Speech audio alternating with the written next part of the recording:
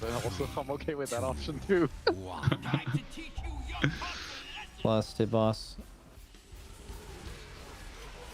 You make sure you place it away, Ipson.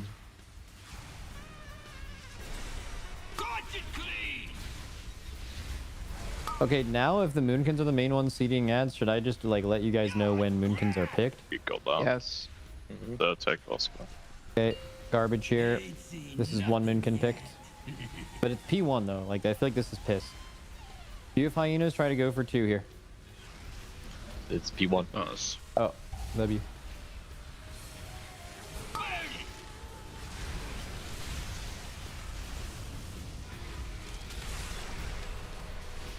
Nice, they're all in boss. Get kicks. Kick far, yeah. Interrupt. Did you want me to do the next one? Okay, I so can't. by the way, the boss is already, yeah, cool. I think, like 3 or 4% lower before overdrive or something. Watch the Lusted. fire. It's almost like Yeah, we we lusted, maybe. has some monk damage. That's weird. Yep. That's gotta be a monk diff, maybe. Yep. Yeah. Yeah. So stupid. Alright, Yep. bait on diamond. Not stupid, but yeah.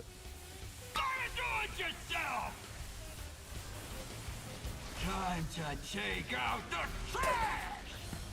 Dude, my computer's freaking me the fuck out, man. Alright, spread out. I hate this, man. Alright, spread in 3, 2, 1, now. Okay, new garbage in 5. Okay, new garbage in 3, 2, 1. One Moonkin selected. Spreading in 10. Get on the bomb, or Moonkins break the bombshells.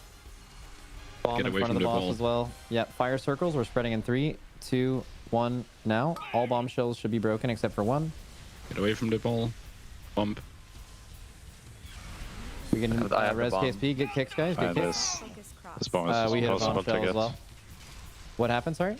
Back out the sign cross. I was trying to get that bomb, and yeah, it was kind of a wall of That bomb bombshell. position was not ideal. For sure. Let's go again. Go again. I want to see if there's anything we could have done better there.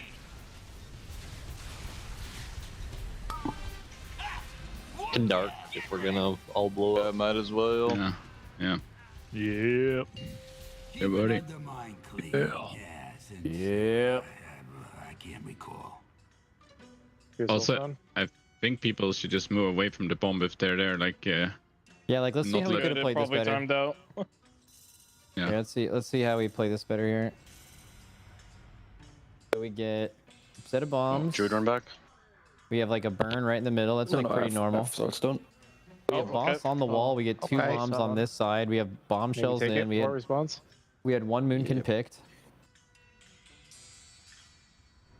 I still think like daughters though. Like I think the priest definitely like They are still dotting, right? Like, I'm Yeah, watching still Peter dotting Griffin them. here. the bombshells. I'm assuming. Yeah. Okay. Yeah. Okay, so we're doing a spread. So we're getting these bombshells in. So bombshells are in front. That's fine. So everything looks good. So someone will grab this one. Okay, so we have a scrap master in the back. Tiger Disco is gonna go for this bomb, I think. Okay, that's fine. But okay, let's do it in a fucking. Were you scared of hitting a bombshell? Yeah. So I figured I would just wait, but Okay. the opportunity never really. I came. think you should have gone for this bomb for sure. Yeah, I mean, I probably would have gotten it in hindsight, but pretty sketchy, I feel like, regardless. Where did the bombshell get hit? Maybe no, I don't even know. It was, one? it was, yeah, that one that Disco. That one never came in. I guess it hit when I exploded on it, or wait, was it someone else? wait a second. Wait a second. I mean, I tried to loop around. I didn't know we had 1 boulder still.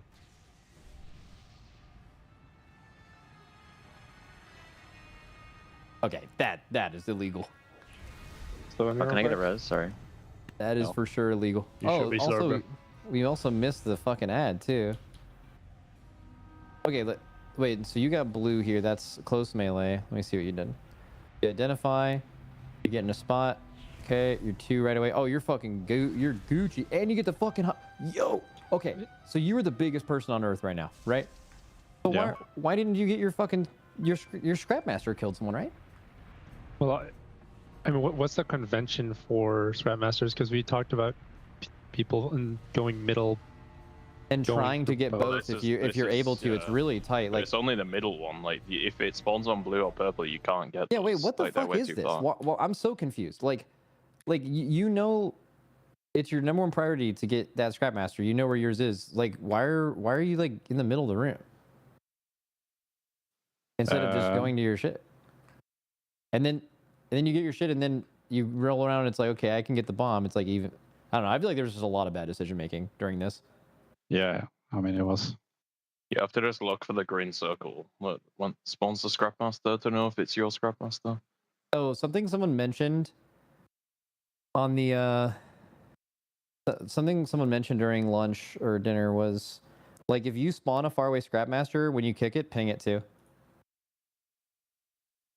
It kind of shows the casters when they turn around where the casters are. I don't know, Zoe. Someone's not working on you, bro.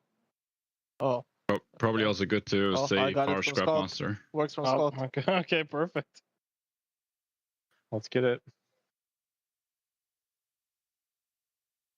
Yeah. What the fuck is this feast?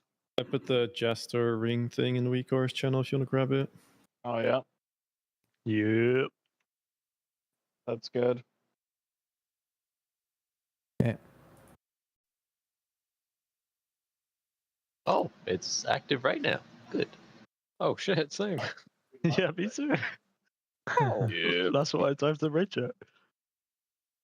Wait, I did. It's still up. Oh, it took four tries. Four tries works. It took Oh, 2 so tries. it's just a time This is thing. good. No, it doesn't. No, it doesn't come straight away. The booth. Okay, I'll just play Oh, with yeah. it. I'll This play is with it on the GTR, bro. screen. Just wait for a few Okay. seconds. Hashtag bro. Okay. Also, that sort of adds at 2 minutes. Like, I assume no one is cleaving there because, like, I'm pretty sure those are just like giga insta dying from firemates pop, right? When you're popping on pull, popping in 2 minutes. I was. All the I ads was, came I out was on in a the boss, ball they on that just- one too. 4, Yeah, but like Oh. when they came out, I mean, like when they came out. Yeah, they should blow up. Oh. Never lost again, in fact. I'll blow up. 5, Why not, Damn. 4, Damn. 3, Yeah, bro, you just said like Majors that. are cringe.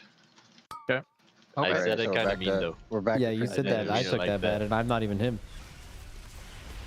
Take that shit off the bar. All right, look at the markers. Make sure you know where your marker's at. If you get a hyena, try to get 2. You can call it. We're in P1 though, so maybe not.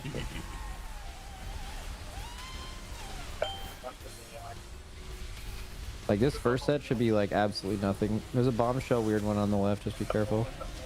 When you're rolling your bomb to the left, be careful of a grip. Waiting. I'm just waiting. No, you go. Yeah, now. You need to get it now to kill it. set focus It'll die in cross 10 seconds. Does it die to cleave? Yeah, it Back up does. assign cross 2. It'll die. Interrupt. Leave everything down, guys. Good. We're spreading in 8 seconds. Plus a little. Okay, fire circles. If you want something done right, gotta do it yourself. It's okay. Figure it out. Time to take out the trash. Ooh, burn these 2 in the middle. Yeah. That's good. You can even have it on diamond. It'll work. Just make sure it gets all the way there. We're spreading in 3, 2, 1 now. When are we roaring and stuff? Is it a sign? It's not assigned, I don't think. I haven't assigned it, no. I feel like a roar right here could be decent. I just Maybe. remember we move. Okay, new garb. Oh, let's see. This is Sang Wolf Disco Driny Yips. Good. Ranged on bombshells if you can. If they're shitty, especially on the left over here. Okay, we're getting You can spreading just in grab 3, after this. 2, Yeah, 1, sure. spreading now. What's Nick? Bombshells are coming in now. Get Hi, grips. Mark. Leave. Help house down. When he calls quicker when that happens. I mean, okay, just die. die, What yeah. happened? Was it a goof? Focus cross. Something to look at to learn from? Yeah, I mean, I thought I'd sneak by the bombshell on the left, and they got gripped, and then. It I mean, yeah, was on that, the, yeah. that I mean, that was just bad. Like the grips there are good because it frees up the bomb. I don't know why With you. people why, I don't swapping know to why the you bombs didn't go less though, they're coming out later, so like grips are gonna be. Then they kind of have to happen for us to kill them. So like. Max, University of Louisville. Shaq, Borealis Harbor Technical Institute. I'm fired up. University of Utah. Scott, Lancaster University. Atlas, UC, Santa Cruz. I am Goop. Driney, University of Minnesota State. Nick, Florida Gulf Coast University. Yips, Dalhousie University. THD, Miami-Dade College. Download Coinbase for a chance to hang out with us next race. Oh, I love that Borealis Technical Institute. Hello and welcome back to the Team Liquid Race to World First. I'm Jack, joined here with Kalamazzi and Zyronic as we're getting ourselves into more mythic pulls here on Stix Bunkjunker. But before we get back into the action, let me give a quick thank you to our presenting sponsor in Coinbase, as well as Honda, Secret Lab, Monster Energy, Alienware, MyBlue, RaiderIO, Warcraft Logs, and the Pasadena Humane Society, our charity partner. We're in here for all the action on Mythic difficulty, getting ourselves nice and cozy as Stix Bunkjunker pulls continue.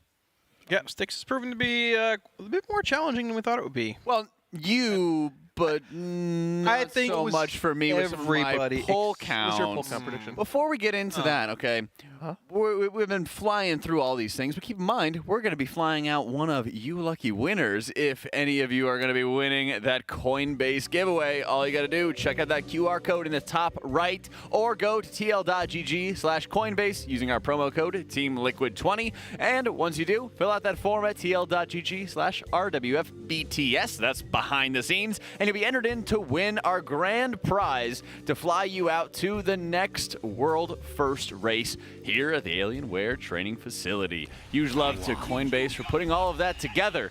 Now, not to miss any of the action, I was the only one who guessed this would be more than like 6 polls. I think it was like 30, No, 34. I said 20 as well. I said. Okay, did you? Okay. I said 20. Okay, don't get too excited here. No, yeah, 20. Don't get too excited, all right? Don't try to steal my thunder, okay? Now I think we need a citation needed. So. Hey, don't pull it up. All right. Don't think I'm lying. But I'm a feisty tonight. I see that. Right? Chill out. Pop open your monster. Listen, listen. Crack that in. Hold up. Actually exploded on me. It actually exploded on me. Oh my gosh. Slurp. Come on. Yeah. For Kalamazzi, it'll actually calm him down a little bit. Oh my goodness. Okay. he was actually just so down in the dumps behind the scenes. You would know this if you won the Coinbase behind the scenes giveaway, by the way. Just saying. If we would have had one for this race. Very true, actually. If we had one, yeah. He was very down in the depths when we thought we were doing Mythic Plus, and then we saw Work It and do some Stix Bunkjunker, and man, he just got fired up just like the... Where did I'm fired up graduate from? University of Utah. University of Utah. Yep. The University of Utah graduate. I'm fired up. I'm surprised you didn't say University of the Hills or the School of Hard Knocks from the Hills or something.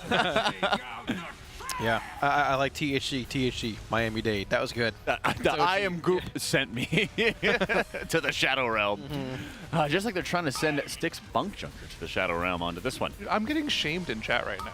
Oh yeah? I left my computer logged into WoW, and I was like, yo guys, Zyro left his WoW logged in. Should I steal all his gold? And then I was like, he's only got 350k gold. Well, okay, listen. I don't keep all my gold on my character. It's all. I'm not going to tell you where it is, actually. You're a pro boy. Just say it. I was about to say that. You guys don't use your warband bank for that? Not really. That's where all the gold actually is. You can't trust the bank. The bank's run by the goblins. That's true. Did that's this why we're tier going teach to you the nothing? Undermine. Yeah. Did this tier teach you nothing? Set focus cross. Him apparently not. Yeah. I'm ready to take this boss down. You look like you have your money in your mattress, Cal. I have it. It's in Finland right now. My car, exactly. Yeah. That's right. That's right. Listen, I invested it all into Gobcoin and I got rug pulled. Okay, I'm sorry. Oh, that's there what we go. Typical. Typical. All right. Enough niceties. So let's talk about this boss fight. Undo it.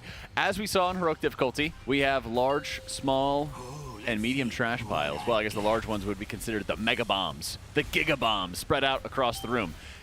4 players, I believe it's still 4 on mythic difficulty. Citation needed. It is 4, yeah. Thank you. Are going to be marked after the boss reaches. It is the electromagnetic sorting, which should be max energy, right? I Honestly, I'm not sure if it's max energy, but regardless, it is like blue circles signify like the trash pile's coming essentially. Right? Correct. When the electromagnetic sorting cast begins, the boss will mark 4 players, one of which the active tank, and then they are marked to start rolling around the room, picking up piles of trash. They have to start with small trash piles, or they can start running over some of the ads. They need to go from small to medium, and then they're going to crash their large trash piles into the various bombs around the room. But on Mythic difficulty, we also have to deal with the Scrap Masters. You see those big red lines coming out across the room? Those are going to be some of the mega missiles that those Scrap Masters are going to be launching. They need to be interrupted. Otherwise, they're just going to nuke those players. And so it's important to mention the Scrap Masters are there on Heroic. They do similar things on Heroic that you can just interrupt normally. On Mythic Mechanic, they have a new cast called the Recycler, which is a 10-second cast that will just instantly kill somebody. That's specifically what they need to roll over and interrupt. So there's a little bit of a timing thing. And of course, you know, if you have an issue, such as what happened here for them with a bomb going off, you can just instantly blow up. Yeah, there's a lot of pass-fail checks in this fight. I believe you have to have a medium-sized trash ball to run over the Scrap Masters, I believe as well. Yeah. And the large trash balls are needed to actually take out the big mines in the room. So you're running over the Scrap Masters, but also using 2 of the larger trash piles to hit the big bombs, whatever they're called in the room, that basically blow up and kill the raid. The last 2 are run into the boss, but the problem they're having is a lot of the territorial bombshells, which latch onto the mines around the room, they have to be brought to 75% health before they detach and then start running around. Tanks pick them up. They have to die within half a minute of spawning. So they're playing 3 Bunkins to bring them below 75% health, to detach them, and they're pulled in from these DKs, and they're in the melee meat grinder. But if a big trash ball runs into one, it explodes and does a lot of damage to the raid. So they're trying to find a balance of keeping the bombshells on one side, trash bombs run into the boss, which do damage on the other side, but sometimes there's a roadblock or a road jam, and you hit one with a trash ball, it's basically over. And then your car is on its way to Finland. Well, mine's coming back. I don't know about theirs. Oh, that's right. Hopefully. Wait, your car's in Finland? Not necessarily. A part of my car's in Finland. Yeah, don't worry. That's not much better. It'll all be good when I get home. I promise. Inoperable. That's what I've been told. Well, right now it is. Yes. Give it a couple weeks, and you know. And then you'll be able to drive in style. Right. Yeah. Exactly. Good timing, at least. You need to be inside playing WoW all day. Yeah, it is. Oh man. You know, do we still have the pull count predictions that we're able to pull up? Yeah, can we verify? I said 5. That I'm not lying? I said 5. Yeah, I would hate for you to be lying on the internet. And just to clarify, I think less of you now. What? Because you didn't believe me. Think I'd lie to you. Here's the thing about these predictions, right? We're not predicting how many pulls it'll take them to kill the boss. We're just saying how much these bosses should take to kill in our opinion. And if it's wrong, that means Blizzard is wrong. Yeah. Clearly. I did not say 10. That is... Oh! There's no shot. Take it back. Take it back. Wait, did I say... No. Take it back. Apologize. Say, I'm sorry for thinking less of you, Jake. No, I'm not going to. What? No. Say it. That's so messed up. I'm pretty sure I said 20. Well, maybe I said 10. You're pretty if sure I did say 10, I apologize. I'm a man of my word. I apologize. Well, okay? you did, though. So I think production actually rigged that. I'm not even kidding. I think it's rigged. Oh, my gosh. Accountability, thy name is Kalamazi. Well, you know, I'm not going to lie to you. I don't know. It seems like you lied to them. They tried to pull. You did put 10. I actually put 10. Okay, well, I was too riled up. So I forgive you. Speaking about I just hope our friendship can recover. The comp that they're running is highly optimized for doing a whole bunch of AoE damage to make sure they have ad control. But right before they took a break for dinner, with our lovely pizza dinner of the week, by the way, was great. They even had gluten-free pizza for Kalamazi. Nice touch from them. Yes. They had an enrage pull at 6.5 minutes into the fight. Yeah. With the boss at 23%, 20%-ish. So what are we trying to do here? There's a certain amount of optimization that can go into it, right? You can try to make sure you hit more balls into the boss, which I'm sure do a ton of damage. They were doing about 1.5% of the boss's HP on Heroic. They'll probably do something similar to 210 million per pop on here, 210 million per pop, Whew. okay.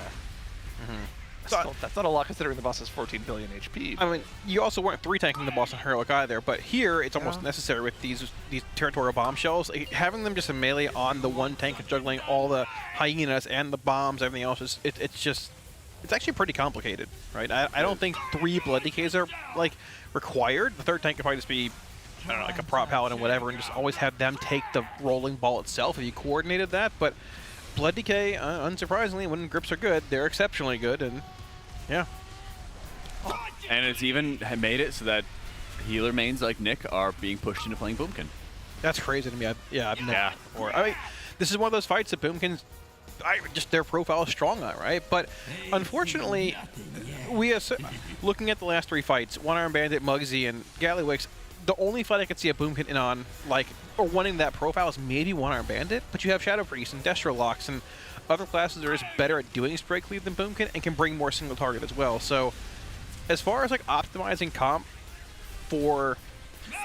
your early comp for later loot, or early, how do I word this? Optimizing your comp for loot early on, taking into consideration later bosses. Yeah, they can't really do that here. Correct. Well, not necessarily. No, because you have to remember, only 4 items will drop from this boss. Right. The loot pool for this boss isn't as big as other bosses. So the only real concern I think you have here is making sure you get as many 6 bosses by the end of the week. That's the #1 priority. But that means you kill Bandit. I mean, is it 268 for the raid vault? Same as this time. Yeah, it's 246. 246. Okay, okay, that's what I was going to say. Yeah, I mean, I'm a little skeptical about. Think about it this way, right? How many people in the raid are different from the comp they ran for Rick Reverb? Well, I'm just saying I'm a little skeptical about them killing 6 bosses on Mythic difficulty this week.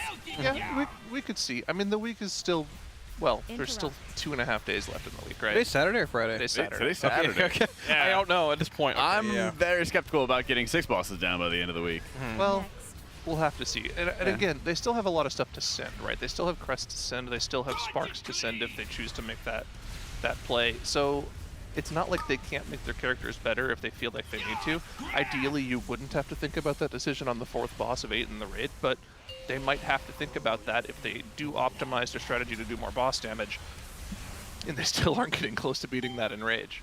Right, I heard Max say on Listen, and they believe they have the damage to do it if the trash bombs are optimized and they can try and squeeze out a little bit more. I mean, familiarity is something that will naturally bring up DPS in this boss, or any boss in general, right? 21% is a lot to ask, though.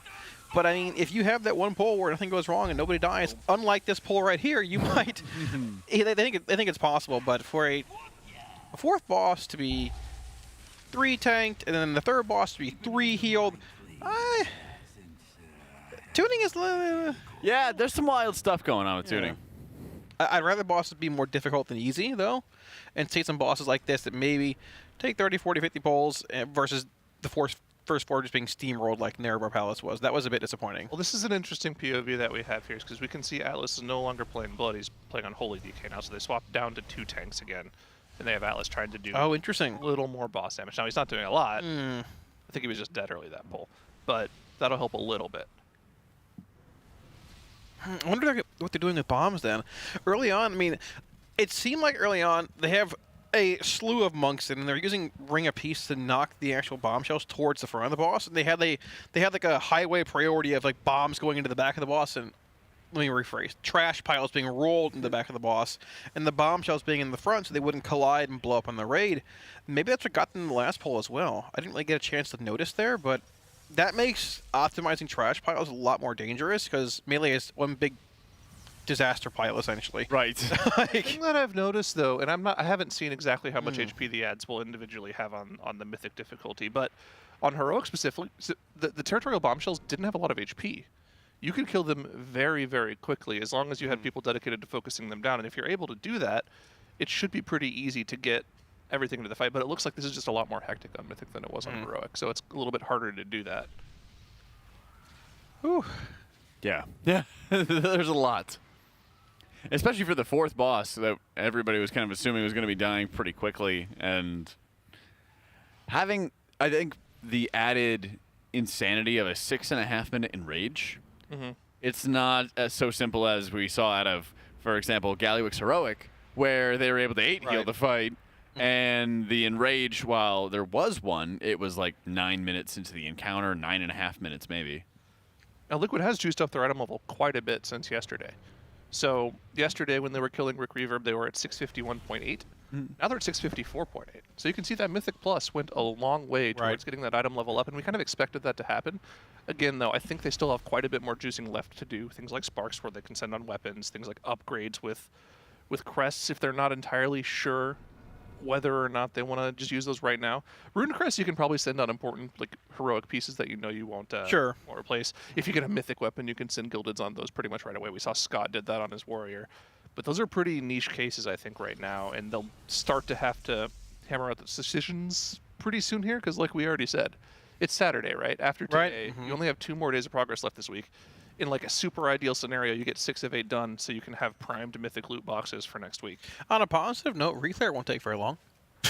When you have 4 bosses dead. I love the positivity. There's that. Oh my goodness. Well, it depends on how many Jaster Diamonds, and how many Kazans and House of Cards that they're going to need for splits. That's true. You can still get higher eye levels on your Eye of Kazans and Jasper Diamonds as well. I mean, probably a lot more emphasis towards heroic value on those items compared to some having normal. I'm interested to see if we can look at their raid comp on RaiderIO exactly how many of those they have. I'll take a look. Have to dig, but yeah, I think you can. It should be pretty easy to find that out.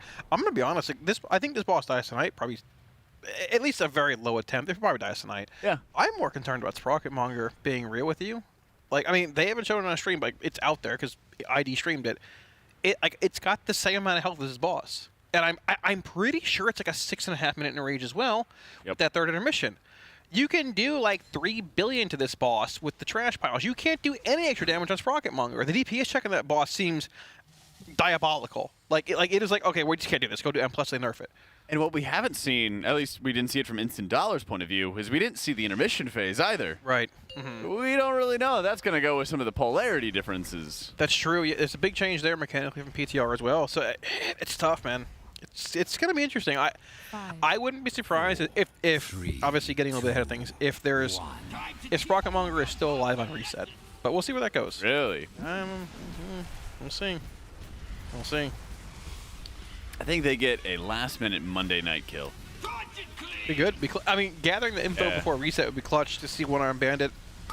Maybe see, like, Enrage how high the DPS check is there. But you should know once you see the boss's health in the first place. Like, what the actual Enrage is going to be there. But that boss is going to be a wall, too. I mean, execute profile on the last 3 bosses is super relevant. One-Armed Bandit, Muggsy, and Gallywix, right? So, hopefully you high roll those vaults on Tuesday. Yeah. We're going to be hoping for a lot of high rolled vaults. We're going to be hoping for a lot of value coming in from the Gilded Crest updates. I was talking to THD during the dinner break. I mean, like, he specifically still has plenty of upgrades he can get from Mythic Plus, right? If he gets a certain item that he can catalyze, then he can use the heroic curio that he still has in his bags to maximize. There's still min-maxing certain things like that right now. So there still is a little bit of extra juice to get these characters a little bit stronger with, but again, they really don't want to send everything they have. They don't want to empty the bag this early in the raid. Right. You want to do as much optimizing for end bosses as possible. And I mean, the thing is, if a boss is this difficult early on, it's going to be just as difficult for every other guild too, so you shouldn't feel like you're too pressured to send everything right now. Right. I don't think this boss, I mean, yeah, they saw the Enrage at 21% one time, but this boss is not unkillable. It's definitely tightly tuned, tighter than we'd like to see, but you also don't want to send all your M+ and have, okay, we're basically done farming M+ for gear upgrades before the first reset when you're on the 4th boss either. Like, you don't want to leave a boss that's killable, you don't want to leave a boss behind that's killable, right? You can still kill this boss. I don't think you need to say, all right, we can't do it, just ship M+ so they nerf it or whatever. They might not even nerf it in the first place. Well, that's the thing, is you can't really rely on it so early in the raid, especially since there's only been, I guess you'd say, a relatively small amount of pulls. I think, especially after what we've seen from previous raid fights, like Ovanax or Nexus Princess, where there was the assumption of like, wow, like these were super difficult fights. I wonder if they're going to do that process again when everybody who came after the World First Guilds were really struggling to get past that wall of, after the first 4 bosses. Well, just because there were those complaints doesn't mean there's going to be an immediate policy change, Right. Well, okay, so here's the other thing, right? If the boss stays at this difficulty, they could probably get this boss down within, what do you think, 70, 80 pulls? If it stays at this difficulty and they keep working on those there right now, On this boss specifically. Yeah, like a total of 70. Including the 30 that they're Yeah. putting. Like 30 and 40 more from here. That's what it looks like from what we're seeing right now. They've already seen the end range, which means they've seen the entire fight. They just need to optimize, and if they do have to send extra item level to kill this boss, they will. But here's the thing, right? If the next boss and the next couple of bosses are also in that sort of 80 to 100 pull range, I think that's still a better raid curve than what we had in Nerebar Palace, right? Nerebar Palace, the fact that you had the 5th and 6th boss both taking over, like, what was it, 250 to 300 pulls each? I think 250-ish, yeah, give or take. That was the problem with that raid. And they were very long fights. Yeah. They were enormously long fights with heavy amounts of wipes happening later in pulls. You know, it wasn't something so simple as, hey, it wasn't like Tindril as a good example of, hey, most of your wipes are coming in phase 1, and, you know, you had 500 wipes or something like that. But the encounter, the time spent in encounters was not that high relative to what we've seen on other fights, and penultimate ones at that. Someone in chat is questioning, or our thought process here is like, what? They're going to optimize 20% of the boss? Well, yeah, we've seen them optimize 45% of a boss before back in Nyalotha. Yeah, quite literally, we saw, I think it was like 10 or 15% of Anzarek's health get optimized away. Yeah. Oh yeah, and I want to say it was like 12 to 15% HP on the boss. They hit and rage, and everyone's like, "Oh my gosh, like they're gonna have to nerf the fight," and they found a way. Right. You know. Plus, their best pull at 21 was with 3 tanks in. We're back down to 2 with Atlas already on a DPS. So correct. There's definitely optimization to be found still. I wonder, since they do have they have a very deep roster. What if they're also putting some players who are not in the raid right now into the hyperbolic Mythic Plus time chamber? Oh, yeah, of course. And seeing, hey, we might try another Shadow Priest. Hey, we have somebody else who has a Boomkin ult. Windwalker. Windwalker, sure. What other options do they have that are not in the raid right now, which they could start swapping in, but maybe there's not a need immediately? And so they say, let's see how far we can take this. Oh, okay, we have a DPS main for something else that might be beneficial and a damage profile that might be more helpful for us. How do we get them more gear while we're still working on this project? And then, okay, we need to make a decision. We need to make a swap. Here's how we do it. Right. Yeah, I mean, honestly, like we mentioned, triple Boomkin, I mean, triple Shadow Priest, it's probably not the comp you play in the end fights either, so getting those characters that might be in a bit more relevant damage profile later on, some more gear right now, it's not even that bad in the long run, right? So let's think. It's not that bad in the long run for where what loot is dropping off this boss, and it's not really unheard of to have an early encounter require a more specific comp, and then, you know, you bring those classes to bring that comp, and then you kind of move on after that. Yeah, we were definitely covering this a little bit earlier on. Things like the fact that their item level seemed a bit lower than it was the other day because they were kind of prioritizing Eye of Kazans and House of Cards and Mug Jugs on players instead of focusing on item level, and about how a lot of the raiders that were in for the first 3 bosses still had old pieces of gear on from last raid, 630-something item level, when they can go and farm 655 from Mythic Plus. There's still plenty of upgrades for them to gain, and, you know, somebody like a Boomy, who's playing a Windwalker, who, I mean, that guy's a superstar player. Yeah. The fact that he's not in means he's replacing those pieces of gear that need to be upgraded by 20 item levels right now. And that'll be good for the later bosses, or maybe when he finds them, they might bring Windwalker back in, because it's probably really good for ad control on this one. Yeah, exactly. Or Boomy's working on a Boomy. Not that. We'll not be doing that. Oh my goodness. 3 Boomkin's bad enough. I don't want to force. I had to hear enough from Tedos earlier complaining about Boomkin. I didn't think his propaganda was real until I heard him talk earlier. It was actually, it's like mind blowing. He truly believes like just what he thinks, and it's just fundamentally wrong every time. I've never heard more darning testimony about Boomkin. He really believes what he says. Have you seen the image that's just a Boomkin standing on the stairs? And the text on the image says, repost this image to kick the Boomkin downstairs. Oh, no. You have to send me that. I will. That's a good one. Something to share. Also, the one of Muscle Bra dancing in the studio, like that says, don't care, didn't ask, plus you play Moonkin. Oh, yeah, I've seen that one in the club. Anytime you play Thunderstorm, whether I was like solo or in duos or whatever, if there was a Boomkin in the field, I made sure to land on him every time. Smart. Every time. Every time. You got pretty good loot. I didn't care about the loot. It was personal. It was personal. I'd seek them out. Yeah, exactly. Oh. If they were going to make a raid comp, I mean, do you think it would just be Atlas comes out on that third DK if they were looking to swap anybody else out here, or? And what could they even really change here at this point? No, I think you have to keep the boom kids in for ad control. Everything about this fight is ad control. Well, no, yeah, Atlas and the DK. Do you think he comes out for anything? I mean, do you need a unholy DK for grip in this fight?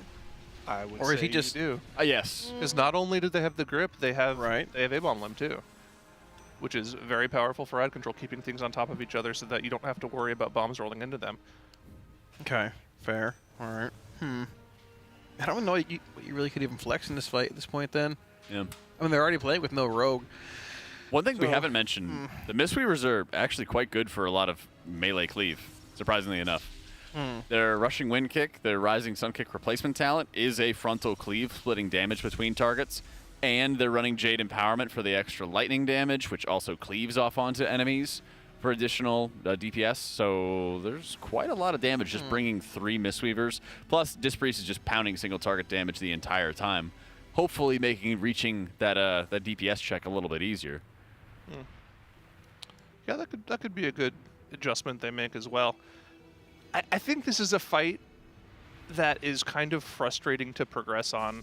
It's something that they haven't done a whole lot since, like, I want to say Halandris, where a lot of the wipes here are just going to be instant raid wipes. You know, you fail a bomb or your trash accidentally goes over one of the territorial bombshells, and you just blow up and have to go again. It's not necessarily the greatest type of fight to progress on.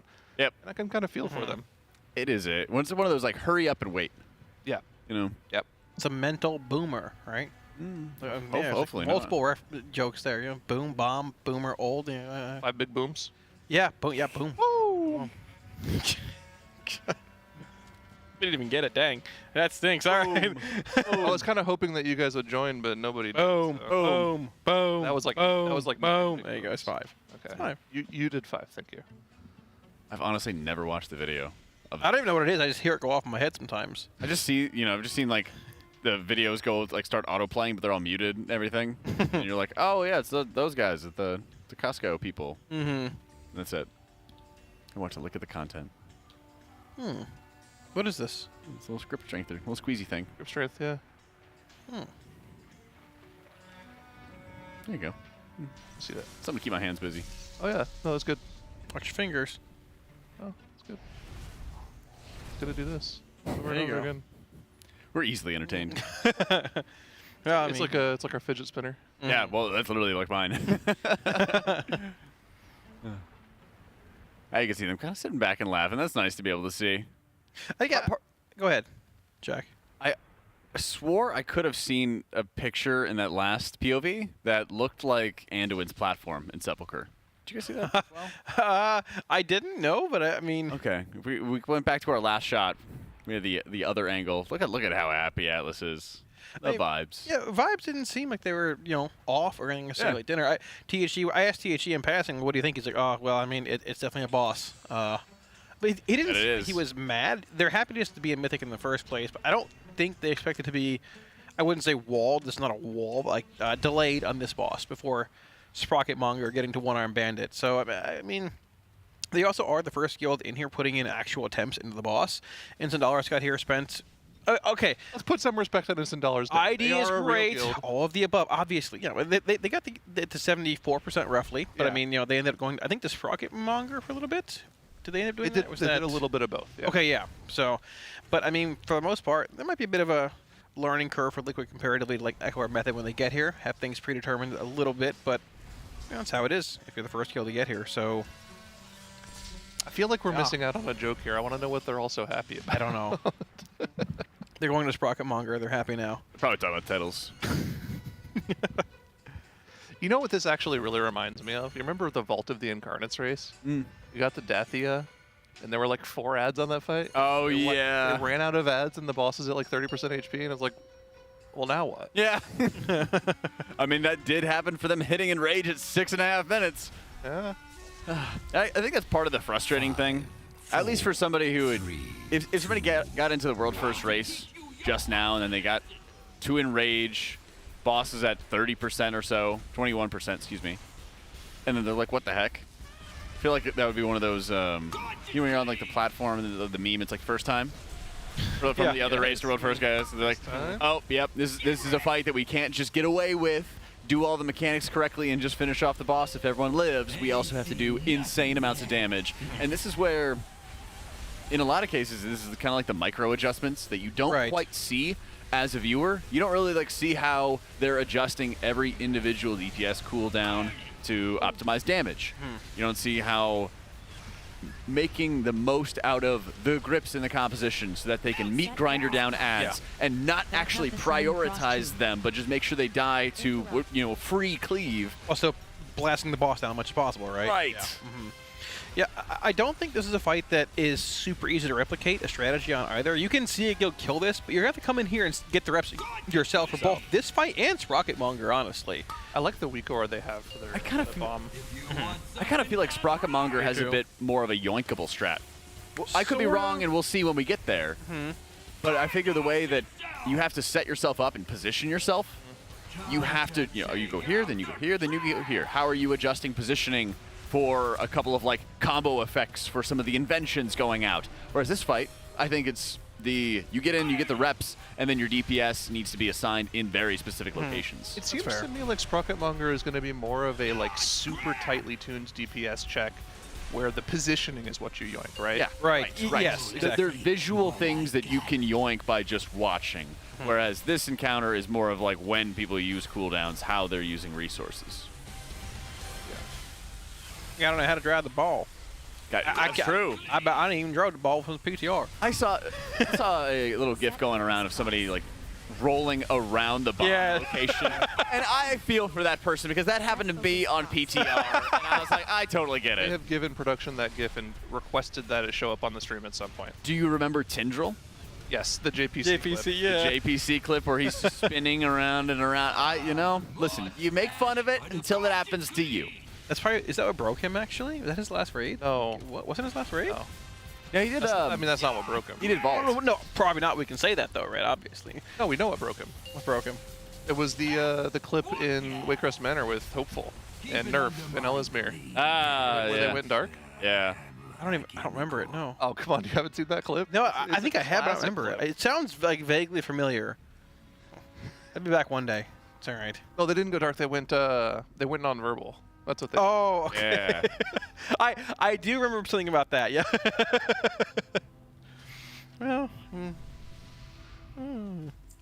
That's a classic clip.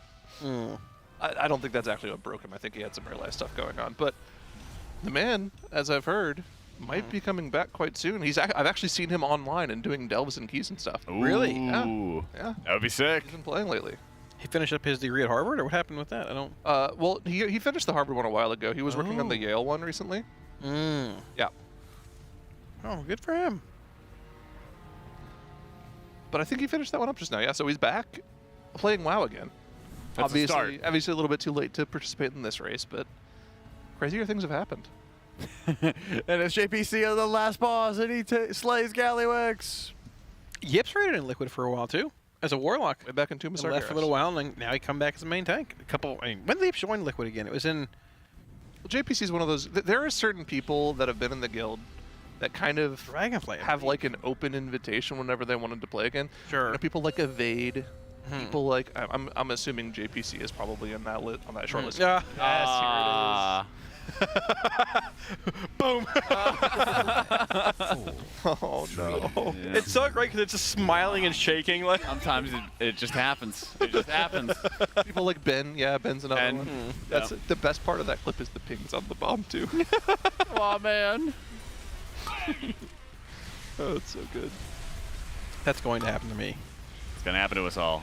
Guarantee it. Because that mechanic can target literally anybody in the fight. Yeah. Yeah, anyone can get chosen. And that's going to be something that's a learning curve on this fight as well. Even 34 pulls in is if you get a bomb and you're not prepared, if you haven't done it a whole bunch of times, you could mess it up very easily. You might not know exactly what your role is. That's why I was mentioning the weak aura earlier. I think the weak aura is very clear on what your job is, right? You've got the two middle arrows signify, okay, you're doing left bomb or right bomb. You got the two far out arrows that say you're left scrap master or right scrap master.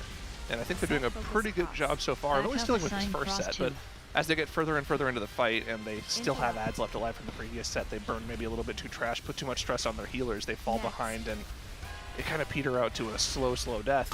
Yeah. There have been some pulls where they've had extremely clean wipes when they get to the extremely clean pulls to like, you know, sub 50%, and then, you know, maybe somebody that's not used to doing the garbage gets the garbage and they wipe. I mean, at a certain point, I think you've all seen it enough, right? They did it on PTR. They've seen, like, I don't know. We talked about it earlier. I feel like in a guild like this, not everyone's in the same spot of having to do the mechanic or die to the mechanic. Like I am to learn it, right? Yeah. I gotta die to it once. Jack knows that. But what is the video game that this is based off of? You know what I'm talking about? It's the video game where you roll over things and you suck them up into your ball, and your ball gets bigger, and then you can suck up even bigger things. Yeah. What's the name of that game, chat? I feel like Katamari Damacy. There you go. That's the one. They instantly said it. Katamari. You need to play that game to practice. I feel like that was in like a Mario game as well. Yeah, that's what I went towards. Right? I thought it was like a mini game. Gosh, it was like Super Mario DS, and they had like a whole host of mini games, and like that was one of them. I kind of have the music playing in my head right now too for that game. It's a good game. You should play it. Hopefully it was. It'll help you practice for this boss too. Yeah, there you go. One thing I'm noticing is also how they're trying to adjust the position on the boss so that they're making sure there's enough space for really the melee or even just some of the range to stay spread out for when some of the fires are going out. As the boss is putting out some of these flames onto players, if they're touching any of the garbage piles, they set them on fire, and then it's going to start pulsing additional raid damage. They want to avoid doing this as much as possible. They can get away through with muscle healing through it, as you're seeing AMZs going down for the next electromagnetic sorting to try to make sure that everyone can survive here.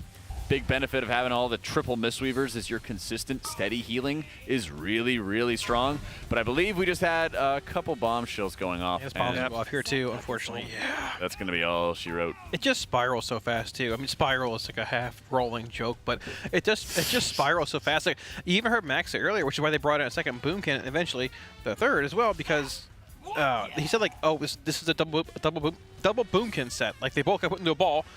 Extra cleave in these bombshells. Like they're a large part of that territorial bombshell cleave, and like there's a bit of RNG in this fight that can make things much tougher than what it initially may seem. Yeah, I was kind of sitting here thinking to myself, why is there a world where you drop healers on this fight? Because it seems like everything here is very pass-fail, not necessarily a healing check, but the problem is, can two healers get chosen by the balls at the same time, or is it? I don't know, and I've been looking for confirmation on break. It's obviously a tank. I want to say it's one healer. I'm pretty sure there's one tank, one healer, max to one healer. Is it max one healer? So do you think if they were to drop one healer, add an extra DPS to help with ad control a little bit, that would be even something they could think about doing? Before they do that, they need to be flawless with the flames coming from the boss and not setting any trash piles on fire. Right. So I would say if they're having some of these pulls where there's almost never any trash piles being lit on fire by other players, because it really just targets players. Right. They just have to make sure they're not standing near any trash piles. If they successfully do that, then I think they could probably 3-heal this. Yeah. But if any of those are being lit up, what you have is like a combination of electromagnetic sorting at the same time that those are all alight, and it makes it insanely difficult. Right. To keep people healthy. Especially when you have all those ads running out all over the place, and like somebody just gets randomly hit for like half their health. Apparently they're chatting about a fourth movie on their streams, apparently. I mean... It's something, man. I swear. Yeah. I said this could be a 3-boomkin fight like weeks ago. Like I obviously made the call here. You should put me in for an analyst role for Liquid next year. But you know. Oh really? You know, jokes aside, I did. You don't want to be sitting here with us? I'll double dip. I'll do both. It's fine. I'm that skilled. I am not. If anybody is, it would be you. They were discussing 3 healing. I heard a tiny bit earlier when we were on a listen-in. And then they were like, I am scared of 4 healing. I don't really want to do that. That's the extent of that conversation. Yeah. I mean, the more optimized you get here and the closer you get to a kill, and if you just don't have the damage, there's not many more options out there. We're not at that point yet, but yeah, like what Jack said, we need to see further in the fight and see past some of those overlaps if it's even possible or doable. They actually are lesting a pull again here too, which is interesting. When we were casting this earlier, myself, Ratnos, and Tettles, they had moved lust from pull to like the 30-second mark, and then moved it way to like 60% in the boss. We thought for like maybe trying to optimize around 3rd DPS cooldowns and a bit more of like an HPS kind of CD as well, but it looks like they sort of just decided against that and they're back to lusting on pull here. I do like it a lot, especially since at this point they just need an insane amount of damage in order to meet the check in general. What I'm predominantly going to be looking for is how dangerous things are going to be looking if they're properly making sure that none of these trash piles get lit on fire. Because if they can do that, they could go really, really far with this encounter. Especially when they have like 3 AMZs, most of the raid is stacked the entire time. Here we go, spread fire coming out now. Let's see if they can keep it to a minimum. Now the problem here is, of course, the boss is running around doing this at the same time. But it looks like they were able to do it with none of their garbage being set on fire, which is pretty good. It's massive. Yeah, that works. So he should be landing here, lighting the 2 closest piles on fire on his own right about now, give or take. I believe here, correct? Yes. Pretty soon. And that's going to be like the stacking soft and rage, I guess, leading to the hard and rage at 6:30, as we know. And besides that, it's going to be sort of rinse and repeat. We're going to have these fire circles coming out, which, once again, don't want to cleave here into that electromagnetic, whatever Jack called it. Well, let's focus on the big problem here, because the damage itself is not something that's wiping them. It's the execution. Right. The ad sets coming out here. Territorial bombshells. These are the things that are causing the most of the wipes that I've seen from them. These need to be controlled as much as possible. If you roll over these bombshells with your garbage, you just instantly wipe, and that's what most of the little explosions that we've seen are. They've dealt with both of the bombs, so that's pretty good. Third garbage into the boss, also fantastic. And yeah, this is actually the closest I think I've seen them so far here. Yeah, that was super close to having that bombshell explode there, but they got it down, actually, yeah. So plenty of time. So it looks like essentially the play for them on the bombshell spawns is they're killing off the one on the edges of the room that the garbage needs to roll around to go around the backside of the boss. But if something spawns near the middle of the room, they just leave those up as long as possible because they're not in the way. They have plenty of time to break them off of their garbage, and then they can kill them off after the fact. We'll see if they do the same thing here with this set of bombs. Yes, we have 4 scrap masters spawning in here, 4 I guess beam death arrows, death lasers erupted here, whatever you want to call them. Bombshells being gripped in here as well, with right in front of that coil. We see 2 bombs rolling. Oh, got the bomb there, and 1 rolling in the back, 2 rolling in the back here as well for a bit more boss damage. Okay, 2 big booms. We're good there. Backup I think the bombshells are actually down here as well, which is good. I mean, they just died super fast. That was super. Yeah, it was super clean. Okay, do that 3 more times and the boss dies. Yeah, the problem is the boss is at 57% here, and this is halfway through the fight with Lust already committed. Yeah, okay, so wait, they already have half the boss. Well, yeah, I mean, essentially, sure. Well, okay, so the thing you're not thinking of as well is at the end of the fight, you can just send all of your garbage into the boss for an extra 400 million damage, which is that actually is true. Not a ton, but it's a little bit of extra damage because you know you're going to wipe 2 in rage anyway, so you don't have to worry about using those on the bombs. I thought, what would that end up being? About another 400 million damage. Right? So they were 2. Yeah, it'd be like 420, yeah. Well, no, it would be 800 million damage because you would use all 4. It's 200. Well, it'd be an extra 200. Yeah, yes. Because you're already guaranteed to send 2. Right. Unfortunately, we did have a bomb explode in the back there. We'll have to go again. But you can see they're getting a little bit of extra consistency with these ad sets. If they can do 3 or 4 of them like we just saw them do, they could do 3 or 4 more. Just have to get used to doing it more and more consistently, get more people reps on the garbage balls. I also noticed they did a really good job with their spread right there. They had perfectly cleaned out a lot of their space, especially for ranged, so that they didn't have anybody accidentally walking into some of the flame piles or anything. And is it always 2 every single time the boss is lighting up for the garbage piles? I haven't actually been paying attention to that, exactly how many it is. Let's actually focus on that a little more this poll so we can see exactly how much guaranteed damage they're taking. I believe it's 2 every time. The boss igniting? Yeah. He ignites 2 piles every thing, basically. I believe so. Because I hadn't seen anybody running over them. I know on lower level difficulties, it's only if somebody else is running over them. But I believe the boss is lighting up some of them on Mythic. Flame on. Because I was seeing some of them get lit up that were just like nobody was near.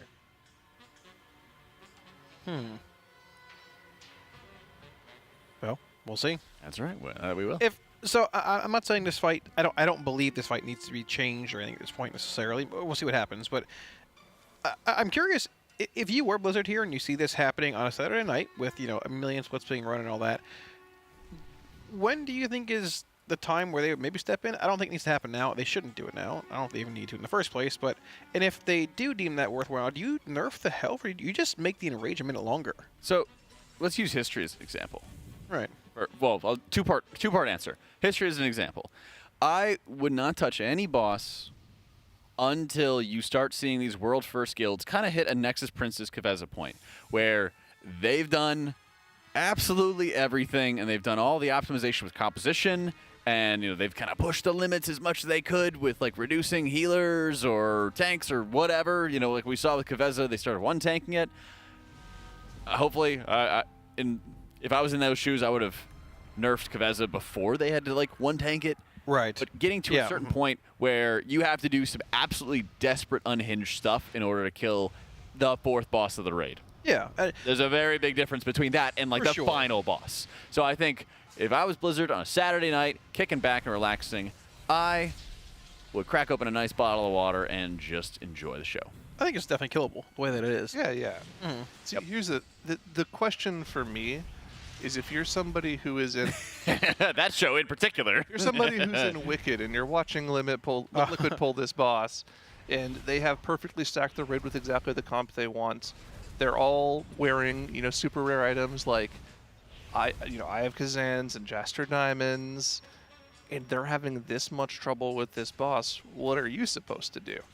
I think that's what the barrier to entry should be for Blizzard on a boss like this. Because remember, this is only the 4th boss in the raid. They should always have a plan for these kind of encounters after World First guilds have killed it off as to how the next 20 guilds are going to kill it off. But in terms of your question, though, Cal, of what are they going to do with the fight, I would much rather they have a stacking soft enrage than a really brutal hard enrage. Or just increase the duration of the enrage like by a minute or so? Yeah, I mean, you could ratchet up some of the damage for the garbage piles, and then you could say, okay, there's not a hard enrage, it's just the garbage piles will bleed you out on top of electromagnetic sorting's unavoidable damage.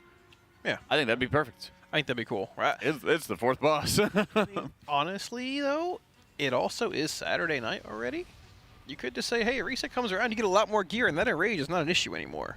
If it was like Thursday, I think that's the thing that could possibly happen too. Not for a World First guild, but for everyone else, certainly. No, if you're Blizzard.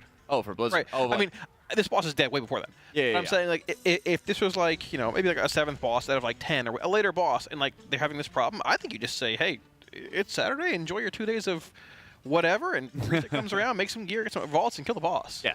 Yeah, they would have to hit some like absolutely brutal level in order to make something like that happen. And yeah, exactly. And I think it's fine just letting it be tough for the World First teams to deal with. But it's not tough. Signing up for Coinbase and entering into some of our amazing giveaways. We have some Coinbase jersey giveaways that we're going to be doing when the guild kills a boss every single time. You can check it out at tl.gg/Coinbase and the promo code TeamLiquid20 to get yourself signed up. And that also allows you to participate in our grand prize to get flown out to the next Race to World First here in California. We'll be flying you out for NA or EU. All you got to do is get yourself signed up with your Coinbase account. Fill out the form at tl.gg/RWFBTS to get your behind-the-scenes VIP look at the next Race to World First. That'll be fun. Hope I win. I hope you win, too. I've always wanted to go to the race. Yeah, me too. Same. That'd be sick.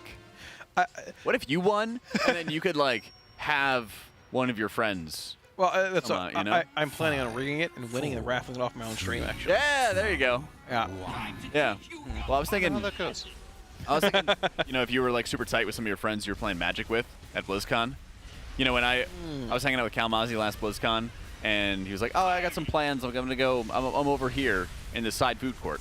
And so, while we're at, trying to say hi to everybody at the Hilton lobby, Cal's in the corner playing 3-way Magic the Gathering and stomping a couple noobs in the food court. People like to talk a lot of noise, but then we play, it's just so far over their head. They're like doing addition, and I'm doing like quantum physics. It's just it's just so far. Zyra's the same way. Naya Spirit Arcane deck would just roll over you, okay? Sure, brother. You're right. It's to the point of like, just yeah, you're right, man. Yep. The last people that said that's Kalamazi at LAN came to regret it. Just the way that he described the deck. Yeah, I know. Yeah, it's yeah. Okay, so here. Okay, listen. Naya didn't exist when Kamigawa came out, but color combination did. The color combination did exist. Next. Yes. This must be what non-WoW players feel like when they're listening to WoW players talk. My dad has no idea what I'm talking about for anything anymore nowadays. It's Magic and Warcraft. He's just lost the whole time. Well, you know, last time I got to visit my family, I was still reading that 5th book of the Stormlight Archive, and again, you know, it's 1,000-something, 1,500 pages, thick book. My dad's like, "Oh, so what's that about?" And he was, you know, smiling and receptive and listening, and I was like, I don't know how to explain this story.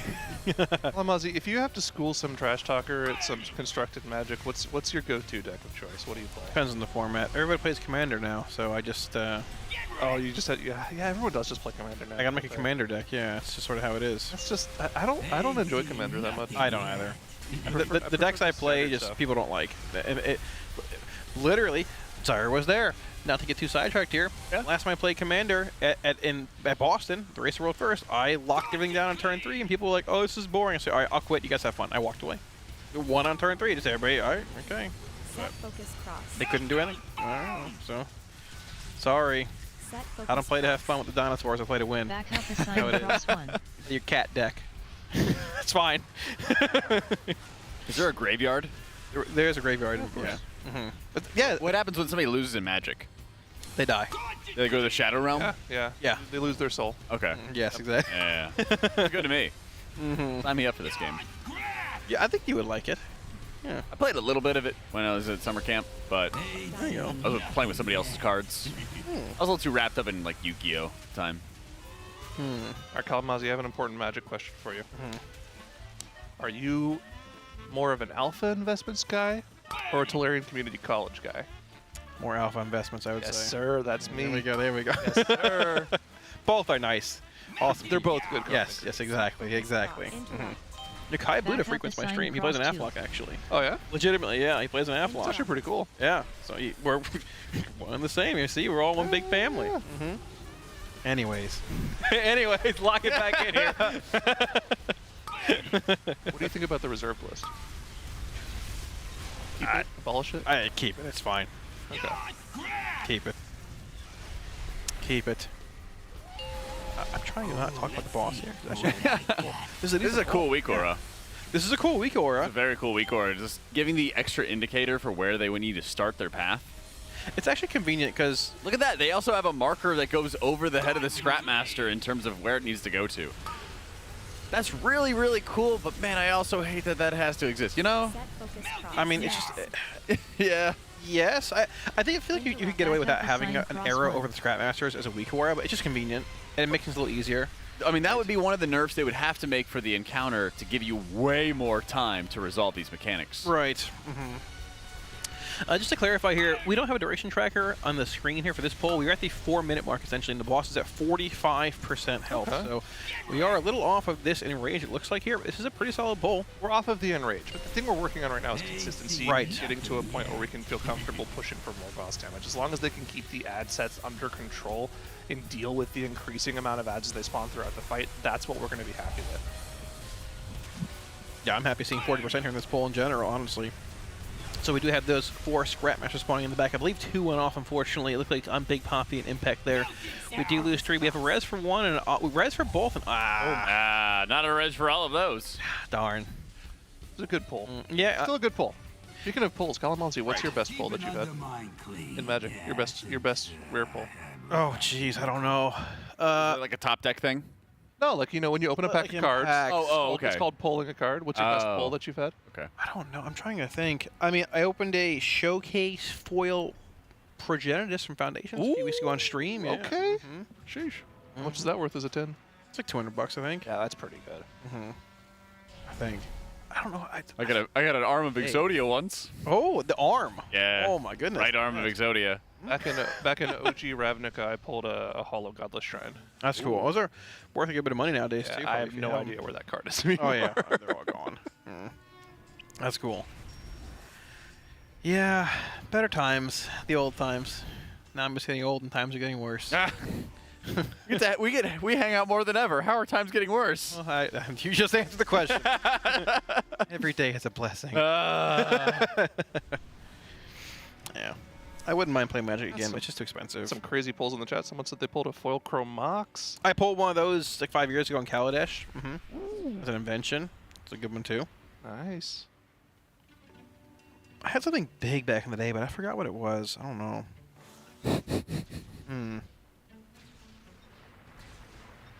What are you laughing at, Jack? Just chuckling to himself over there. Yeah, I'm easily entertained. I can tell, literally, yeah. Oh, goodness. Man. You doing all right? I am. I started this stream fired up, but now you're kind of feeling... I was feisty. Now I'm... What's the word I'm looking for? Smoldering. Content. Oh, okay. Contentfully content. Were you kind of hyped a couple years ago?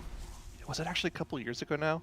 When the search for the One Ring was on? I wasn't really playing like a whole lot when that happened. I didn't buy any of the boxes, but it was very cool. Yeah, thankfully that card was banned in Modern about 6 months ago, so it was just terrible to play with. Was it just one card that existed? It was a 1/1 card that Post Malone put a bounty out for like $2 million. And he got How did they know it existed? Because they said Wizards printed the card. Wizards and said it, yeah. It's like a Lord of the Rings set. It was one card, the one ring. There's many versions of the card, but there was one printing that was unique, and it was labeled 1 out of 1. Oh, that's cool. It was in one pack somewhere in the world, and somebody cracked it. Yeah, Post Malone bought it for like $2 million. Nice. Almost nice, but it's cool. Yeah, it's cool, exactly. Yeah, one dude made $2 million. So it drove up the price of those packs a ton. Yeah, until it was open, the packs were crazy expensive. So I think Jack would enjoy it. Yeah, absolutely. Yeah. It's a great way I to enjoyed card take games. the money out of your pocket and just set it on fire. Yeah. You know, actually, Shroud was doing a charity event about a month or so ago. Oh, yeah, I saw that. He pulled like 100K worth. Yeah, were you there for bidding? Lupo outbid me on a pair of Swiftfoot boots. I was trying to bid on the Embercool. I had to verify my ID, and I put in chat, wait, and Shroud didn't see it and sold it to Lupo. Oh, that's messed up, man. Just putrid behavior. Yeah. I know, dude. It was for charity, though. It's all okay. But, dude, I was there. I was excited. I wanted to win some cards. Now you got me all riled up again. You see? Let Max knows Shroud. Maybe you can ask him to come by in person. You can let him know what you think. I would. I would. Just let him know? Would that be the most sane thing to happen? Yeah, brother. Hey, here's the casters for World First. Listen, man, your charity stream really ticked me off. No, he said he literally said, "Whoa, that's Kalamazoo, one of the best warlocks in the game." Oh, Yet, sheesh. quick, nice shout out. Somebody lied to him apparently, but I mean, that's okay. It's all right. 5, 4, 3. I don't want your boots, Redork. It's fucking so. Yeah, get him. Get him. Oh man. Charity, dang it.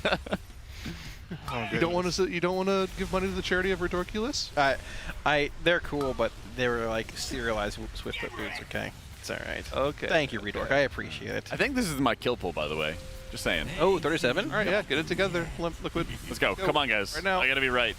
Focus up. Gotta hold this over the other up, casters dude. for the fourth Lock boss in. of the raid. Yeah, we gotta find 10% more damage. It hasn't existed in the last 36 polls. We can do that somewhere. Let's do it. That's right. Just press your button 10% better. That's what I tell people if they like ever hear the clicking. You know how some people are super noise sensitive, and they're like, I can hear a clear keyboard clicking, and then I'll go back in the VOD and it's just like super faint to me, or I'm deaf. Either way. And I'm like, come on, man, you got to smash these keys to be able to do some good damage. There you go. Everyone knows if you press your keys harder, they do more. Yeah.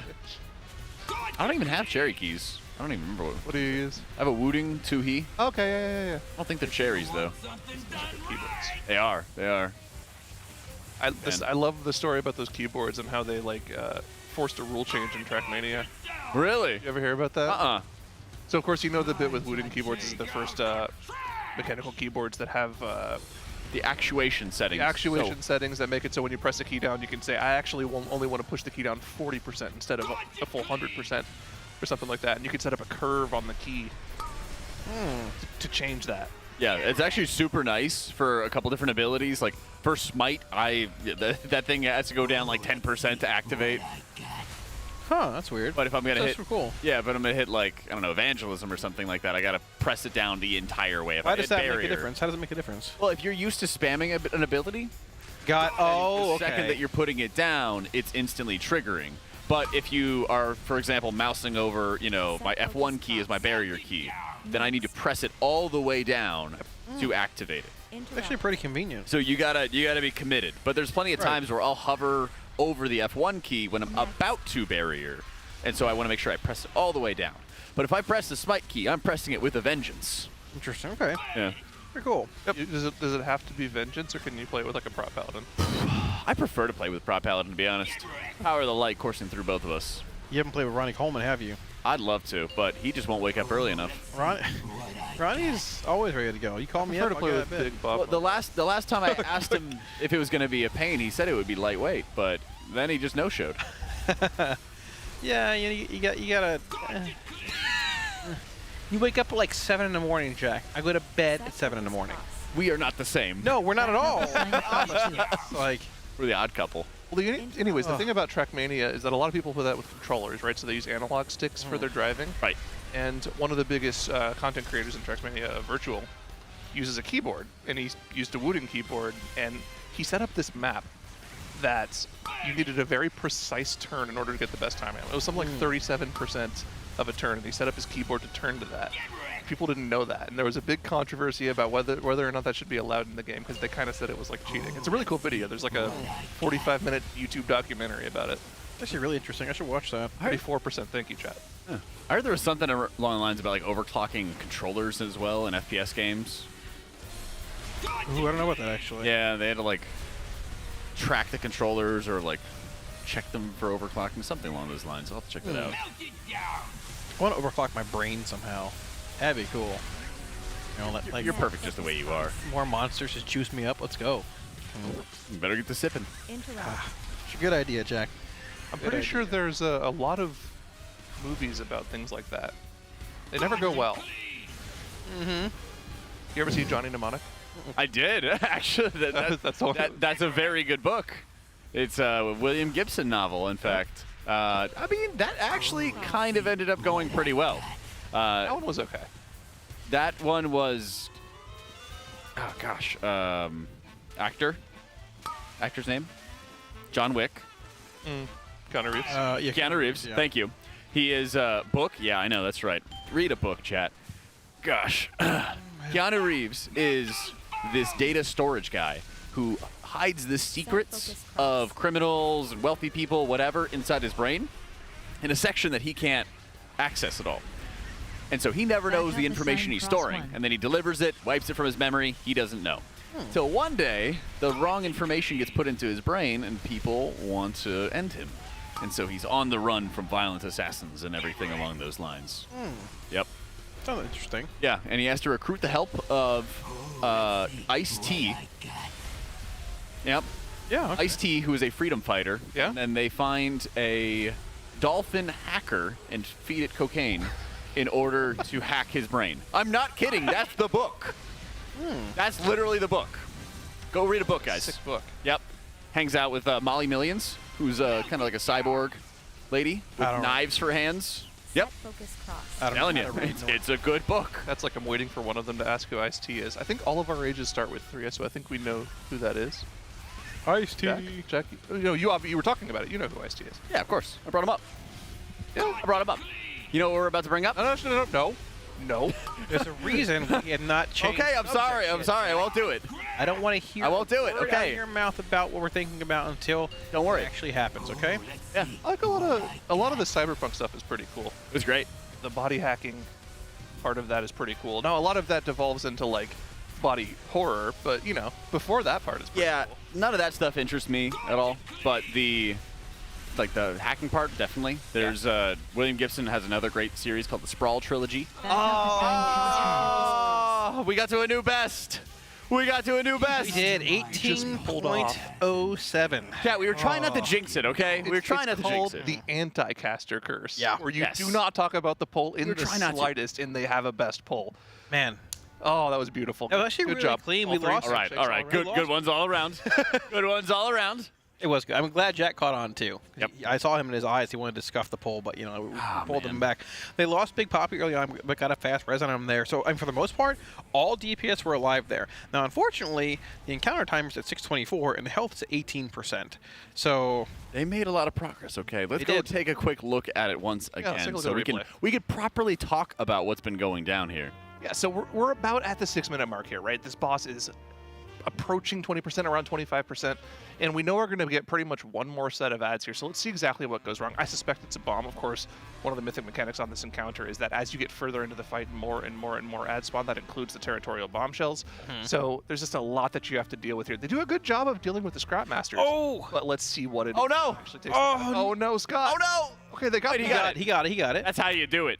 That's how you do It it. was the other bomb that exploded, I believe, though. Oof. I mean, that is obviously great progression. The last 3 polls have been pretty consistent, 18.7, basically 18%. But the question though is, all right, I mean, we've seen the end of the fight 2 to almost 3 times now. Yeah. You got to find some damage. You do. And I know people are worried about the healer count, but this is not really the area where you want to drop the healer, I would say. Not yet, no. When you get into single digits, I could see it. But this is, an area where you need, if you are consistently getting to enrage with 4 healers, you're going to start lopping off more and more HP every single time. And then after that point, you can start having that sort of conversation. There's a portal in the room. Who's portaling out? What's happening here? Was there... KSP is outside of the raid currently. Can we potentially get a POV swap to KSP, see what he's up to? KSPC? KSP the Magus? Oh, we don't have his feed. He has a secret feed. Unfortunate. I mean, I doubt it's a comp swap at this point. Probably just changing some gear, maybe upgrading a piece of gear or 2, depending what it is. But for the most part, if you're looking to swap somebody out, I mean, it probably would be a bit more consistent in lower polls, maybe a healer, like we talked about. But Jack doesn't want that. Then again, not yet. It'd be a video for you, though. Everything can be a video. Also, yeah. So let's backtrack a little bit here. You got a bone to pick with me, don't you? When I was making my first, raid comp list. You know what? Go ahead. We have another point of view, so we can see this next wipe. Okay. I'll let you stew upon this. I'll let you stew upon this. Sure. So this is right when the raid basically wiped here. It was a bombshell. Yeah. So he rolled into a bombshell. Yeah. So you can see. So he was trying to go into the boss. Yeah. So like the 2 blue nameplates here, the bombshells. One, they don't have a duration on them, I don't think. But yeah, one gets. He just ran into 2 in the back of the boss. It seemed like there's out of position. Yeah. I mean, everything's hectic here. The boss is going into rage. Right. From what I've seen, they're trying to keep the bombshells more on like the front-esque part of the boss, if possible. But those 2 just seem to be in the back, and he runs into one. Essentially, both just explode, and then everything else triggers as well, which is unfortunate. To be fair, it wouldn't have made a big difference. That bomb hitting the boss might have brought it to like 17%, but that's not 0. So that's not. Were you upset that I didn't guess double Mistweaver for the raid comp in your video? So, in my video, I initially had Disc Priest, double Mistweaver, I think a Resto Druid. Right. And Jack, and you said no, you're gonna want 2 Priest. Yeah, I thought Mistweaver and 1 Druid. They nerfed Oracle after that. Why am I able to predict the future about healers better than you? I don't even play a disgusting thing. I mean, you're wrong right now. It's 3 Mistweavers. It's fair. Yeah, it's 3 Mistweavers. No, I mean, they nerfed Oracle Disc after that, and I was like, oh, okay, you're probably not going to run double Disc. And then it was a question of what you were going to run. Led me astray. I had a lot more faith in the Holy Priest. That was my bad, and I apologize. I appreciate the apology. Thank you. It's accepted. Yeah. Okay. That's how you use an apology, by the way, in case you ever want to give me one. I gave you one already. You just weren't listening because you said I would. Yeah, maybe. I did. If you're just. I forgive you. Thank you. Someone says I love you. Thank you. Yeah. I can't remember the last time we've ever had double Mistweaver on progression, so I'll admit. It's been a long time. I'll admit I was skeptical. I don't think that we have had it since Amir Drasil. Did we have double Amir Drasil? No, it was mostly double Disc. I think there was some talk about how you could alternate onto them. I feel like every tier of Mistweaver is hyped to be like a really strong healer during PTR, insane throughput, and they just get nerfed into the ground. Or just not played in actuality, but... Yeah, I was skeptical. Yeah. So can I ask something that might sound a little bit stupid? Because I didn't do the raid testing for this boss, so I'm not exactly sure how the damage from the garbage explosions work. When you run into the boss, do you also do splash damage to the trash around it, or is it only boss damage?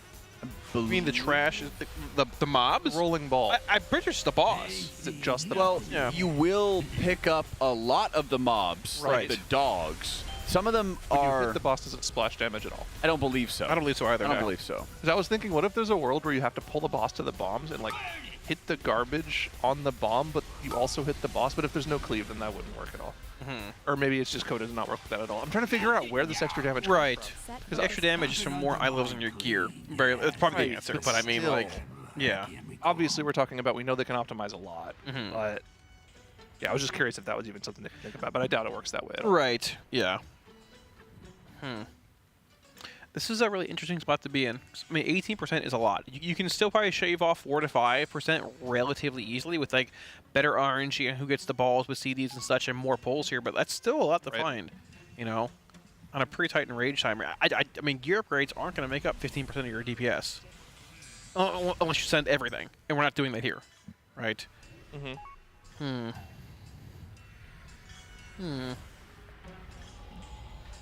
Is Jasper Diamond broken?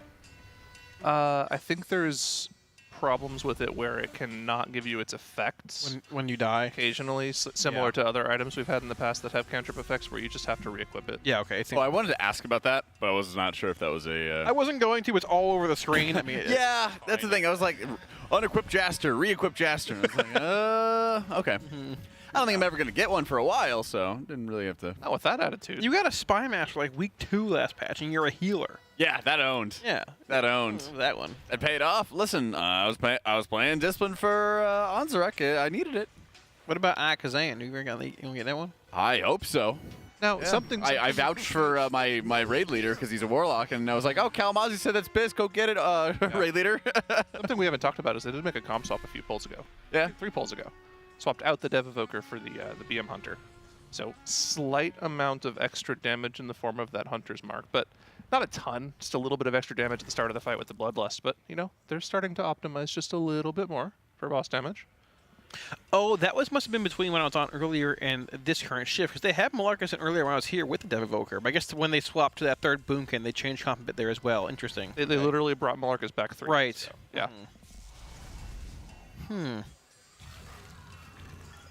Interesting. Yeah, they had him in about 20 polls ago. Right as they swapped to 3 Boomkin, they swapped out the BM Hunter for a Havoc Demon Hunter. Yeah. Then they did 20 polls or so with that comp, and then we just now swapped off the Dev Evoker back to the BM Hunter. What's Warlock bringing to the table here? Hellstones. And that cool gateway. That's right. That's true. There is a gateway moment. Demonology isn't that bad in this fight, honestly. It's big meat grinder. It's like range melee, range meat grinder. Okay. The single target isn't terrible either, but they're a better class single target that you would play here. I mean, you probably play a Windwalker over. If you're playing Demonology in this fight, you're sort of just like, hey, the bombs are Boomkin, Shadow Priest issues. I'm just funneling the boss and doing meat grinder cleave. You bring in like a Windwalker or something else too if you wanted more single target. You're there for utility and, you know, a semi-decent profile on single target, so... Yeah, I mean, for Demo Warlock specifically, it's more that you just do residual AoE with your single target rotation, right? You're not really, like, funneling or anything. I mean, I guess, do they play the Doomguard talent on this fight? Yeah, Demo's like a couple 100k higher than Destro. So you get a little bit, a tiny bit of funnel, but not a ton. Nothing of like great relevance or anything. Affliction would get the most funnel here, which we actually saw him playing a couple polls ago. Like an hour ago, give or take. He said he's going back to Demonology here. AF's just too much of a headache and not really worth it. Demo's certainly easier to play. It is, and like all your spells just do stack cleave. It's sort of just nice on this fight to have that. Some specs have these damage profiles and like just built into like their core toolkit where they can do great AoE and great single target. And then some have to choose one or the other and don't have that hybridization. And that really is unfortunate for a lot of specs on fights like this. We have to decide one or the other. Many such cases. Yeah. Yeah, there is. Yeah, healers are no different.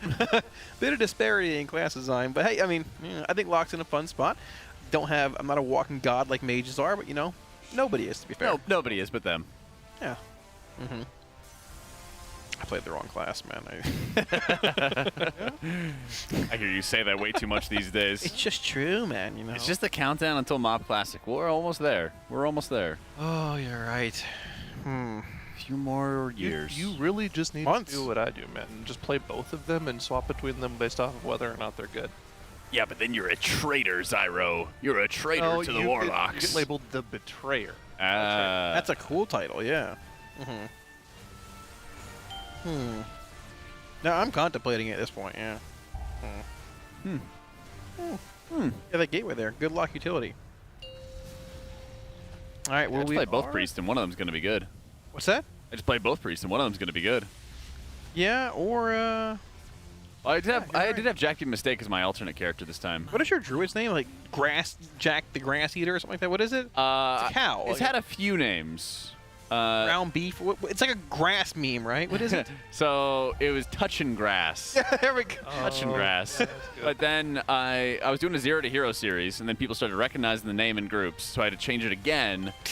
So now it's Tay Swiftmend.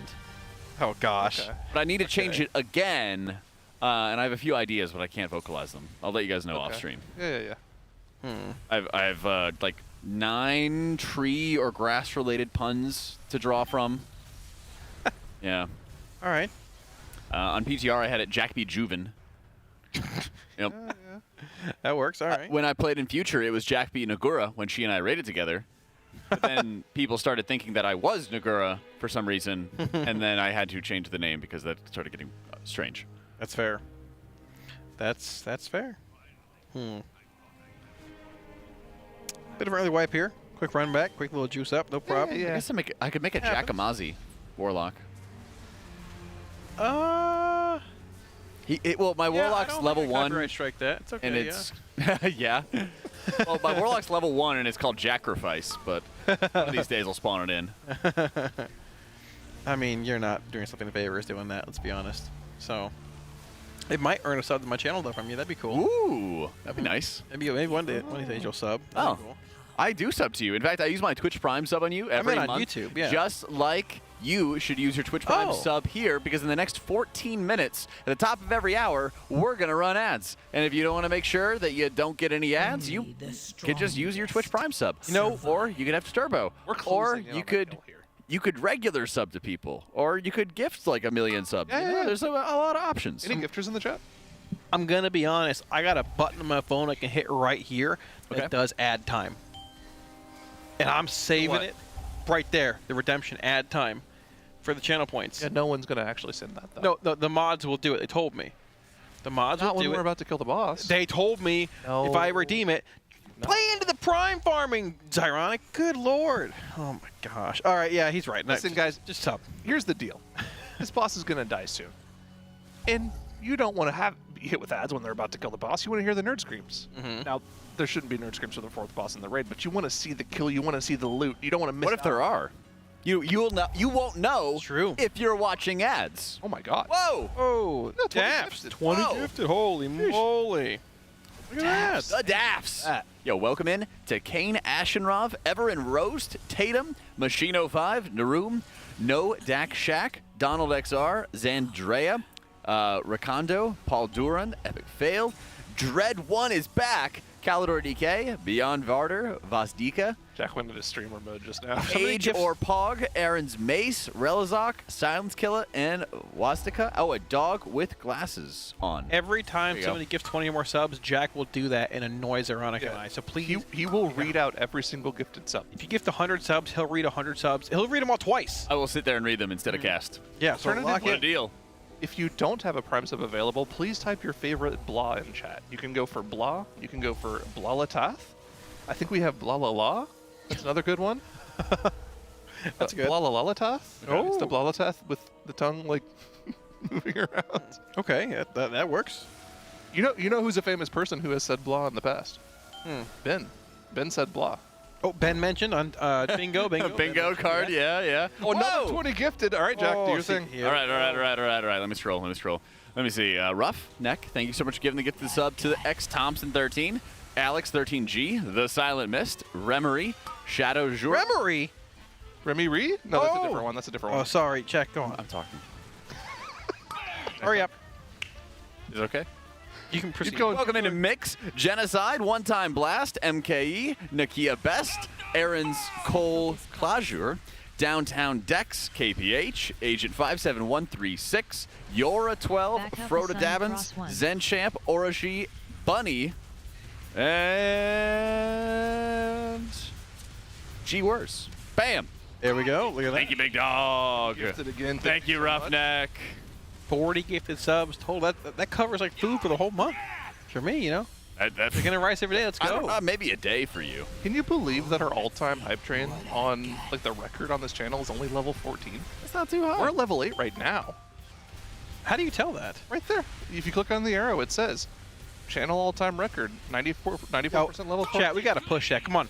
I'm not one to ask for this stuff ever, even on my own stream. We got to break that. Come on. we're level 8. We're 2% away from level 9. We can push to 15. It's nothing. That's like another 100 gifted subs. That's chump change to y'all. Y'all are all alphas and ballers in here. Come on, let's go. What did we do?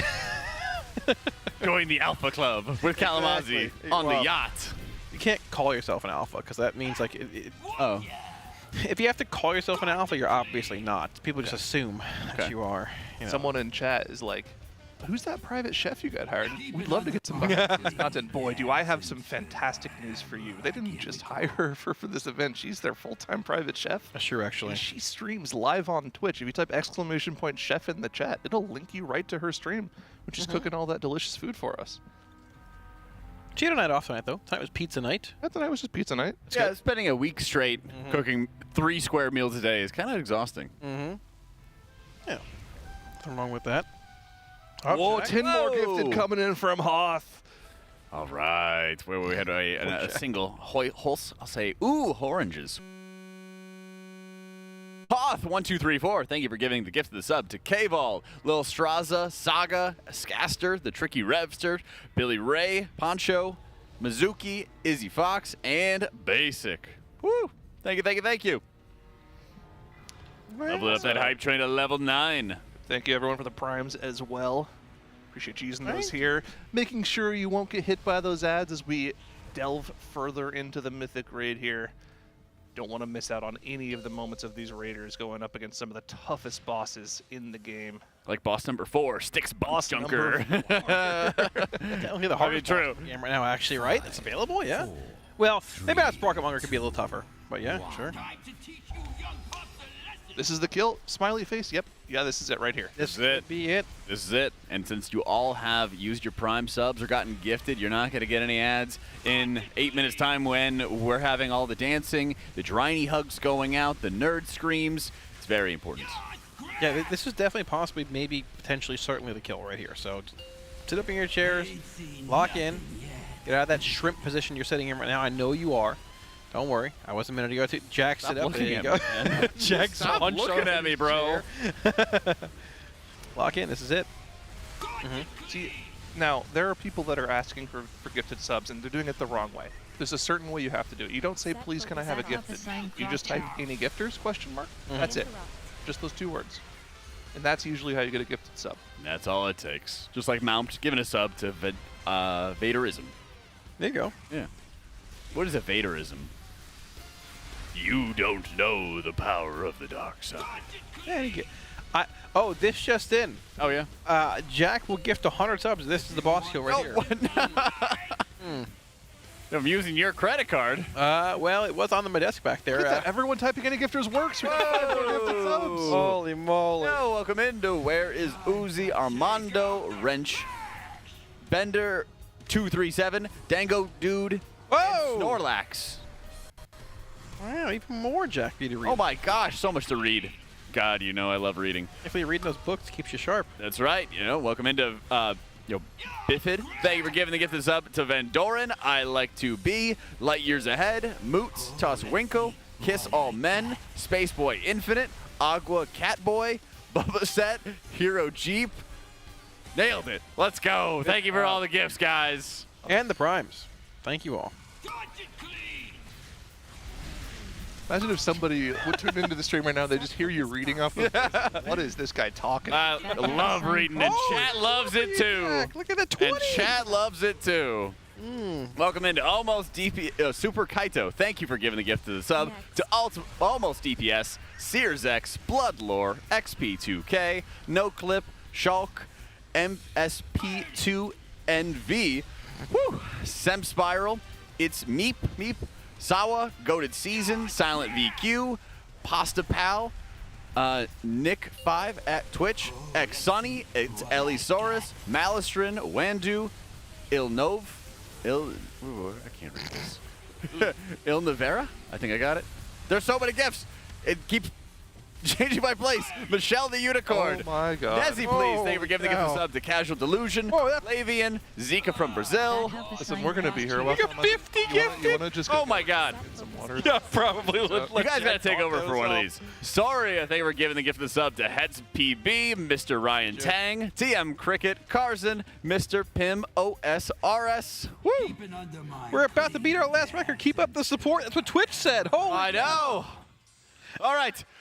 Bandit Man, thank you for giving the gift of the sub to 50 gamers. Welcome into Onus, Siren 7, Freak 1, Shade of Light, Bad with Names, Ungun Ren, Kiratu, Thinica, Dude 2606, Trez Dezara, Shift Case, Happy Lasagna, Off CD, Taza, Zugzord, Matt Icy, Tristaray, Eric W, Shakalakin, Lucky Tux, Blood Gear X92, What the Heck Man, Tals of Ochre, Binks, Redbeard Rising, Deboxy, Quingun, Peyote, Loot Hamster, Seaswift, Biguero, Sliden, Kino. Oh my gosh, the scrolling is Keep on going, you got it, Jack. Bima, Valway, Dark Tula, Yasui, Please, Pantha, Halio, NG, Phase, Bendwire, Grimgore, Hydrogen, One Season, Fake Alex Jones, Faisal, 7151991, Mr. Salt 94, and I think I'm caught up. Poison Ivy, thank you for giving the gift of sub to Schnapped. Delia, thank you for giving the gift of sub to Kalamazi. You didn't use your Prime sub on the channel, Kalamazi? He did not. He cannot stand it. Okay, we'll lose 50 more, Jack.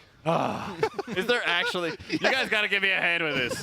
You guys got to give me a hand with this. Here's how so much I reading. do it. You ready for this? Yo, Daps, thanks for the 50 gifted, brother. What are we doing here? I got this. This is so fried. I got this. Give me the computer, Zyro. You gotta take over, champ. More rapid fire. Guys, what are we talking about right now, guys? What are we doing? What are we doing? Rapid fire this. You ready for this? Here we go. Where'd they go? Scroll up. It's Mr. It's the Daps. Dash, the 50 subs. You ready? Superfan, Kneffeth, Joe Beal, Asgard, Slindiga, Flying Bird, Tabs, Gotchi, Bullet Blitz, Clicker Man, Ornia Straight, Kimchi, Warliu, Moot Lover, Heachlu, E.T. Bob, Vivi, Simpson, Weezar, Red, something, Valenteer, Decimus, Miss Rarness, Jumon Pie, Tiny Panda, Splash, Pabby, Varksum, a Tallbot, Bowtie, Octobot, Spanker, Indian Anarchy, Sen, Proy, New York Roids, hit me up. Mud Pancake, Logical, Seal, West, Gurg, Jik, Kaz, all these names. Ensluk, Misu Worm, All right. Tap out. There you go. Oh my God.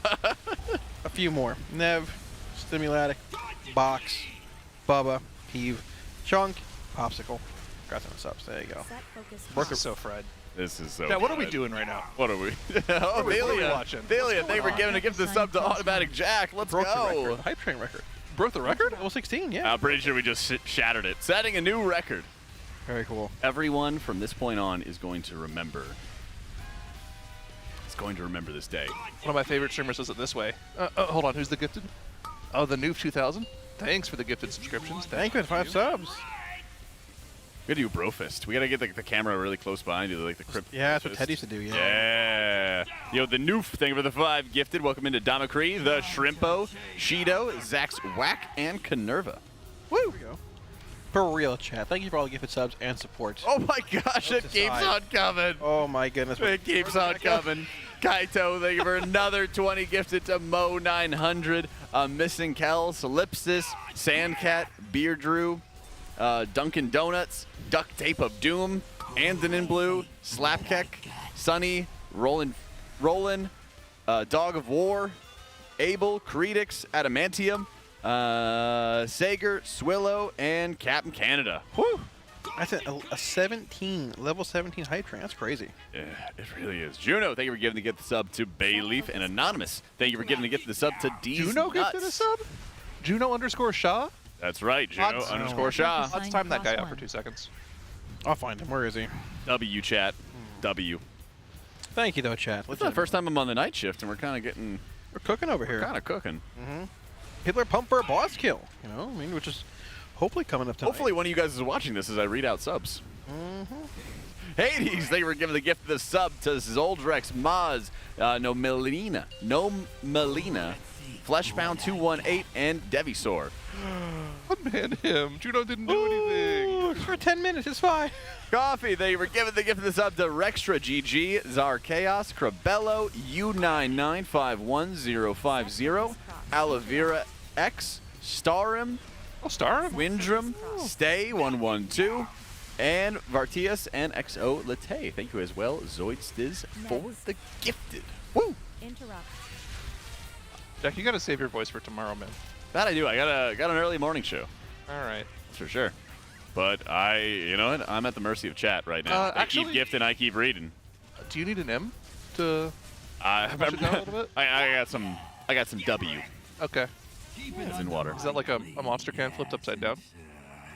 Set it to Wumbo. Yeah. He, she, me, Wumbo. Diver Scuba, the 5 subs. Johnny R. Death, Jowls, Envy Me, Spaghetti LOL. Look, hey. Yo, Divers, thanks for the 5. Well, this is so fried, chat. Yeah, we're in a weird. What are we doing? Are we killing this boss, chat? What's going on? What are we doing? What are we doing here? Consistency. So when the boss is tuned, we will be able to kill it quickly and move on to the next boss. I gotta go juice up as well because welcome to NA. So should I just read stuff like this on my own stream? Is this how it works? It does work from time to time. Yeah, I've tried. Gosh, we're just crushing this. Level 17. Thank you, everybody, for this. This is nuts. Yeah. Very kind. Actually crushed the hype train record. We did. I think it was 13. Those are insane. Put this on my resume. Hmm. What was the prediction poll for this boss? I had the most right opinion, and everyone else had wrong opinions. Yeah. Yeah, that's one way to put it, sure.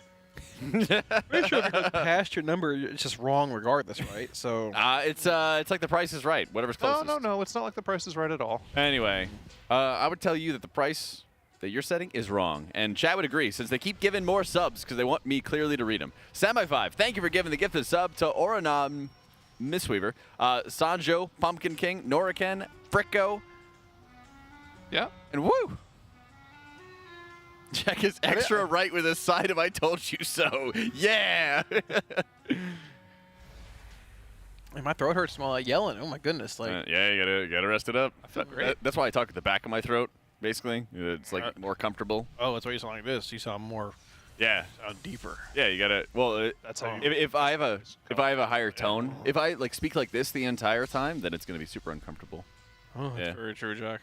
Give Jack this once he botched the healer copy. You're such a dork. You're such a dork. Idea. They're looking at our poll count prediction. And they're saying that we're off on our guesstimates. No, it's not the casters that are wrong. It's Blizzard that is wrong with how hard they made the boss. I mean, realistically, you're not wrong. You see the smirk that I have in that image? Oh, I don't know. Yo, the Noof, thanks for the 5. You're good. No, Noof, thank you for giving the gift of the sub to Salka, Goomba Mine, Ni, J God, Bitcoin OnlyFans, there you go. Hawk9897. Woo! I'm Goop. Chad, what are we watching? Are there any clips? You gotta be careful, like, reading the names. Any clips? Yeah. I had to stop on one or two of them. Yeah, I was like, wait, stop. Is this okay? Oh, it's okay? All right. You know. Mm-hmm. All right. Esposito, thank you for giving the gift of the sub to Dry E, Pure Storm, the Rio Kuvas, Scolian, and Ice Sky. The train has left the station. Oh. Wait. My God. No, it didn't. We saved the train. Oh, my gosh. He saved the train. Oh, Jack, I'm sorry. Super Kaito with another 10 gifted to save the train. Welcome into Zero Cool, Azek, Valforia, Gulati, 9 Volt. Wait, oh, the chat jumped. Hold up. I got it. Michael, Gulati, 9 Volt TV, JTB099, Chopsticks, Lego, and nobody picks Bulbasaur. Whew. I picked Bulbasaur a bunch. I'm more of a fan of Squirtle myself. The starter. Absolutely. I think it's time for a little bit of a Monster Energy listen in as I go to save my voice. Thank you, everybody, one and all, for all of these crazy, crazy gifts. And rest assured, I'll be reading it and annoying my co-casters even when we're on this Monster Energy listen in. Let's take it to it. Okay, I'll look into the revivals a bit more.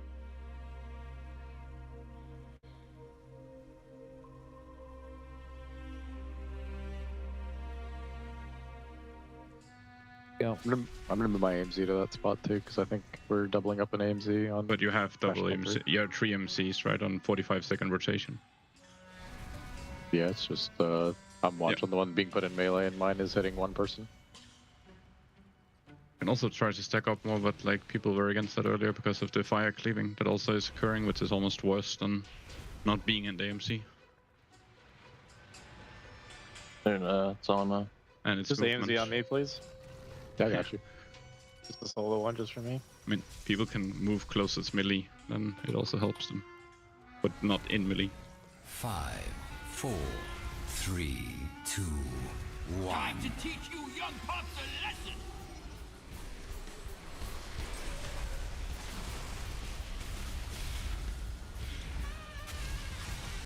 Dodge it clean!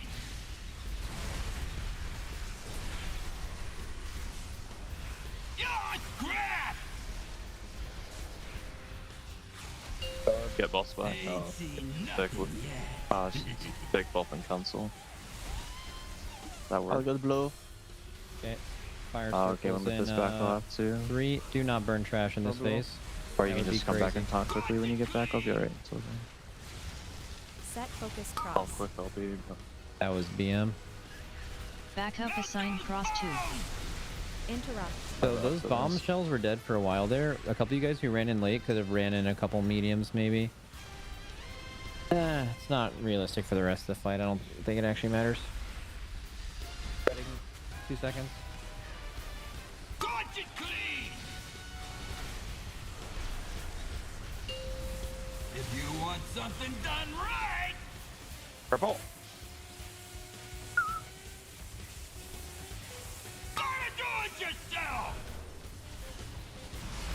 Time to take out the Circles in a few seconds. 5. 3, 2, 1. Now. Dodge it clean!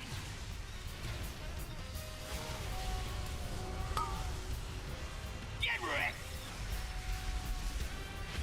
Tosses pretty wall here. Ain't seen nothing yet. Okay, not bad spawns actually. Fire circles in 6. Fire circles in 5. Spreading in 3, 2, 1. Now be careful on the left side here. These 2 bombs haven't been broken yet. Grip it in. Yeah, good. Kick. Next. Oh, what the fuck? The ring's the wrong fucking way around. Let's get the Arm. Arm. The fuck? Funny AF. Kick. Kick mode. Next. Get that fucking Scrapmaster in now. Get it in now. It's AoEing. It's just hitting someone back there. Get in. It's on fire. It'll die.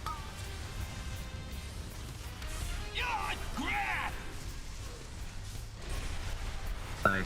Look at the marks. Look at the marks. Wolf, Atlas, KSP, Scott. Okay, kill these bombshells. There's one outranged. Or no, there's not actually. They're all really close. Nice. Okay, circles in 3, 2, 1. Now. Okay. We have kick spawning, by the way. One's out already. 2, 3.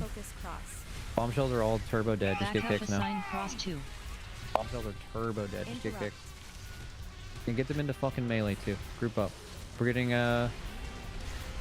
make sure we get a good burn here. Circles in 5. Kick. Someone kick that, please.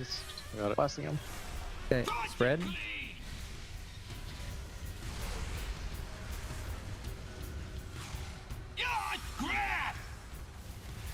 Okay, garbage now. Look at your marks. Look at your marks. Oh, let's see what I got. Yeah, bomb directly on the boss. Both bombs are close to the boss. Both bombs are close to the boss. Okay, we'll play it. It's fine.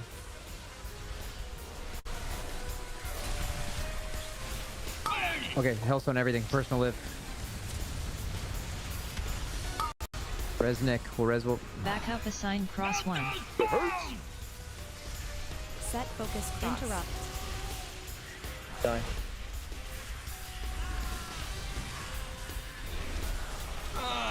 More trash for the pile. Keep an Undermine clean. Look, I have a good PV this. Are we wiped yet? I can't recall. Good. Yeah. Yeah, I forgot to call it. Natty conned it in ProLab. Okay.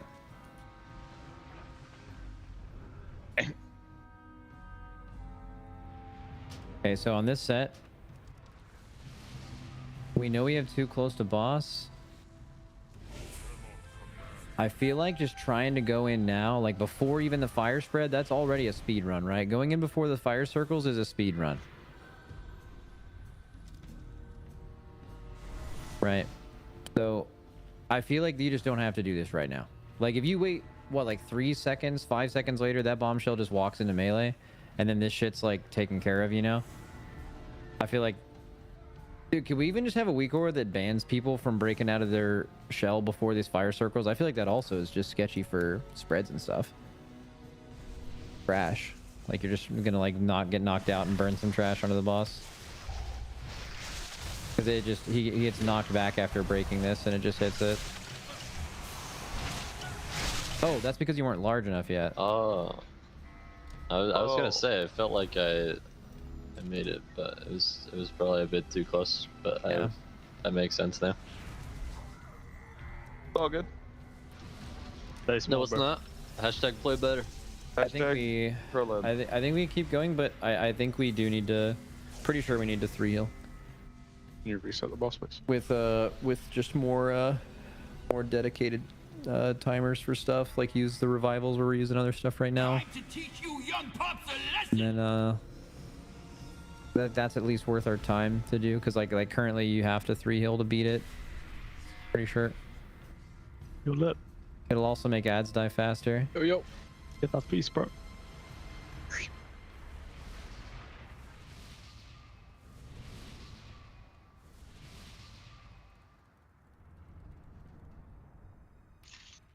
Let's keep going though. We can play better. We're actually, yeah, that was actually a pretty good pull. Like that was a really good pull actually. That was the hard set too. We were looking pretty nice. 5, 4, 3. I think you do bring in Windwalker and he just like hard pipes the boss. You probably pull right here. I can let him know not to start another key if you want. Yeah. Yeah, do that. I would start shifting CDs for 3 healing level. Yeah, I'm looking at it.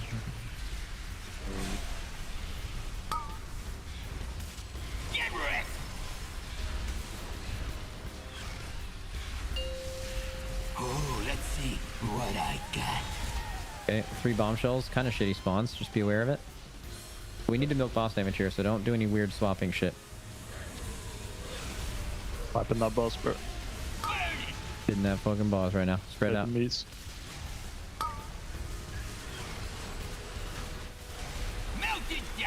Set focus Dude, we cross. hit this guy so huge actually. Back up assign cross 2. Spreading in 10. Interrupt.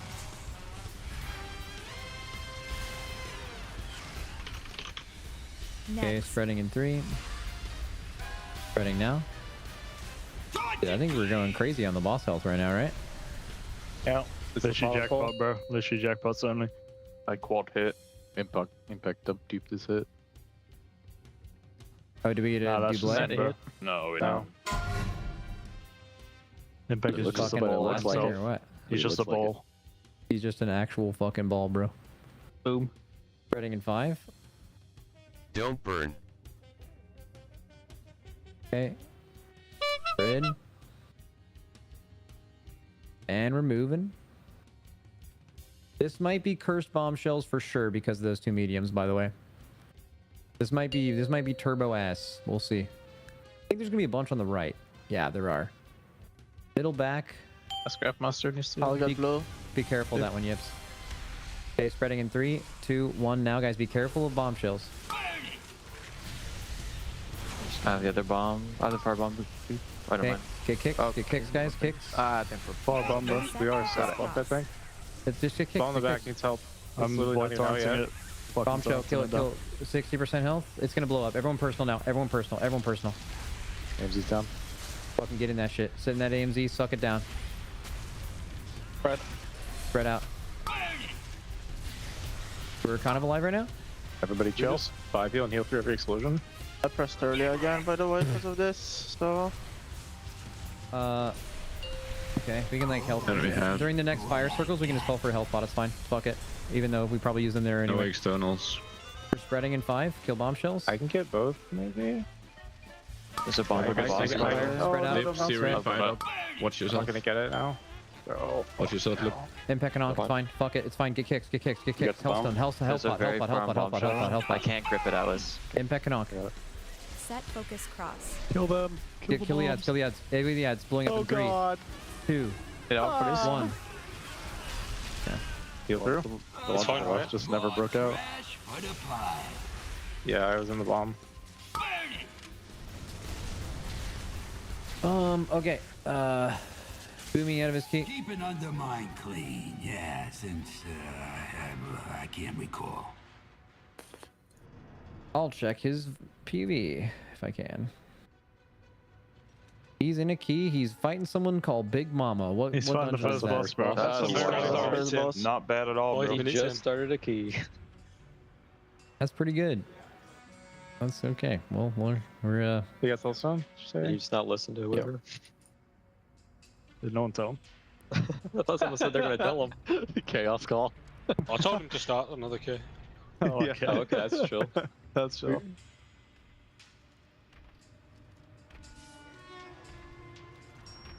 They really didn't like rationing.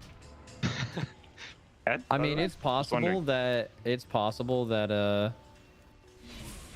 that Sprocketmonger is Rashanan, right? And this is Brood Twister, but the thing is, it just doesn't make sense for us to like. We can still get better at this boss, so it makes literally no sense to like just go over, swap, learn a boss, and just free information. Literally no difference. It doesn't matter which boss you kill first.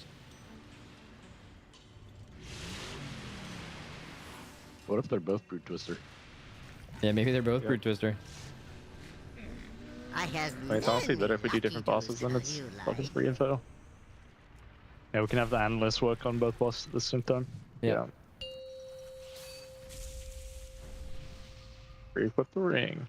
2 target type shit. 5 shit. Shit, bro. 5, 4. Bubba, did you tell Boomy to not start a key, by the way? Yeah.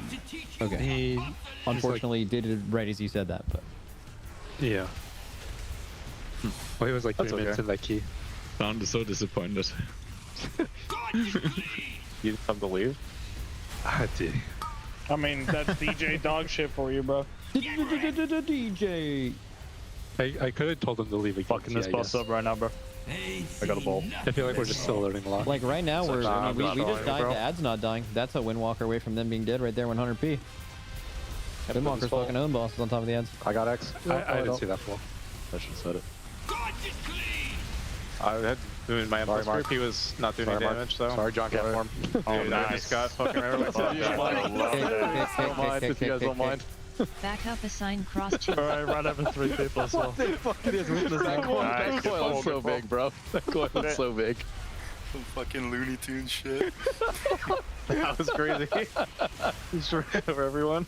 Actual best dog shit stuff also one time. Right, left, right, man.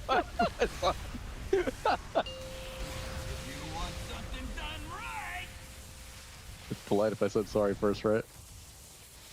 Yeah, that's how that works. Fuck yeah. Yeah, bro, you're good. Shout out Coinbase. Shout out Coinbase. Are you still up by the way, Tubbs? I'm up crazy right now, bro. This you 50%. That is insane. Okay, spread out here. I'm down Spread out. 30. Spread out. There's one right into the boss. Do not touch it. Ah. Oh, I'm so dumb. I'm so dumb. I'm so dumb. I like got mad for no reason. All right. Spreading intent. That wasn't good. Oh, I'm in the wrong side of the room, I think. No, you're not. You're not. Am I but not? now you're gonna. Okay. Oh, well, someone's dead. I am sorry, mate. Get him up. You're in the fire. I got confused. Is it kicking the box? The shells. Set focus cross. Kick kicks. Interrupt. I'm scared from them. Alright, go for a sec. Okay, spread out.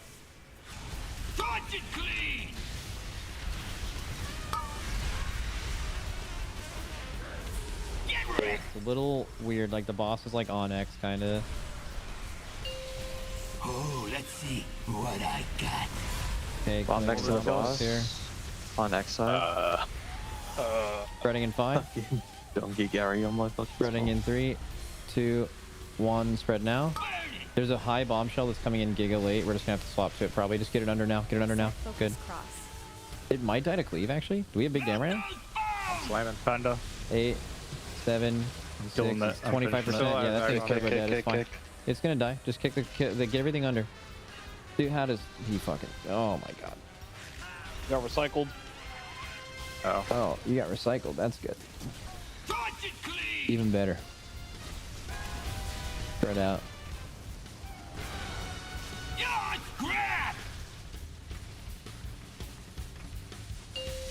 Oh, let's see. No CDs here. We probably need extra help. 2 Moonkins got picked. Good luck, everybody.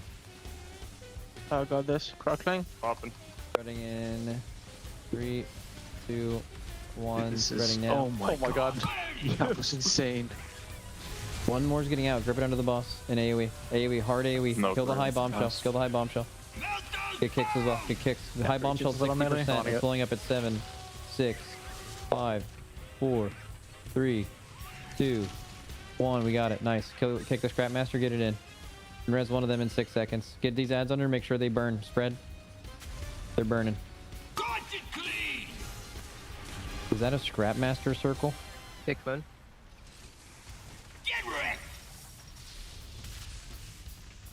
I think we're just getting fucking owned right now. Ain't seen nothing yet. I picked them. Okay. One really far back in the middle. Spreading in 6. Down 4 DPS. Probably hard on the bombshells here. Oh, the bombshells are getting actually fucking smoked right now. Grifting them, bro. We're grifting these right now. Yeah, nice. You died to it, to having the thing.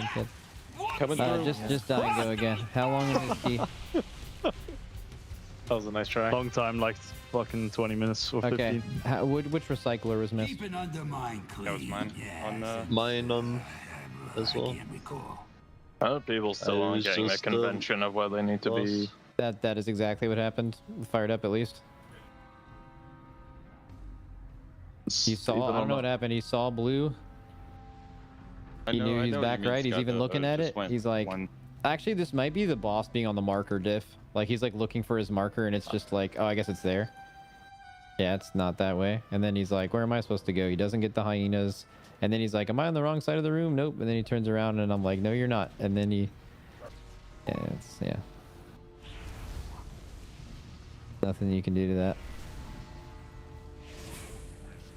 If you don't see the arrow, you're definitely on the wrong side, right? You see the arrow on all of them. Yeah. Right? Oh, really? Yeah. Yeah. Yep. You swap to heat max? Yep. Yeah.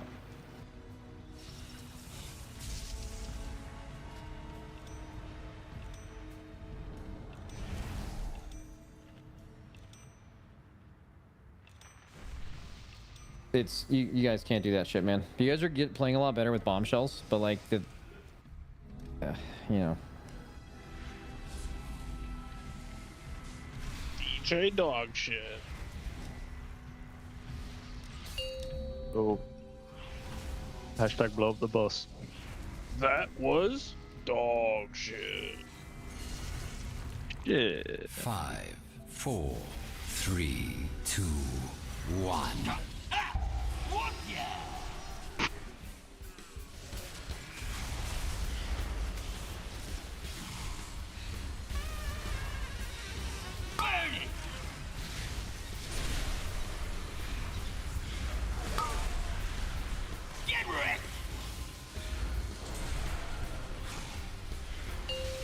Ain't seen nothing yet. Running in 10. Terrible bombshells, but we have hella CDs. It doesn't matter. Don't fucking hit them and don't miss those scraps. Red. 4-4 fun hit there. Getting fucking scrapped. Set focus cross. Getting Back up assign cross 2. Okay. A back, please, someone. He's just been scrapping my ass the whole fucking That was the first kick still, right? Yeah, bro. He's That means that the scrapping me person who too. popped it didn't kick it? Probably would have kept her back if I didn't know what getting scrapped was. Well, it wasn't me. Come on, guys. Time to take out the trash! That guy was just scrapping my ass. Yeah, he was. Fire circles, 3, 2, spread, pre-spread, pre-spread. You garb. Get wrecked! Look at your fucking markers now. Let's see what I got. Spreading in 10. Insanely good bombshells, by the way. Just don't go fucking near him until... Oh, fuck. I some help on blue, maybe? Someone, Tiger Disco, give him every external in the game. That's you, yep. Oh, no. I got it. Res him. Oh, no, you... I'm dying. Yeah. Got exactly 0 externals. I don't even think you can live it though, right? Maybe? This is 20 mil. Next. Yeah, I don't think I mean, you turbo A can little live bit that, more. right? I You should just be didn't more give like it 30 shit. More like Yeah, 33 a mil. PS, sack, a monk bubble. Are we still playing? Yeah, I'm just trying to find them on Sure. frames of them request. Fuck it. Fire gaming, circles.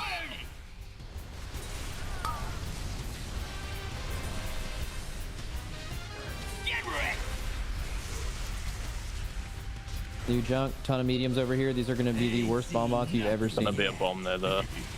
These are sick. There's a bomb right behind the boss, yeah. Let the There's bomb two- shells both get in bombs are before by you the fuck with boss. it. One to the left and one to the right. Hit these bomb shells are so they're too slow. I need to dispo. Okay, just get these bomb shells in. We just have to AoE bomb shells right now. 8 seconds. Hard AoE. They're blowing up in 5, 4, 3, 2, Set focus cross. 1. Man, I got recycled again. I don't know. Let's blow up. I got recycled on the first set too.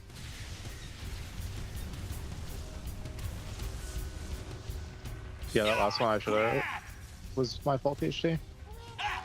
Whoop ya! Oh, let's see what I got.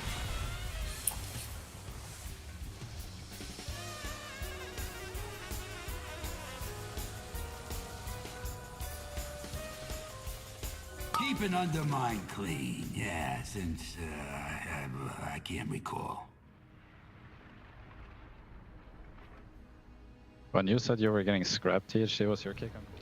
Hello and welcome back to the Alienware training facility for the Liquid Race to World First. I'm Jack, joined on the sofas here with Zyronic and Kalamazzi, as we are hip deep in the junk of Stix Bunkjunker and a lot of those mythic pulls. Before we get back into our next pulls, we do want to give a special thank you to our presenting sponsor in Coinbase, as they are the huge reason we are here, and they have an amazing giveaway grand prize. Not only after every boss kill are they giving away signed jerseys from the Raiders themselves, but also we have our grand prize to get flown out to the next Race to World First. How to enter is either the QR code in the top right or signing up on tl.gg/Coinbase with the promo code TEAMLIQUID20. You can fill out the form at tl.gg/RWFBTS for your VIP behind-the-scenes look at the next Race to World First, meeting the Raiders,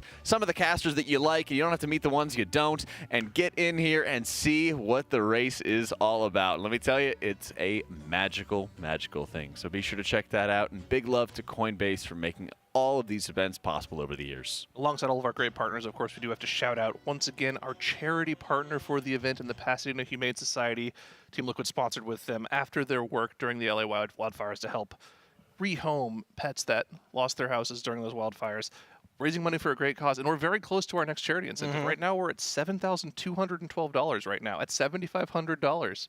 You get to see some of our casters do sock puppet casting, and I think we're going to be using Dratnos' used socks for that. I am definitely wanna not watch that. doing that. I don't know about that one, Kev. No shot. Yeah, there's a plethora of amazing goals here. There's, like we said, $7,500 sock puppet casting, 10,000 Trill versus Caster PvP, which ironic. That'll be a good time. That'll be a good one to see. For Trill. Yeah. Not for us. 15,000 live week war sounds, which I think should probably be a thing regardless. That sounds pretty fun to make and do. I would love that. But of course, if you do want to donate to that cause, ODL Bob just put it in the chat for you. It's tl.gg/RWF-donate.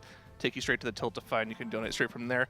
We have a lot of things that you could donate to us. We've been rating UIs. We've been rating transmogs. We've been showing off your pets. If you want to do any of those things, we'd love to have your donation for this charity. Once again, for the Pasadena Humane Society. All these donations help a great cause. They very much do, and we have some great incentives to make sure that we get them to you. And that Goblin music video, I hear, has already a few different things in the works, and they really want to present it. I have not heard a lick of it. But there's always I've heard nothing. You didn't even hear the secret. I got no idea, no hints, no teasers. I know nothing, but that the production is excited about it. That's it. You should be excited about it. Can we? Yeah. Hold on. This. I mean, we're putting production on the spot here. Can we play the 2 bars that we got for the flash incentive the other day potentially? They said maybe they have it, but it'll be a bit. Would you like to hear that, Jack? I would, but I heard the phrase from production "one-time offer," and they said that was a no. I thought I heard Yeah. Maybe. What if we hit our goal of $7,500? Maybe we can get a sample then. By the end of our shift? By the end of this shift, yeah. Ooh. So, what are we at? That's ironic. 72. We're at 72.12. That's okay. easy. Another the trade prints. $90. And not only do we hit the goal for sock puppet casting, but of course you get to hear more of that Goblin song that production has been working on so diligently over the past 2 weeks now. All right, I'm on board. It also means we'll be able to rate some transmogs and my favorite, some of the UI ratings as well. I also like the battle station ratings. We can also actually kind of good, include that. yeah. I would love to see more people's setups and just kind of get more ideas for myself. I've seen your setup. Your setup's crazy. It's not good. What do you mean? Like it's like a disaster. To be clear, that deal was given to us by production in our ears just now. So we do have a deal. We hit that 7,500 goal. You will get to hear more of that song. Oh, Hey, M's up. Dub. Let's get that done. All right. Well, I believe we might have some transmogs and UIs to check out as well. Already? Raiders are on break, as you just saw. So let's take a look at Luna. What is this? Oh, this is a dog. That is a dog. I thought it was like a seal. That is a mighty dog. I get confused because I don't associate multiple pets as having the same name, and I hear a dog named Luna, and I'm like, oh, that's Chef Heidi's dog. He's sleeping. No, there's just another dog named Luna. Of course, also a cutie too. Very nice. Tongue out. Thank you, Dido. That's very nice. I like the brindle-colored dogs. You have to race. Is that what it's called? I think it is. Yeah, brindle. I was gonna ask that question because I was like, what is the? I don't rate dogs. The texture of that beast. It just all started at 11. Okay. I thought you said beast. 6 out of 10. 16 out of 10. Okay, perfect. Yeah, that's fine. Sure. Okay, yeah. Adorable. Yes, they are all optimal, all perfect in our hearts. Love it. Thank you. It's kind of Kalamazoo when he's getting back to the hotel tonight. W dog. Yo, Jack, can we get some W's for this dog? What's that, Zara? W dog. Can we get some W's in chat? Yeah, W. Big dub. Big dub. I want to get a dog again. That'd be nice. Tattles fills that place in my heart for now, but it's not. It's not the same. No, it's not. He talks too much. You need a less yappy dog. Yeah, he yaps too much. He's a yapper. Yeah. You know. What kind of dog would you get that's less yappy? I mean, a burly thing. The burly thing. Yeah, like a Great Dane? Or? No, I like Great Danes. There are some. Every once in a while, I see a dog like on Twitter. It's just a rare Himalayan, Tanzanian mountain dog of the eclipse. It's like 400-pound behemoth. That's what I want. I want to crack the sidewalk when he's taking steps. That's what I want. I'm pulling around like a gorilla or something. That'd be great. Oh my god. That's what I want right there. I'm pretty sure your home grocery bill is high enough. Are you going to be ready to double that? Well, you know. Oh, look at this one submitted from George and Erica Alfie. Oh my goodness. This cat, they got the Let's Go Liquid mouse pad too. Oh. That is a beautiful cat though. It's a fuzzy one. Oh yeah. It is. Like that's the type that like blends in with the carpet. Oh yeah. The shag carpet or anything like that. Yeah. No, I know exactly. Oh, it's loafing. It's a partial loaf. Look. The partial loaf. Yep. The front is Part loafing, loaf. the back is not loafing. Right. It's the half loaf. That's very nice. Luna is half American Ahita and half literally everything else. That's what they said in chat. No, that's what the owner said in chat. Yeah, there we go. Yeah. Aw. Oh.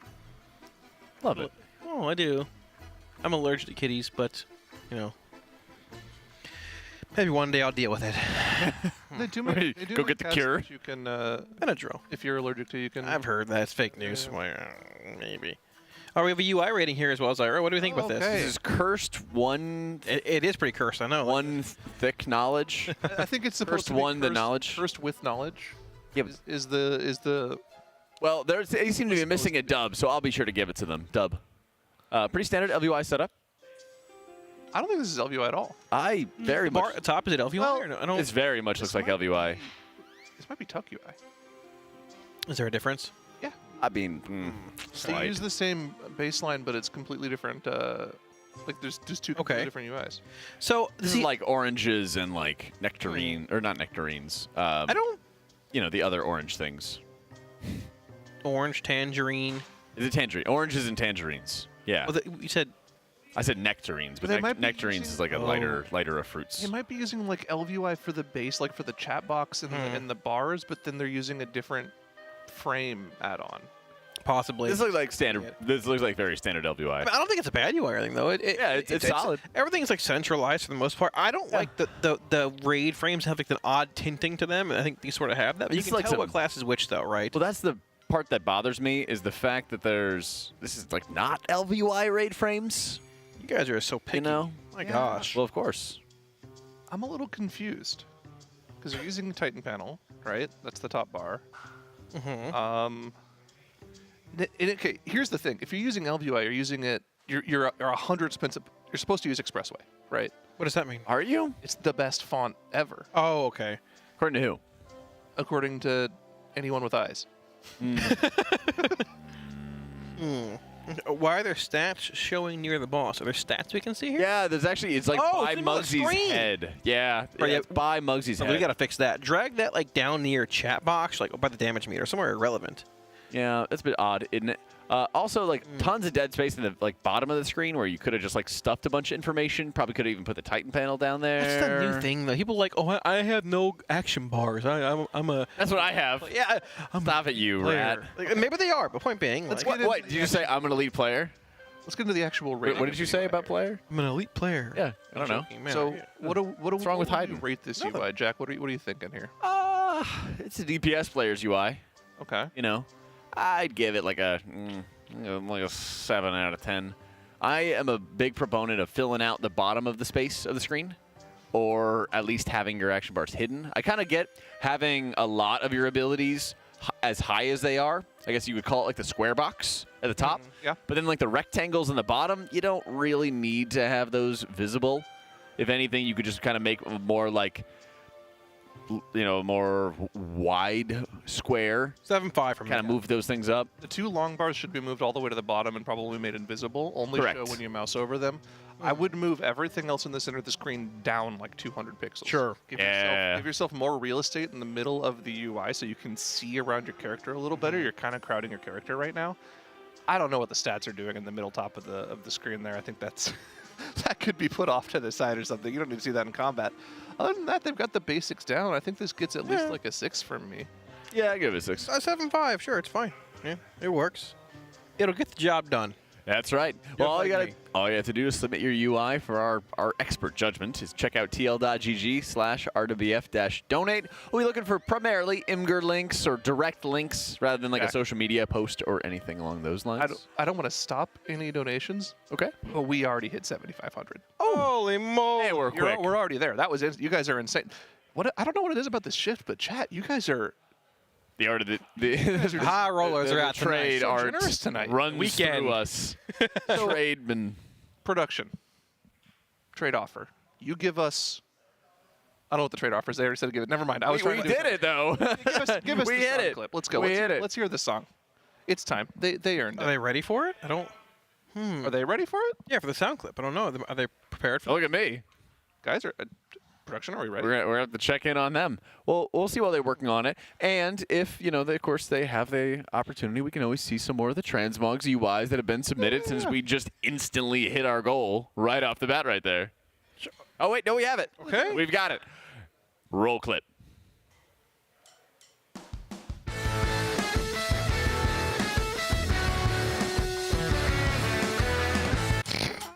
That's it. That's all. That's it. What? We got more last time. That was a. That was a scamaz. I think I don't think it quite convinced everybody. Yeah. I mean, I think this, the onus is on production that they need to make something so convincing that it wants you, the viewer, to further donate to our amazing cause, the Pasadena Humane Society. And I don't really think that did it. Yeah, I think we need a little more. We need a little more. What if we get a little snippet from the end of the song? A little bit of a see how it fades out. Give us some more here, guys. Come on, come on. Kalamazoo trying to coax a little extra out of production here. Yeah, you gotta put in work. They have it. That's what you gotta be. You gotta put in the work somehow. I mean, that's how you're gonna be the trade prince. Right. Yeah. You can't settle for less.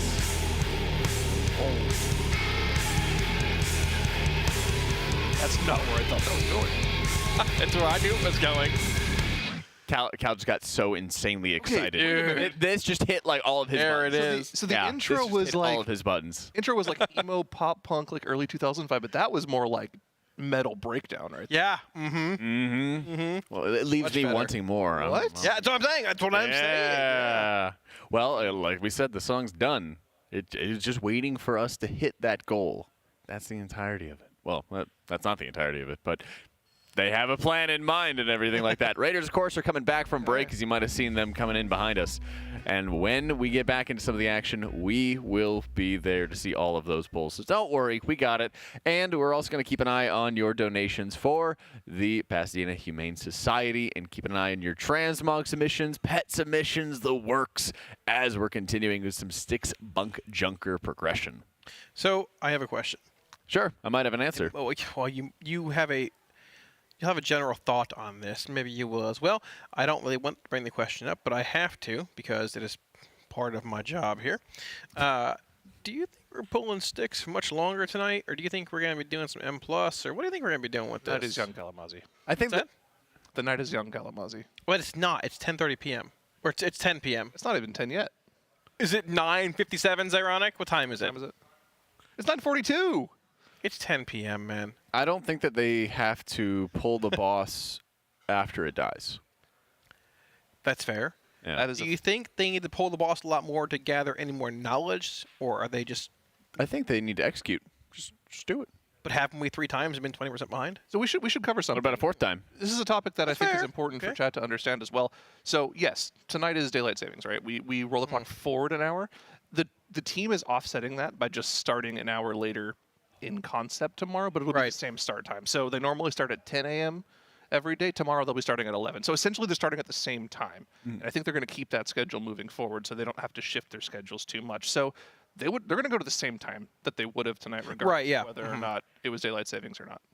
So we're not stopping. No, we're not done. We're not losing an hour or anything. The time we just roll with it. Yeah. I hate that we mess with time, by the way. It's the worst. We roll with it. Like we do on the boss. This is why he makes the big bucks, you see? Can't get anything past you. You're just a brick wall. That is definitely a possibility. A brick. Strong. Now, that I being see said, it. there is something to be said, right? Normally when we're on an earlier boss like this, you are thinking about like not trying to push yourself too hard and like go too late. But again, you have to remember we're on day 5 of the race right now. Yeah, seriously. Yeah. Like at some point you got to start putting in the hours to try to get these bosses down, or at least put the hours in to get some Mythic Plus gear. Do something, right? Well, this is kind of where I view the race going from like you're jogging in like a cross-country event or something like that to like you're starting to run. You're not sprinting, but you're running now. And this is the area where, okay, we've warmed up, like we've done a whole variety of things today and had a lot of breaks. And even, I'm sure you'll speak to this as well, Zyro, when you break from raiding and blasting pulls onto a boss into, hey, we're going to go do a Mythic Plus for a couple hours. That's a nice mental break that you're getting from the stress and like the rigors of high-end world progression. Now they're saying, okay, well, like we've had our warm-ups. We had like 3 or 4 hours of doing M+ this morning. We've gotten a bunch of pulls into the boss. We've gotten our pizza break. We're done digesting all the heavy carbs. Let's go. Yeah, there's some people that can, you know, kind of make that difference between the Raid and the Mythic Plus, but the reality is that a lot of the time many players are just kind of on regardless of what they're doing in the game, especially in a setting like this, right? Because right now, all of the time matters. So that time you're spending in Mythic Plus, if you wipe in Mythic Plus, that's 5 minutes gone. You could have started another key in that 5 minutes to get that piece of gear that you need. So even if they're not in the Mythic progress portion of the Raid, they're still in that progression mindset. So they're still on technically. Yeah. Well, partially. You should have heard THE and Fired Up last night. They definitely had a bit of a comedic Stormstout Brewery at 1 a.m. last night. But oh, really? Fired Up is. Fired Up is one of the people that doesn't have that problem. That's fair. What happened there? A little overpull action? I don't know. I don't really know what happened.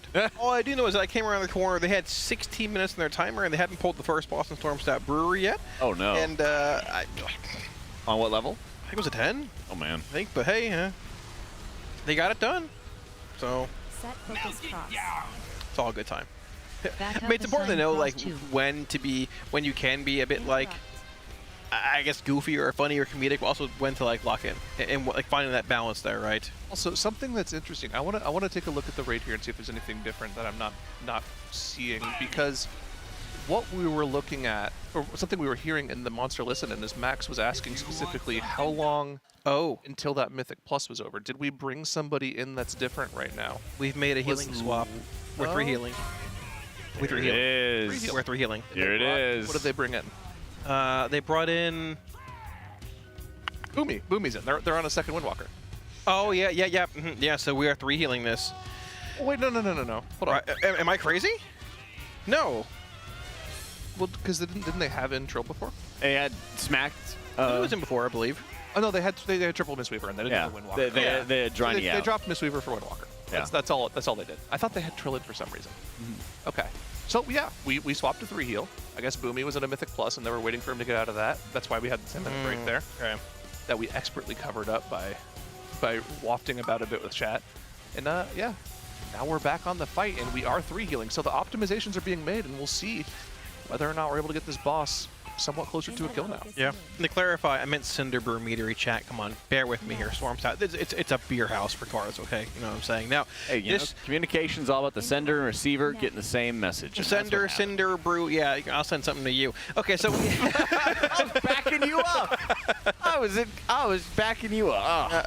Well, okay, so what does 3 healing signify on this fight, Jack? Now that we're back in here post break with, 3 healers, 2 tanks.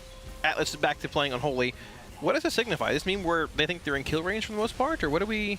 I think that it's where you're getting into the area where their execution has been clean enough with 4 healers, and that they're not having players errantly setting off these fire piles. Of course, some of them are naturally going to be going off over the course of the fight, but some of these fire circles on players, if you run them over the trash piles, they are going to ignite them, start doing ticking damage to the raid.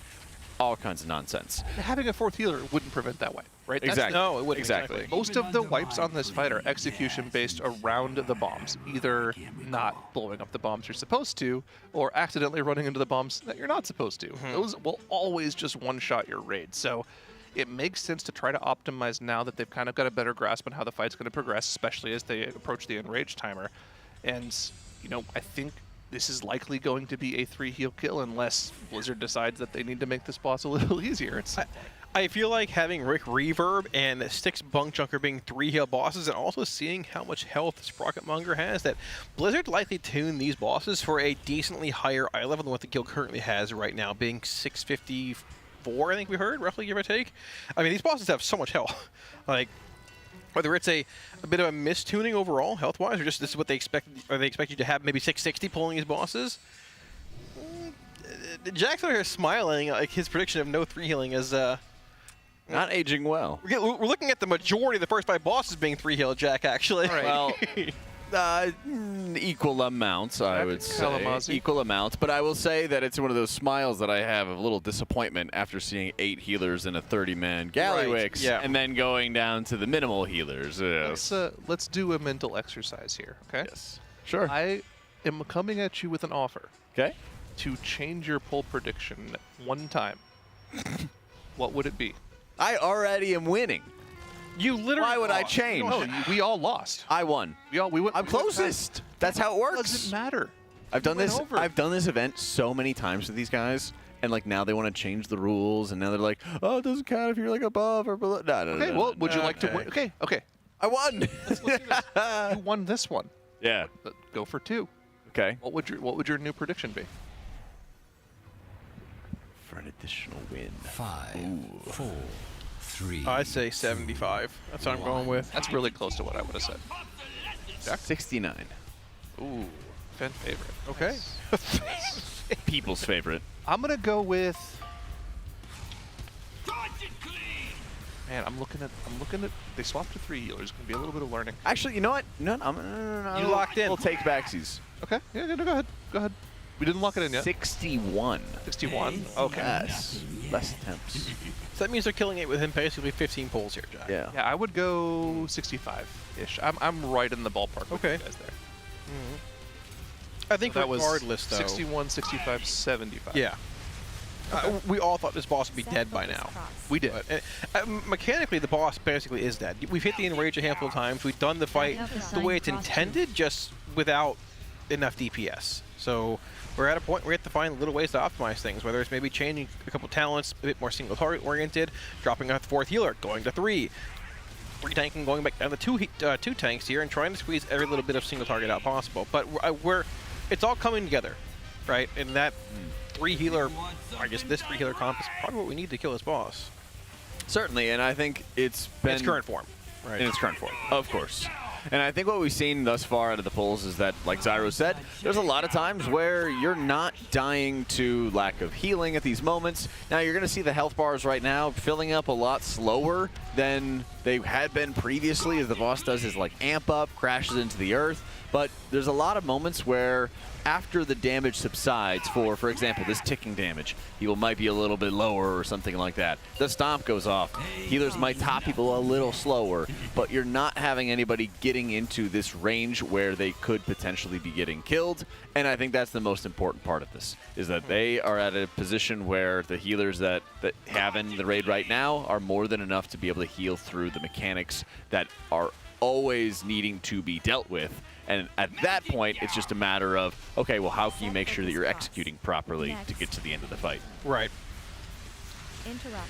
We shall see. I'm trying to keep an eye on this boss's health pool here as well. We're at the 215 mark, at 66, which is like literally 4 seconds behind the enrage at 0%, but we did indeed less on pull. So it's much closer, but, you know, learning pains of having 3 healers is going to probably add a handful of pulls onto this boss count, but you got what you got to do, right? Somewhat. I really would love to be able to see what Siri is playing hero talent-wise. So, at max energy, the boss is casting the electromagnetic sorting, setting up new garbage, new people rolling around in the balls, and that is happening, I want to say, around the 45-second type mark. So I think this would be really beneficial for some Void Weaver setup and allow them to get Atonement out on everybody and be able to always blast tons of healing every 45 seconds for that moment, which would be really beneficial for what the encounter throws at them.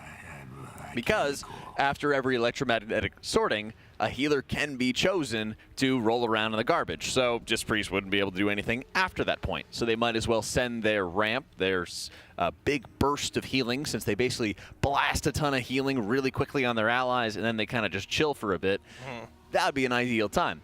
The Mistweavers, on the other hand, have a good amount of flexible cooldowns that they could be sending in between discipline ramps. Right. They've got their Invoke Yu'lon, which lasts about 25 seconds. It's going to allow them to kind of blanket the raid in healing over time effects, providing a ramp of healing themselves, but a lot steadier than you would see out of a Disc Priest. Their maintenance healing is also really, really high, since they kind of just spread around hots onto their allies, ratchet up the healing effects they have, and then they're able to use their direct healing to cleave onto everybody else in the raid with a lot of pretty powerful procs. And they've got a couple other short cooldowns in their Conduit of the Celestials hero talent. They've got their revival as well for like a decent heal. And they have been running with that Jade Empowerment for a bit of extra damage so that they can help cleave down big piles of ads all together with their lightning. So they have a few different good tools at their disposal to help out with like the steadier healing, the maintenance healing, while the Disc Priest can just kind of focus on the big unavoidable hits. Hey, you know, I'm really happy for you. Thanks. Just heal me, all right? It all sounds... They're trying. Kill my barman. I know I might be sitting next to both of you, but what I just said was not for you. I can hear your passion, though. That's exciting. I'm It glad. makes me happy that you're happy. I wish I had that passion from my class, but unfortunately we live in the trash can for the past 2 expansions, which is actually very suiting for this boss. I so, was about to say that. You can pass the ball back. I'll pick up what you're putting down. I will gladly pass the trash master mantle to somebody else. Well, why don't you roll it on my way? I mean, yeah. Why are we covering both of your screen? It's super secret. They're not covering the covering. screen. He just has a picture of Atlas flexing. Yeah, that's what he's looking at. Come on, it's man. motivation, right? You know. By the way, want to point out a fan favorite Gilda showed up on the leaderboard. Fat Sharky S is there. Oh, hey. Keep it Sharky. Mm-hmm. They smell blood in the water. Blood in the water. Yes, Fins sir. up. Is that what they're? Were they? Fins up. Fins That up. was- Yeah, I think that was them too. Okay. Yep. There we go. Yeah. Cal, big Fins Smiles fan? from Atlas. Fat Shark, yes, sure. Yeah. Dolphins. I gave up on football 15 years ago, so I don't care. How old are you? 34. I am archaic. I thought you said 50 years ago. 15. Oh. I've said this story. I told the story a million times, but because we're having a brief discussion here, listen. When you have been in the AFC East, a fan of a team in the AFC East for a very long time, the Patriots have just pounded you into the ground for 10+ years, and there's finally a little bit of reprieve, and they start to stink. Another team becomes a half dynasty as well. You just give up. You don't care. It doesn't You're help that tired you've of got being this pounded. great It's over. quarterback Who gets hurt? who just likes lowering his head a little bit. Yeah, a bird farts on him and he's injured for 2 years. It's very unfortunate, but you know, it is what it is. He's very good, but unfortunately, I tell my father, tell me week 15 of the season if we make the playoffs. Otherwise, I don't care. I'll watch then. if there's a way to screw something up, the Dolphins will find it. Trust me. And here we are. Hey, I know what you mean. I grew up near D.C., okay? Here we are. Now the Commanders are good. All it took was a change in ownership. So how about the Cowboys? I think they're ever going to change in ownership? I may live in Dallas, but I do not claim any of their sports teams as my own. I'm from Houston. Fair enough. Which isn't much better. I was going to say. But it's not great when your city is most well known for a team that cheated, but yeah, all good. Well, it could have been worse. You know, you could have identified with Dallas. I saw you were getting really into basketball earlier before the broadcast, and no. I guess Definitely don't claim that team either. and to clarify here, yeah, I'm not saying just the Dolphins. The Bills and Jets got pounded into the ground too with the Patriots as well. So the Bills are doing better now. It's good for them. Yep. Maybe it'll rotate back around. I was going to say, isn't that a representation that there's some hope out there? I thought there was, but yeah, then Listen, well, at this point, it's going to be either you or the Jets, and I don't think it's going to be the Jets anytime soon. We'll find a way to screw it up. Don't worry. Anyways, getting back into Stix here. Pull guys. 50 actually. He's playing half. He is. Swapped. He was playing half earlier. I think it's better. It's better for boss damage. I don't know if it's better for boss damage. If you can get good funnel on the boss with CDs, it actually might be. Absolutely can. Is there any way that RaiderIO will show what builds people are running or anything like that? Without, like, is there public information that could show what they're running? We can check. I don't know if it would show the actual talent builds, give or take. I mean, Yeah. it's not experience when it comes to like affliction-based stuff, but if you can get a lot of stat cleave in this fight and have CDs during that funnel window, you can get some good value on like your main priority targets, your haunt UA target. But Demonology doesn't have Series hero talent? I think it's Voidweaver. Siri is playing. One sec. Next. He is playing. Hello. Oracle. Oh, interesting. Okay, so this is the other idea. So Oracle has been getting some good value coming into it, and these fight timers are very strange going into this. So what Oracle really excels at is actually having some steadier healing period with a much longer ramp sequence than you might be used to out of Void Weaver. And what they do is they're setting up longer atonement duration from the Oracle hero talent. And the baseline talents make your atonements longer, last longer, so you can have more time to apply them. And then you get this Premonition ability, which gives you cooldown reduction for your next 3 ability casts. So what you do is you start alternating between Smite and Penance, and you're just kind of like stomping the ground like a Croesus. You're just kind of laying down one hammer and laying down another, alternating between Shadow and Light spells to amplify their damage and do a ton of healing. And you also can redirect your overhealing. There's a lot of really cool benefits out of it. I'm sorry to interrupt your setup onto that one. Yep. No, Jack. Liquid was running Void Weaver on the first couple fights for Voka. Don't worry. Okay. I've been keeping an eye out for it. They were. I was seeing it. People were running Oracle and 30-man, which made sense since the longer atonement duration was really, really valuable when you have a larger raid size. They are a little bit ahead of the boss damage this time around, though. Yeah, they're basically on track to kill the boss with that exact encounter duration and health percentage there. Now, we also have Lust on pull here, which greatly inflates damage, but you have to execute at the end of the fight, and you know that you can use all 4 scrap balls into the boss at the end, essentially, for a bit more damage on him, about a 400 million damage increase compared to most other bomb sets. So, Jack, also to clarify, I like you talk about healing stuff, okay? I know. That's why I talk about it, because you like it so much. Now you seem like you're angry, and I was... No. It's kind of funny to pretend like we don't care, because I kind of have a reaction to it sometimes, but yeah, it's all good. You can't proc me right now, but maybe later. Not right now. Maybe like 3 weeks into progress. Yeah. Well, when I probably repeated it for the upteenth time. Yeah, so what we're looking for here at that 315 timestamp coming up is 50-ish% in the boss's health, which is about on pace for that DPS check, excluding execute and things from certain classes that may have that here. We're not playing as heavy of an execute comp as we had before, with only 1 warrior in, but still a little bit terrible. Yeah, about 2% behind. From Shadow Priest, which they're going to have on the ads a lot of the times too. Affliction. It has some, but it's like, yeah. I mean, you could play Death Embrace in this fight, which would amp your damage further into Execute by 10%, but it's not as impactful as like having a Fury Warrior in, right? And it's really hard to look at the damage meters from THG and be like, oh wow, Affliction sucks on this fight. He's not doing a bunch of AoE pad. They have classes that can do that. And also you have to remember that every time you do these bombs into the boss, you gain 200 million damage, and that shows up on details. So it's the details meters aren't exactly the best identifier of who's actually doing a bunch of damage on this fight. I don't know. If their highest damage, they should just bring more of those. Very true, actually. More donkeys. Let's go. Yeah. Sounds good. Get more Donkey Garys in the raid. I'm not sold on App in this fight, though. I'm not. I don't know. One thing that App provides that Demonology won't, though, is cleave on the ads as well. The bombshells and things. If you do get that unlucky like double boomkin set, you can just throw dots in them and they'll be okay too. So it might be a bit of like a concession to that on certain rough pulls. Yeah. Because Demo just can't do anything. The bombs. Let the fire mages, let the melee cleave squad kill everything else. Warlock could just be one of those classes that dots the bombshells and just Malefic raptures them down. Yeah, I kind of like that. It's a good middle ground. It's definitely more of like a progression-based damage profile on this fight comparatively like bigger AoE, but honestly, you do what you need to do to kill these bosses, so we shall see. Okay, we got our Warlock tuck in, Jack. Yeah. roll them all back. Yeah. I'm just playing with this because it keeps my hands busy. Yeah. Well, one thing that changing your talent build, whether you're a priest or a warlock, won't do is stop bombs from blowing up. That is true. That's the main thing we got to look at on this fight. I mean, they're about 2% off of their damage check there, though. Like they're much closer. Yeah. With that 3 healer strat, 2 tank strat, but it's going to be super tight in the end here. Well, this I feel like always happens. Whenever they make a major change, like dropping a healer or something, there's just like the growing pains for the pulls, and you would think that it's like, oh, like now we're going to die to like lack of healing or something, but it's almost just like a mental reset that happens sometimes. Right. Or sometimes it's just mechanical failures that happen. It's strange, but it happens all the time.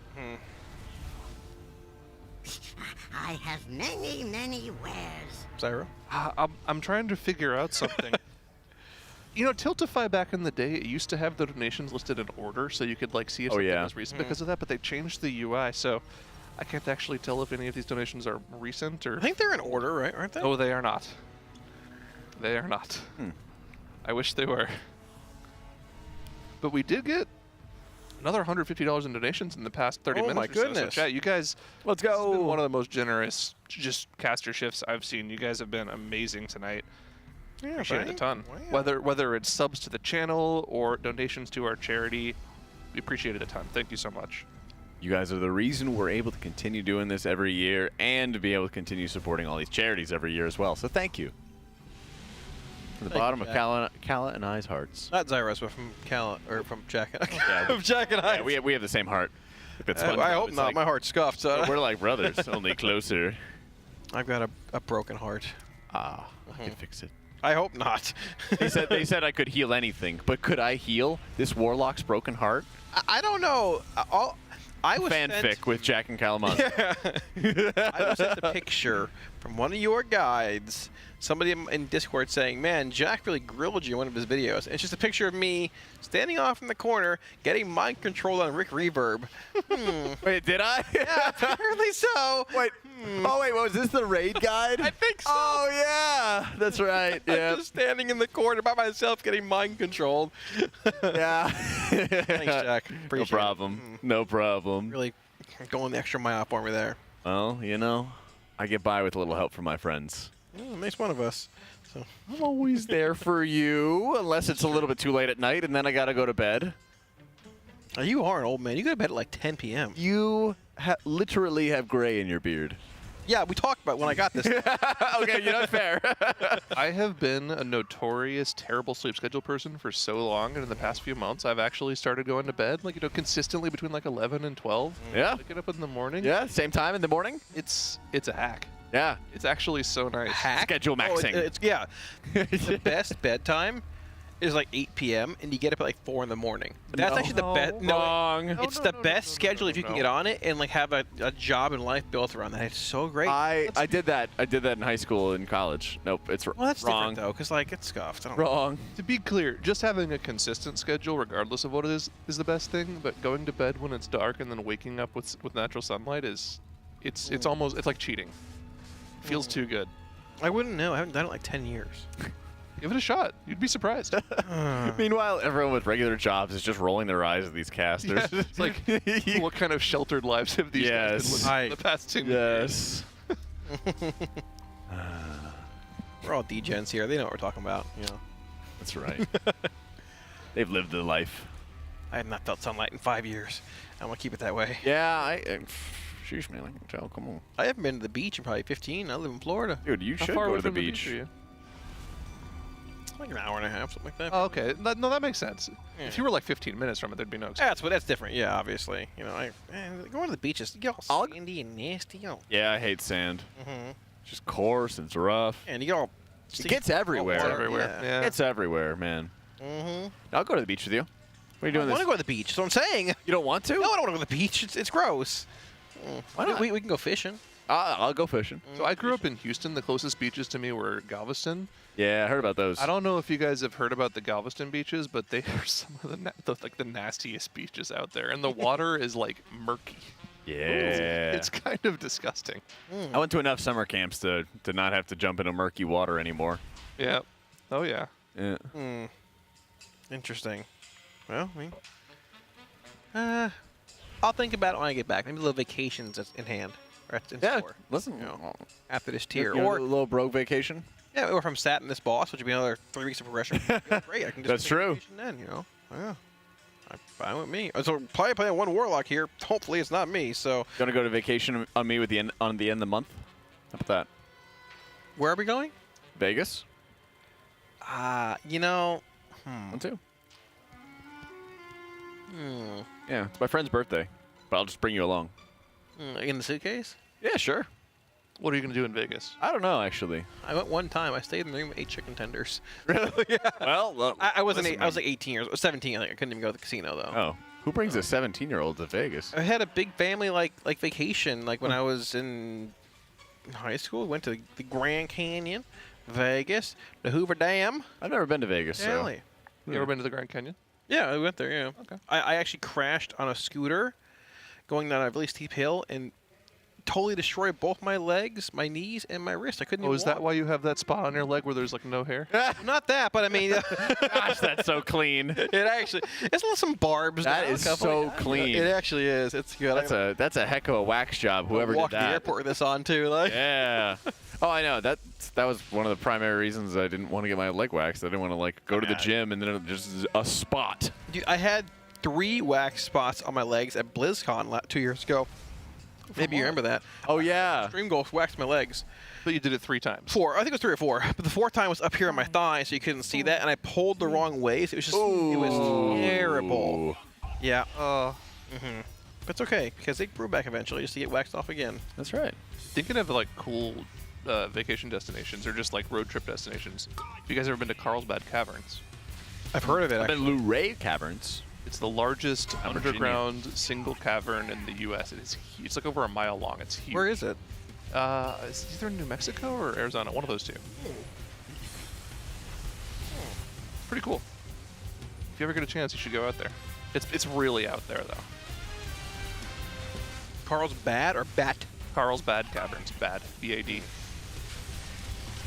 We had a charity incentive last race to wax the legs of the casters, and so since we didn't do it last race, we did it the very beginning of this race, and I got to take a big old hunk of hair out of Kalamazi's leg. Yep, they came back and said, hey, we need somebody to wax their legs in the first shift. I knew the moment they said it, it would be me, because it was Aya who, didn't want to do it. She said she already did it. It's like, whatever. And Jack's like, I'm not washing my legs. Sure, yeah, I know. I'm just sure. I have like darker hair than you on the legs, so. I don't know if you do. I definitely do. So what do you think, Zyro? I definitely do. I don't think so. Well, I can definitely tell that Jack goes outside more than you. That too. The spray tan. True. Got to get the spray tan going. I think it's actually pretty similar. Maybe it's just because your skin's more white. I don't know. Yeah, I was trying to take that into account. I got a wax for the Olympia soon anyway, so I'll get my spray tan on, get my wax on, we'll be good to go. There you go. You guys are about the same. Wax maxing. Man, this is devolved tonight. Holy moly. Just another beautiful evening. Is this how your night shifts always go? I haven't had a night shift, actually. It's my first one. Oh, yeah. Wait, really? Yeah, I have a lot of early morning shifts because of my raid schedule and things. This is my first shift this late, actually. Tomorrow, though, I'm on early in the morning again. Hey, let's do it. Is it with you, Zeronic, as well? Or? And me. Yeah. First shift tomorrow, yep. Ooh. Do it. Nice early morning. Us 3 again. Yeah, we're going to be back in the morning, chat. I'm doing the morning show with Aya, and then we're back with the boys. First shift. I pray they don't spend the first 3 hours doing Mythic Plus. Oh, man. We need that big copy pasta in chat again that we had going on. It's like Kalamazi's car in Finland, Kalamazi's leg waxed. Like the check boxes. Yeah, like Jack eats whatever. See, I don't understand why people don't like Mythic Plus, though. It's pluser than Mythic. Yeah, it's definitely more exciting, for sure. That.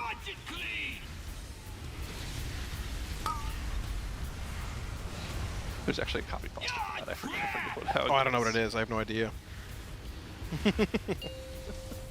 I did After Dark last night. It's true. I did GeoGuessr. People were cheating, though, for sure. You do WoW GeoGuessr or cheating? Or like Reverie was not cheating.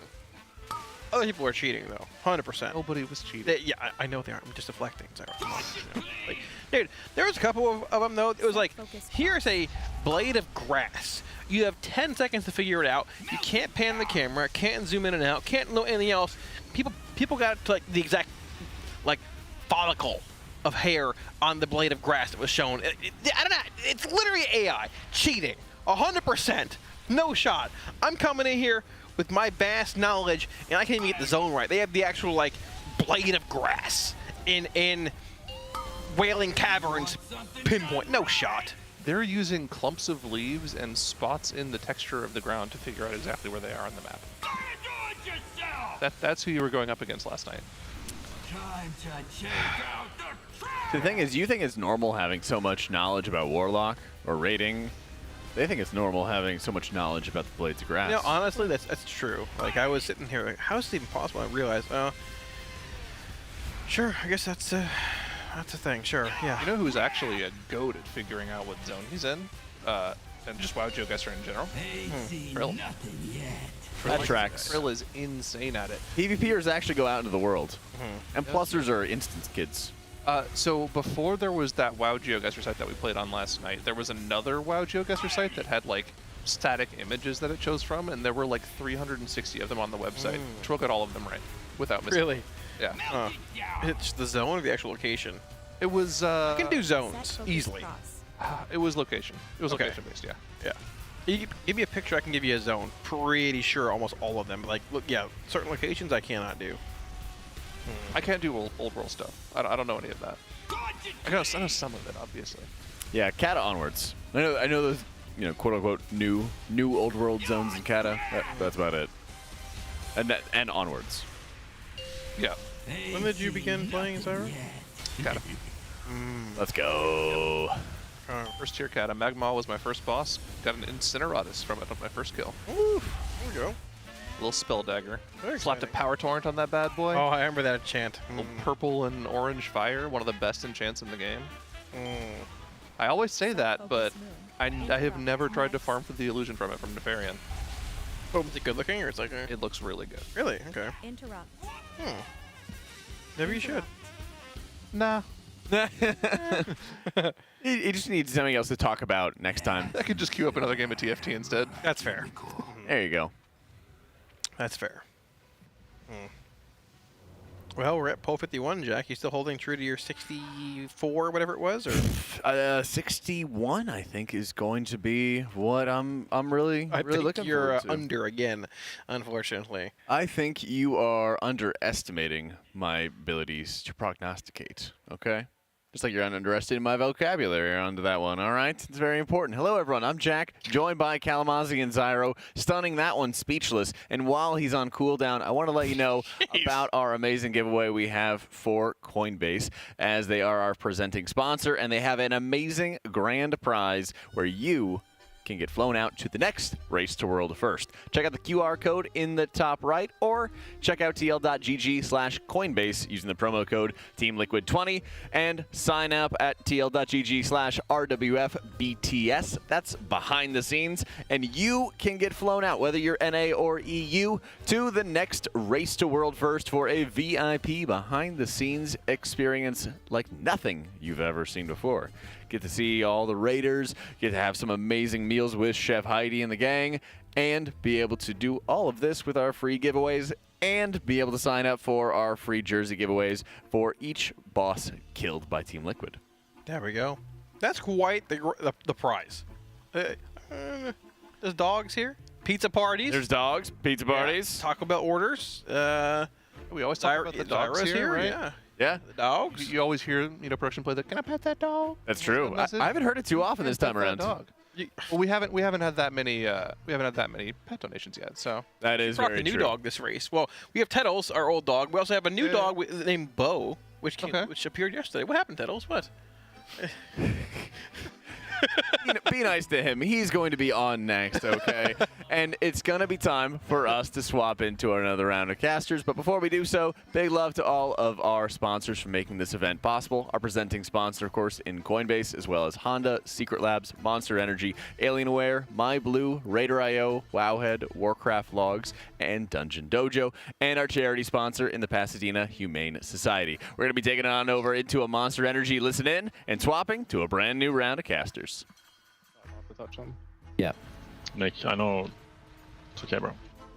Maybe you don't have to touch him, bro. man. Maybe you don't have to touch him. I've thought about that. Maybe I forget it. Nick presses Starfall. Like, woohoo. What if you press Star Surge on the bus on the first set, bro? 5, Could do that. 3, 2. He's a team player. Hashtag humble. Yeah, could we actually just hard assign 2 people to always do bombs no matter what? Always have tank Yeah, we do could. one, I guess, because Just be tank plus one person every time. what fun doing them both. I'm actually, I'm low key okay with that. I think it's a good idea. I'm I do typically too. always just in the worst place in the room. So And in worst case scenario, if doesn't like really someone bother me. soaks your bomb for you, it just like goes away on your screen. If that makes sense. Okay, we're spreading in 5. I'll We get the also ball in the removed a back, melee, yeah. which should make spreading easier. Spreading in 3, 2, 1. Come on. Fuck, another kick, taunted. Fucking got you beat. Kick. It's chill, man. Back up assign cross 2. Good goal. Interrupt.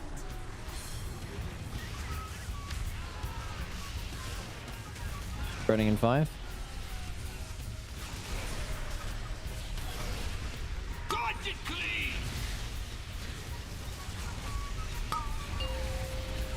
want something done right?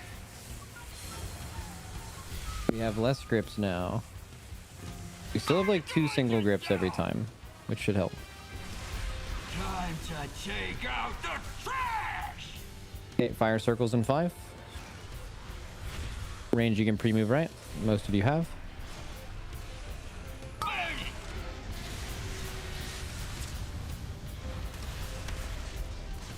Okay, turning into trash in 3 seconds. Let's fucking go. Look at your markers. Know where you're supposed to be. Ain't seen nothing yet. Bomb right under boss. I can get the one under the boss. I'm moving the boss. You know, pick. Good luck. Yeah, remember There's the a first bomb one right in front of the here. boss. Very danger. It's the Oh, so you got both, scoop, okay. bot scoop. Oh, that makes sense. There's no grip Yes, on bomb shell, probably. I'm shooting above it. There's 2 scrap masters in the back. I need help. Set focus Help and kicks. lock. Help kicks. There's a bombshell as well. Interrupt. Kill bomb shell. Kill it. Rolling up in 4, 3, 2, 1. You killed it. Nice. Take the scrap master in. It needs to get ignite. Please no. Oh, there's 2 of them. Fuck. Spread here. Spread. Get backup kicks, guys. We're really cutting the 3 healing hard there. Doing that. Get in position. Good. Look at your spots. Look at your markers now. Ain't seen nothing yet. Yes, heavy. Lip, Shack, Goop, and Scott. You're Yulon here. That's where you moved to. Okay, spread in 3, Okay. 2, 1. Now. Get this Just spell watch sometime. bombshells, guys. Watch bombshells. I've got the bomb. Good. I have no more grips. Set focus cross. Okay, there's a far bombshell. I think they should get it. Dude, Oh, that bombshell no. has took years to come in. Bleaching? Dude, I'm not even gonna lie. Actually, I'm just like watching the bombshells. Like, as long as we have more bombshells to eventually get them in for damage, I actually think the grips don't matter. In fact, I feel like them knowing they're not going to be gripped without the DK is like kind of easy to move around them. As long as they're broken out before you have to get that recycle cast, like the ones that spawn on the recycle guy. I think like them walking in late is chill. You can just go around them. Yeah, I could have gone. Well, I had like 3 seconds left on my ball. I think we should do the Bard thing. Like, Yeah, I think we said like 3 different things. So if you tell me exactly what I need to make, then I'll make it. Well, I think it makes sense what you just said. Like the 2 people that are the far back arrows, they just always soak a bomb. They don't think, right? They're the ones that are always picking up the hyenas, though. That doesn't really matter. It's just like if you're far, that your job is to seek and destroy a bomb, no matter where it is, basically.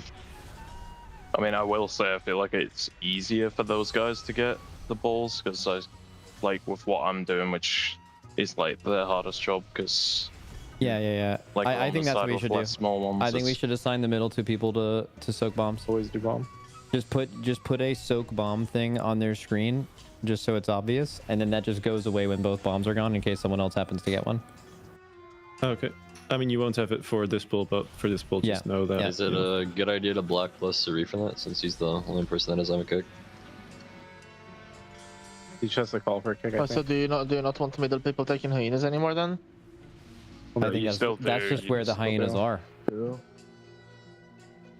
mean, it's actually fine if they come in late. I think the Just if you hyenas don't pick coming them in at all late is is the fine. problem. That's I feel like if the hyenas come late, it's like so bad. But like, well, Like I they feel like die it's way. for I feel like free. it's way better if this gets. Well, you're just getting infinite aggro. Like all the boomkins are dead to hyenas coming in. Like if you can slam them into But the it's boss, only the way ones that better. we don't pick up are killing Yeah, I us. think the ones that green are dying to never aggro do are not the anything to ones us. that come out later on a back ball. They're the ones that tanks come are, out like, during that free first to spread. pick them up at that point. Yeah. Yes. Correct. I think the hyenas coming in late is like perfectly fine. Yeah, it is. It's the ones you're looking at where the moonkins get aggro is actually the opposite problem, where they never get picked up at all. That's when the moonkins get fucked. Yeah, it's because you're gripping. That's when we're the spamming all our bombshells and looking starfiles, so we have yeah. so much threat. Yep. If you are assigned middle left, middle right, you are always blowing up a bomb. Everyone else, you can get large and slam your shit into the boss. However, I would advise the person on the right to like soak mediums too. I think that's really helpful. Doing the timer.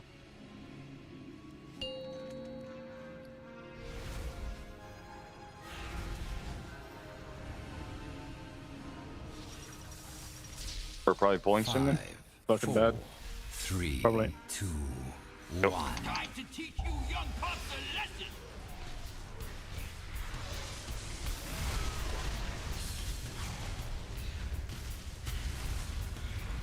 Dodge it clean.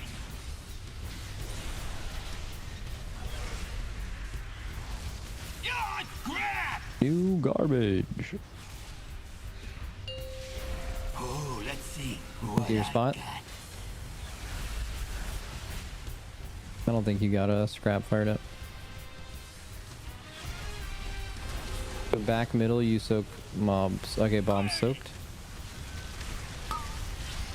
Wow. Focus cross. Holy shit. That's pretty good.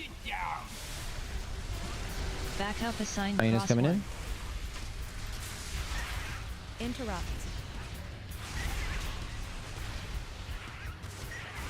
Ooh, the boss is getting owned. Don't look at it. Focus on mix. Check the star surges. I see him. I can actually see him, bro. Let's go, Nick. He does lots of damage, guys. I love getting double trashed. 1 mil crop. Or double fired. That's my name. Hashtag. We should die. I don't know how, but stack up with fire circles maybe.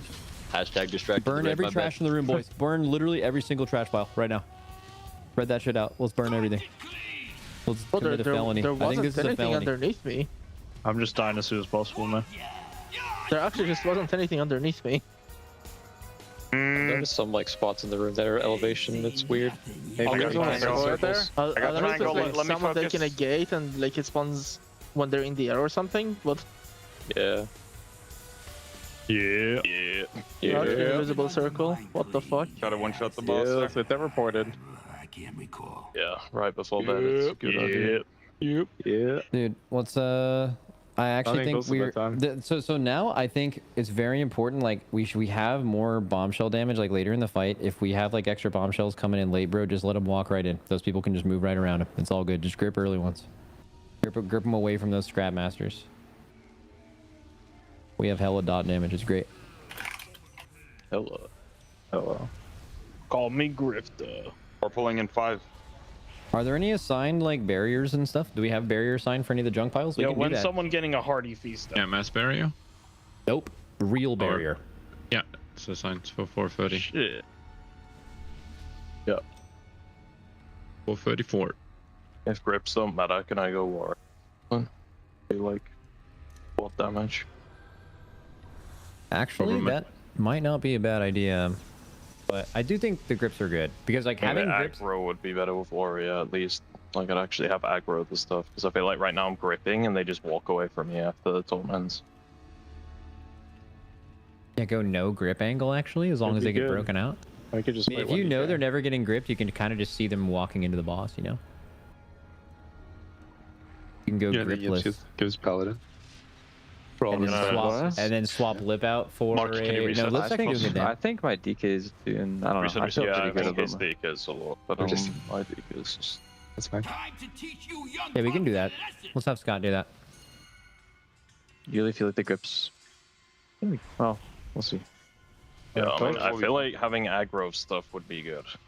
Like half the I time can't get I'm dodging aggro of anything. the bombs and they just run to me. Yeah, exactly. Like I feel like if I play Feign even. That's like flex, by the way. I don't know if any of you guys Maybe picked that up. Feign is good here. No, that's just how the class works, bro. Hashtag flex.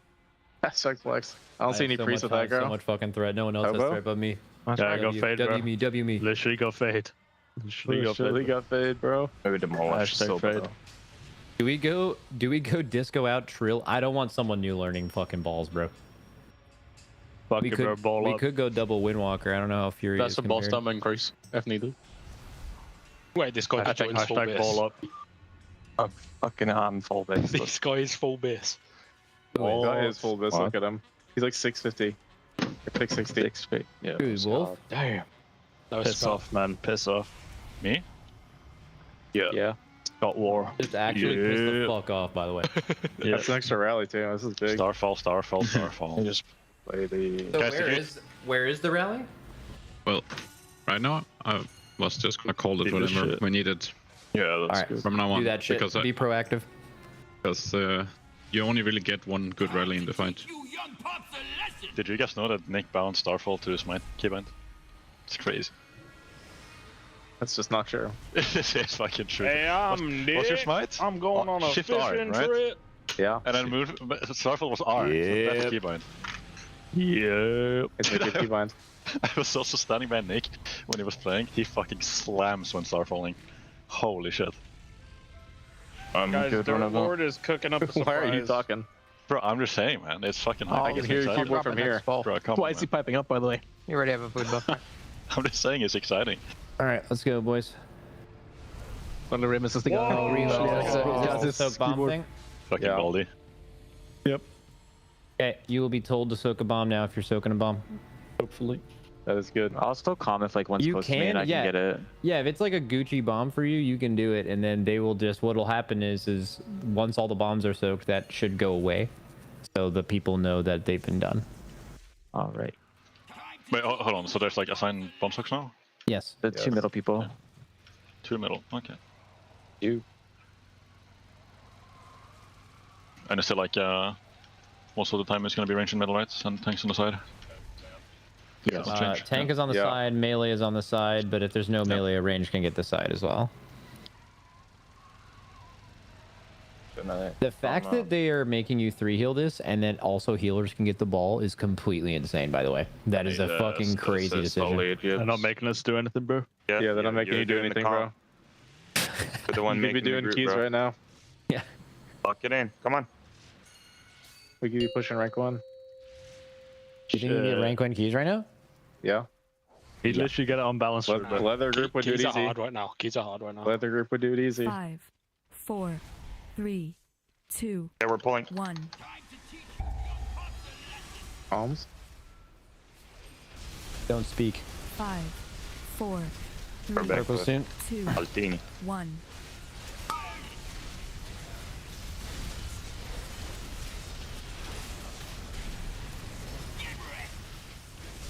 Garbage.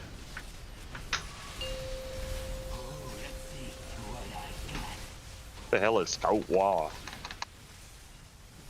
Oh, wow. 5.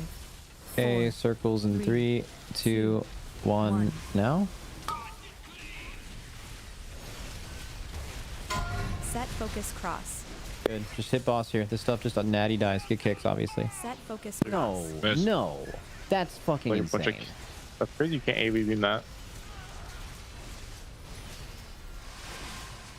Like on the first fucking set, we have someone die to not kicking. 2, 1. Come on. One refocus. If you want something done Purple. right,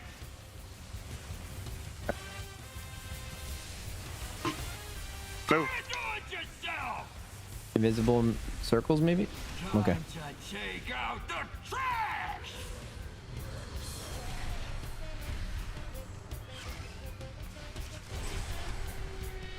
Circles now.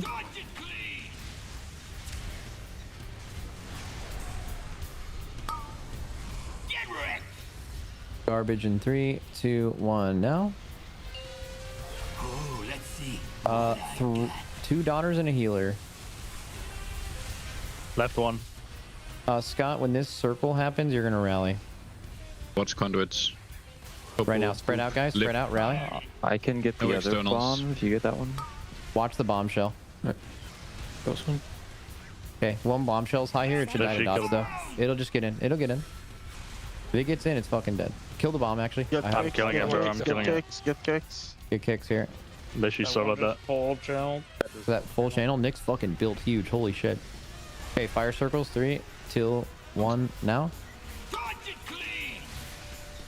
And then you trash after this. We burned extra. We have 2 extra trash piles right now, by the way, with 3 healers. W. Yeah, bolt discus rally ready if needed. Oh, that's the on next you. Conduits. Okay.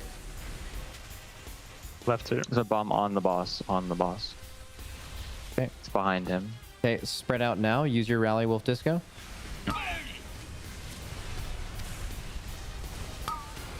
I've got the one on the boss. What's Nick? No. Fine. I see what you mean, Scott. Yeah. Nope. Go again. Set focus cross. Dude, this shit does so much damage. The bombs are like all around the boss on that set.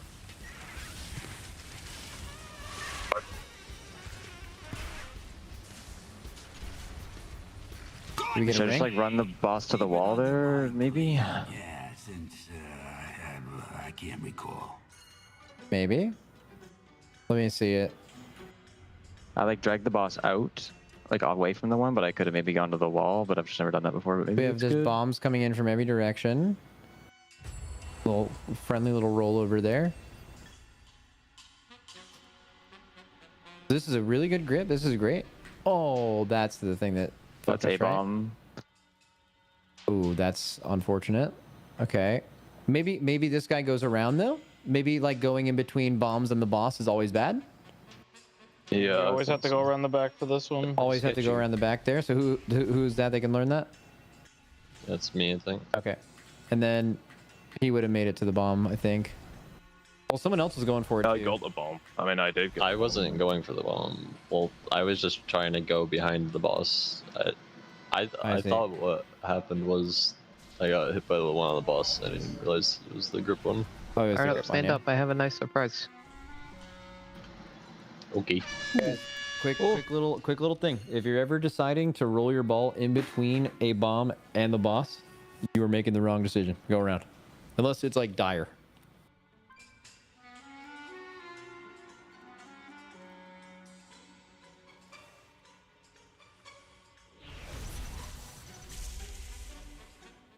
Welcome back here at Team Liquid Race to World First. After a quick little Monster Energy listen-in, we are back with a new set of casters. My name is Makes, and next to me are Cams and Dratnos. Both of you guys have kept busy the past couple of minutes. We'll talk a little bit about what the Raiders have been changing. But first, we do want to thank all of our sponsors. Huge shout out to Coinbase, our presenting partner for the Race to World First, as well as Honda, Secret Lab, Monster Energy, Alienware, MyBlue, RaiderIO, Wowhead, Warcraft Logs, the DungeonDojo, and we are continuing to raise money for our charity partner, the Pasadena Humane Society. The previous shift did some shenanigans. We raised a ton more money, and there were crazy subtrains, so thank you so much for all of that love.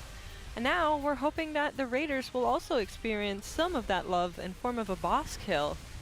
How are we feeling? Yeah, I'm feeling intrigued about this raid, I guess. Much harder than anyone was expecting. I think that's probably the talk of the night, is this boss is a little bit shocking in the difficulty increase. From what you would expect like a mid-tier boss to be, but I'm down for it because it lets them try different things out. We've seen different comps come in, 3 tank, 4 healer, now they're down to 2 tank, 3 healer, and they're trying to like min-max all these different ball roll stuff, and you just wouldn't see any of that if this boss died in like 10 attempts. Yeah, usually you think of these early bosses as being like, oh, maybe this damage profile is good for this fight, but it's not necessary to kill it, right? You think about rationing, and it's like, oh, we could optimize and have people that nuke down those little lads really quick. We could optimize and have like 2 Warlock gateways and time spirals all mapped out. And like, yes, those would make that fight easier, but if you just have 20 sufficiently geared characters being played reasonably well, that's enough for those early bosses in most tiers.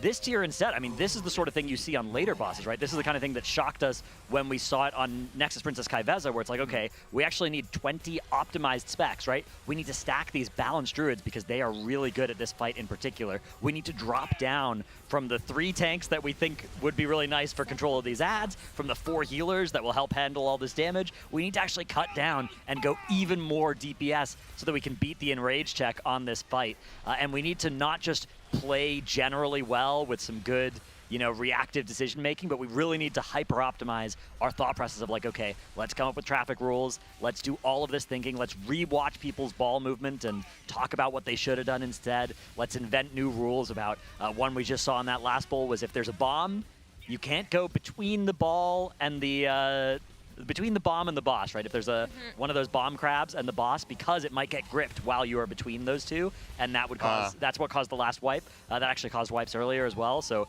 it's a good rule, it's a good optimization, but it's incredibly impressive that this boss requires that. And you know, obviously Liquid could send some more upgrades. Like, they're not fully sent yet, but that would be a pretty huge commitment to do that for boss 4 out of 8 this early in the week. That would be the kind of thing where it might seriously hamper their abilities to kill one of the later bosses. Whichever boss we're working on Sunday or Monday, they're probably going to want to delay that decision until then.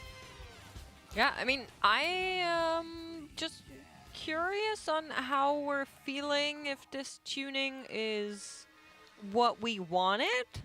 Well, is that a phrasing we can work with? Who is we? I mean, that's a good question. I get paid by the day, so yes, I'm very glad to see this. But something you normally see is, you can target the bosses before you pull them. Yeah. And often what happens is Liquid will target all the bosses, see what their healths are, then they'll pull one of the early bosses and kill it. And then suddenly the later bosses will have like 30% more health because Blizzard realizes the tuning they've made is like, oh, it's a little too low, right, on these. Players are doing more damage than we thought they could. My suspicion is this time around the reverse might happen, where it's like, oh, hang on, these bosses are maybe aimed a little bit higher than actually players are at. So the interesting thing to me is this boss requires a lot of coordination besides the fact that we hit that end rage, right? Just finding that end rage took 27 pulls. And then that was a pull where a lot wasn't optimized yet, but having a 21% end rage wipe in your 27th pull on the 3rd boss or 4th boss here is a little bit crazy, is it not? Yeah, that is crazy. I mean, if they had gotten there quickly with like the overhealing and overtanking, it makes more sense, but that it took so many pulls to get there, and now they're kind of having to relearn getting new people in. It's just I don't even know what to say. This is so much harder than I thought this boss would be. I mean, I put it down as a one-shot. Yeah. I think at most Jack had 37. How are you feeling about that right now? Yeah, that's. I mean, I'm feeling good. I like Drano says, paid by the day, and also I just like watching them come up with new things. The only thing I don't like about super hard bosses is if they like edge near impossible. Like Kai'Veza was almost there. You also run the risk of, if there's a boss that needs to get nerfed and time is spent on a pre-nerf version, that can lead to some pretty unsatisfying things for the race. But I don't think anybody's calling for that just yet. Okay, I will make the prediction that this boss will take some nerfs in the future at some point, maybe next reset, but I don't think I don't think it necessarily needs them this week. But yeah, after watching this, the prospect of an average, cutting edge guild having this be the 4th boss they run into in, say, a couple weeks' time, I think is maybe a little bit much. Not a lot of guilds that can hot swap into 3 Moonkin, 3 Mistweaver right on the fly, and yeah. Yeah, I was doing a key a little bit earlier with a group of German raiders, and they were like, "Oh, how's it going?" Yeah. They've swapped. Was this new as well? Oh yeah, okay. They cut out just down to the 1 DK, and they've got that prot warrior. And I guess this was in the last poll as well. So when did they make that change? That's another recent change. Okay, yeah. Yeah, as I was saying, I was doing a key, and they were like, "Oh, how is it over here at the race? A lot of boomkins," and I'm like, "Yeah, I heard talks of even like trying to fit a 4th one in." Really? And they were all just like XDDing, saying, "Oh my God, like this is ridiculous. We don't know what to do. Nobody prepped 4 Windwalker or Mistweaver and 4 Boomkin to go into fights on the 4th boss." So I feel like this is a little bit uncharted territory with a lot of the very high guilds. And Dratnos, your guild is part of that group. You'll probably only get two bosses this ID. Well, I think 3 is definitely, like, Rick Reverb, I think, is... but like, only the 2-boss vault, I think. Yes, only a 2... Well, what we're maybe going to go for is 2 times 2 vaults. Because the first 2 bosses look easy enough that we think we can do them with... we can split Mythic this week instead of doing too much... instead of killing Stix Bunkjunker, because, yeah, I don't know about that one. Right. So Method, they haven't entered Mythic, yeah? Method have entered Mythic. They've done Mythic already? Okay. I was wondering if one of these guilds hadn't come into Mythic yet, if they were seeing this and they think the same thing. I don't think if you're a Race to World first guild, you want to split Mythic, because even if this is pretty tough, you probably get 4 or 5 bosses this reset. But if you're a guild that would only get, maybe 3 bosses killed this reset, 4, yeah, could be a consideration. So our EU friends are waking up right now. It is close to 8 a.m. over there. Do you guys maybe want to give them a little bit of a recap on why this boss has been such a, I don't want to call it a wall, but like a fence Yeah, so there are a lot of important things that you need to do on this fight or else you're going to wipe. And if any one of them goes wrong, somebody either dies or you wipe. And once somebody dies, once two people die, right, you're down to B-res, things start falling apart very quickly. And the way that you handle those different things are kind of in conflict with each other. You need the ball rollers to immediately become medium-sized and then hit the Scrapmaster, get it under control within like 10 seconds of turning into that garbage. So that's something you need to do quickly, but you also need to be really careful because you can't roll into a territorial bombshell or you wipe the raid. Meanwhile, your DPS players need to break out those bombshells and then you need to grip them under the boss, get them all under control. But now you're down to just the 2 tanks. You don't have 3 blood decays like we did earlier because there's an enrage check that we found at 20% HP on this boss. So we can't have all the control that we'd want for those mechanics. We have to actually be min-maxing our damage at the same time. And we need to be nuking the ads, but we also need to make sure that we're not missing too much boss damage. So it's one of these things where you're juggling all these priorities. There are a lot of early boss fights you can just be like, hey, nothing matters except for XYZ, right? Like, it's like, hey, as long as you live and you kill the ads, we'll kill the boss eventually, right? That's not true here, right? You need to do all of it, which is more reminiscent of like an end boss. That's a mythic end boss thing that's usually true, but this time around, it's true for the 4th boss of the raid. So that's part of why it's been so tough here for Liquid, and they've continued to adapt their strategy. We've seen like 10 total roster swaps now at this point, which is a crazy, lot. yeah. Yeah, I mean, at first it was like, I thought it was just as long as they get down the sniper guys, I forget their name, yeah, the Scrapmasters. They get them down and they get the bombs down and just live to the end, boss dead. That's what I assumed this would be. But yeah, like you're saying, they have to do it perfectly. We can watch THD. I mean, watch how fast he goes here. He gets medium, gets his little Scrapmaster. Yeah, unfortunately there's that coil that's kind of in the way this time. That's another mythic mechanic. Those coils come up and just zap somebody for increasing damage, which further taxes your defensives, your externals, and your healer globals. But yeah, THD has now succeeded, and the way that they have it set up, of course, is you have those bombshells that have been now detached from their garbage piles, and what they do is they keep those on the boss towards the middle of the room, they keep the raid towards the middle of the room, and then they tell the garbage rollers to approach the boss from the edges, behind, right? yeah. Like if you know, this is something that, as an American guild, Liquid has a bit of a disadvantage with, but Europeans might be familiar with like a ring road around their cities. That's kind of what they've got going on here. You usually don't go in opposite directions on a ring road, so that I wouldn't recommend ever trying that if you are. That's probably why we're having so much trouble with it. Yeah. Yeah, that might be I see. That's the adaptation they need to make. Yeah, please only go in one direction. That could cause trouble, but that is one of the things I was kind of mentioning earlier, that if you have somebody go in there at the same time, the other person will need to kind of like wait just a little bit so the one person can go first, because otherwise you just bounce each other off. Right. So there are, like you mentioned, a couple of traffic rules apparent on this boss, and I feel like they've been getting much better at kind of coordinating, taking out several of the Scrapmasters if they can, if they know they're on a path where they can just like go round and just get several, then they're absolutely going to try to do that. And then of course they also have to take out these bombs, but also they cannot lose any of these orbs, right? Because they do a whole lot of damage to the boss. Right. It's very, very important that none of these garbage balls end up in the Nirvana. They need to go into the boss if there is nothing else they can be sent into. Yeah, I was watching him like just before we cut away, like THD was like pre-positioning. You were watching all the range like use their globals and just kind of slowly get into their spots for like the next garbage wave. That's one of those things that usually takes, you know, all these attempts where you have to min-max the damage to like just have everybody kind of do the dance of the fight and prepare for everything coming in. And yeah, that was some of my favorite stuff raiding, is like when you get like in sync with the fight and you're able to just move through it without losing any DPS. But you don't really learn that stuff just pulling a boss a couple of times. It takes a ton of attempts for you to go like, okay, I need to pre-position, otherwise every time when this mechanic comes out, I'm in the wrong spot across the room. I have to run all the way over. But now they're just making sure they're already there.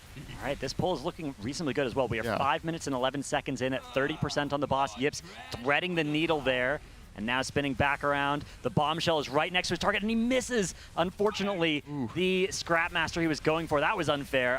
Referee, that hitbox is just unbelievable. Red card. Yeah, and that's going to end up leading to a wipe here as players start to go down. Yeah, and then he tried to turn around and he clipped the boss, too. Yeah, as soon as I sat forward, the caster curse was initiated, and the wipe's going to come out here at 24%. Still, though, they're making good time here. The damage is looking a lot better. And like you said, Makes, they need to, it's a strange DPS check because you also, it's not just a DPS check, it's also an execution check in that you need to get all of the garbage piles to fully big size and then crash 2 of them into the boss and blow up 2 bombs with the other ones, or else you're gonna, you can't just have somebody's expire because then you're losing like 1.5% of the boss's HP or something in damage. Yeah, it's absolutely tragic if that happens, so definitely something they want to avoid. I believe that was a lot of the conversation after that very first end rage where they were saying, okay, we can totally find some more damage, and then that still seems to be very hard. It's a lot of execution problems that are on the line there, and I just looked up when they made that change to the Prot Warrior, because you pointed it out, Dratnos, there. We're now on pull number 4 upcoming, where they are utilizing it. So basically, as soon as we sat down, that change was made. I see. So that, I mean, that's going to help their damage, their single target boss DPS quite a lot. Now, Prot Warrior has less, obviously, control than Blood DK, right? You're not going to be able to grip all the mobs, but Blood DK does have A-Bomb Limb and Mass Grip that it can alternate between potentially once Yips is back from doing his ball rolling. And it's not like Prot Warrior is useless for gripping or for grouping mobs, because you do have AoE Taunt that can be really, and it comes with a silence if you want as well, and you can get the mobs stacked up reasonably well with that. So there still should be an option. Also, one of the things that you'll sometimes have trouble with as a tank on a fight like this is just getting threat on all the mobs, and with that AoE Taunt, with, one big Thunderclap, something like that, one big Demolish, as they're playing right now, that will do huge damage and get you control of all the ads very quickly. So, yeah, I'm not surprised to see them make this swap. Again, if you're dropping down to 2 tanks, 3 healers, you want all that damage you can find. The Prot Warrior in and of itself, just compared to a DK, is going to do more damage, and then that character's got like 10 eye levels on his DK as well. Oh, yeah, that thing is looted. That is one of the most geared characters in the world is Scott's Prot Warrior right now, as we can see Goop. This is what happens when you put often, 2 Moonkins in a raid. Let them celebrate. Let them dance. They're allowed. They're not good. They're not grouped up. We got to get to a non-Moonkin fight. we got to get to the next boss here and get these chickens out of the raid. So something that kind of in this whole tank conversation is very interesting to me is that the reason for bringing in not only the 2, but actually effectively also the 3 Blood DKs was the choice to opt for that Mass Grip, to make your life a little bit easier, to get those ads grouped up, especially in the almost bullet hell type of ad phases where everything is suddenly clustered up. You don't even see nameplate anymore, you just see the stack, right? So I wonder if they're now opting to have like other classes help with maybe knocking some of these ads in, because I am not sure you can just let them stand out there, since so much ad damage is needed in order to like get through the fight. Yeah, you do. I mean, you have Moonkins, they have Typhoon. That is true. You have a couple of bombshells each cast, right, that are kind of far away, and having single grips from Yips when he's in, even if on the set where he doesn't have Mass Grip, having a couple of Typhoons. There are a couple of other creative knocks that you can sometimes talent into as well. Impact, for instance, could have Thunderstorm, although I doubt he's able. I doubt they'll ever have him run out and get on the other side of a mob, because his damage is so important for their strategy here. I can see them all giggle across our screens. Yeah. Somebody definitely said something funny there. But I was a little bit sad as we went down from 4 to 3 healers. It was the inevitable happened. Unfortunately, Dryny had to get benched again. So he was very excited to come in earlier. He perked up at the thought of being in the raid, despite usually maining Holly Paladin. I think if you told him, yesterday that he was going to get to play 40 pulls in this Race to World First, he would have been like, oh, great. I didn't think I'd get to play that many. Aw, poor Dryny. Oh, I just noticed too, it makes sense they've also moved less to the pole. Yeah. They were doing it somewhere in the middle on one of the harder sets. Yeah, are they using it straight on pull, or are they using it on the first ad spawn? Ooh, I'll have to look. Because there's some merits to both. Yeah, let's look out for that. Oh no. Oh, Yips is Listen, he practiced enough with that drive to practice drifting. One thing they also have assigned here is they have kicks assigned for all these Scrapmasters, but they also have an additional rule on that, which is if you roll over a Scrapmaster, you are responsible for that first kick after it gets deposited if you crash into something other than the boss, because it's so far away that other people aren't going to have their cameras turned in that direction. So that's something that you need to be able to look out for. That would just be the ones hitting the bombs, correct? Like the others would just kind of go into the boss. Hitter, yeah, and if you're not a bomb hitter, you're spawning it close enough to the boss that whoever's assigned should probably be able to land that kick. I know the meters are weird because of the ball adds to the damage, but I just saw Scott pop up into the top, you know. I mean, he's rolling right here. now, so he's actually he wasn't doing a bomb for a while. Here he was. Yeah, there's Wolf Disco. That's Wolf Disco. Yeah, I bet if Scott actually goes into the boss here, he's gonna catapult into that top 8. Oh, he's taking the seat. Maybe he took out one of the there. bombs though. In which case, big he damage. wouldn't get to show up here. But yeah, I mean, Brought Warrior does absurd DPS here. The single target is phenomenal. The AoE here as well demolishes when they're playing that Colossus tree, which they are this patch. That thing does unethical amounts of damage. Yeah, I think coming up is where they were lusting before. It was maybe the first harder set. sets. Yeah, they got 4 Scrap Masters. Yeah, that lusting near the pole when everybody has their CDs is going to be better for damage. But now we've got Yips rolling once again. Ooh, if he can get these hyenas, that could be big. Gets bounced around a little bit. We've got Impact also rolling here. Needs to get that Scrapmaster right away. Manages to do it. And also dodges a bombshell. Beautiful work. Fired up, getting yoinked on the bomb there. Runs through the raid a little bit, and oh, it looked like into a bombshell. That's the problem with that's the thing with the strategy that they're trying to set up is you can't approach the boss through the middle, right? You have to do it from the side of the room because the bombshells and the raid are in the middle, and rolling over the raid stuns them. Rolling over the bombshells is bad, but Fired Up was kind of forced into that position because he was going for a bomb, and then that bomb got hit by somebody else. So yeah, again, that's maybe something they can solve with more communication about what to do in that situation in advance. So they already have set up some sort of assignment. If you look at the map right now, you see the world markers down, and those coordinate with the Scrap Masters that spawn roughly in that area. And once they get assigned, they have these 4-prong weak auras on their screen, and whatever color your prong is the Scrap Master that you're taking out. It shows you the direction you're going in and the Scrap Master you are taking out. So that is sorted, but what isn't sorted is who goes for a bomb and who goes straight into boss because of where these bombs are spawning. That is just pretty much impossible to calculate for, and it's also kind of hard to call because you are going in a circle in a ball, and it is a circular room, and there's not very much to orientate yourself by. So how quickly can you really determine where exactly a bombshell is other than next to boss or like the far one, and then hope that the other people understand which one you meant. And it's tough because you have like 7 things you immediately need to think about once you become a rolling garbage man, because you need to avoid bombshells, instantly get medium-sized, instantly get your Scrap Master. So there's not really time like there is on the lower difficulties to identify, oh, I'll be the person who goes for the bomb. Instead, it's more like, okay, after I do all this stuff, now I have a couple of seconds before this bomb explodes, I'm going to go and try and save the raid and hit it. And that seems to be the kind of ethos that they're all operating by is, if I can go for a bomb, I will. But that does lead to problems when multiple people are all kind of equally close and all start going for it, as we saw on that last pull. It is a Lust straight on pull this time around. So, yeah, this is max single target damage, but it is going to mean that the ad sets, of course, they're not going to have any help either on ad damage or on healing for those.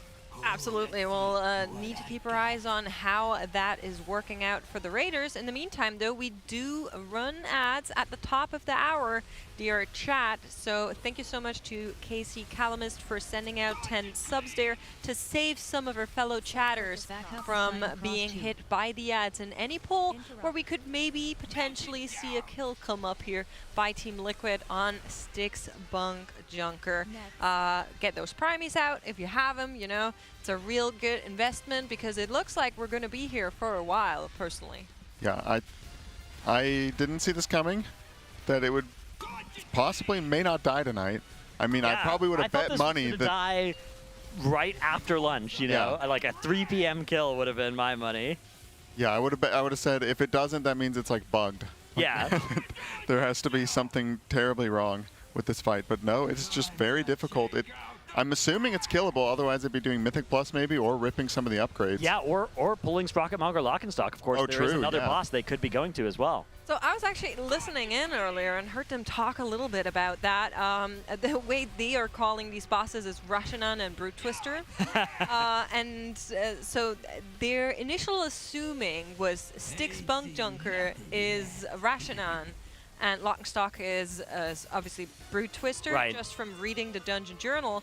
And they were kind of saying earlier in the listen-in, in the Monster Energy listen-in, maybe both of them are Brute Twisters, or maybe Lock and Stock is actually Rashanan, and this is the Brute Twister boss, which if you don't know these names, they're trying to figure out which of these bosses is actually harder between the two of them, because they have access to both of these bosses, but they also don't want to walk on over there, start progress on a new boss, and then have to do it all over again, right? I'm reminded a little bit of when they were working on Brood Twister and they were almost 100 pulls into that, and everybody's like, oh, why don't they just go and pull Kaiveza, right? Surely that's not as hard as this. And like, no, oh no, that was actually 3 times as hard as this boss. True. Yeah, we got to be careful, figuring out what Lock and Stock is going to be before it gets pulled. But even if it is as hard or even slightly easier than this boss, they've already got so much time invested into this boss. It's already close to the end of the night. I think you just stay on this boss for the remainder of the night. This pull is not going particularly well, so I think they're probably going to restart here. Things went wrong quite early on pull number 59 here. So have we entered a new era of raiding, Race to World First raiding? Because last year was pretty difficult, and this one seems like it's pretty difficult. Is Blizzard now just like upping the game for these players? Because they could not have made this version of Stix Bunkjunker for, anything less than like the top 100 guilds in the world. Yeah, I don't know what to say about Stix Bunkjunker, because it does seem cool, but the fact that there's only 3 bosses before it, I don't know. I mean, it does seem like it has that difficulty of a mid to late tier boss. It has mechanics that I think, the intensity of dealing with these things is, it requires just a lot of player skill on all 20 of your players. And they've tuned it in such a way that it requires you to play a specific composition, it looks like, if you want to be killing it with this month's gear. So I don't know if it's a new era, if it's a tuning miss, or if it's just an outlier, or if it's something where it's like, yeah, it feels hard this week, but even next week maybe it'll feel a lot easier. Because this is one of the bosses where extra gear means that the healing gets easier, the damage on the ads gets better, the damage on the boss gets better, and all of those sort of relieve pressure from all the different parts of the fight simultaneously. That might make this boss feel a lot easier with even 5 more eye levels. Well, you know what's really easy, guys? If you sign up to Coinbase, you get $20 for free. Ooh. So very easy to do just that while we're waiting for the Raiders to come back. You have 5 minutes, and I promise it won't take more than that, to head on over to tl.gg/Coinbase and enter the code TeamLiquid20 to participate in our Coinbase jersey giveaway, where you can win signed jerseys. That's right. We give one away after every boss kill, and the guild have helpfully been waiting until you sign up to enter that giveaway before they kill this mythic boss. Just for you, they have been delaying this kill so that you can have your chance at an extra jersey. We also give away, I think, one every day, one every mythic boss kill. So you can get your hands on some of these beautiful jerseys, and the grand prize winner will be flown out to the next Race to World First here at the Alienware training facility in Los Angeles. Get an exclusive VIP look at the next race.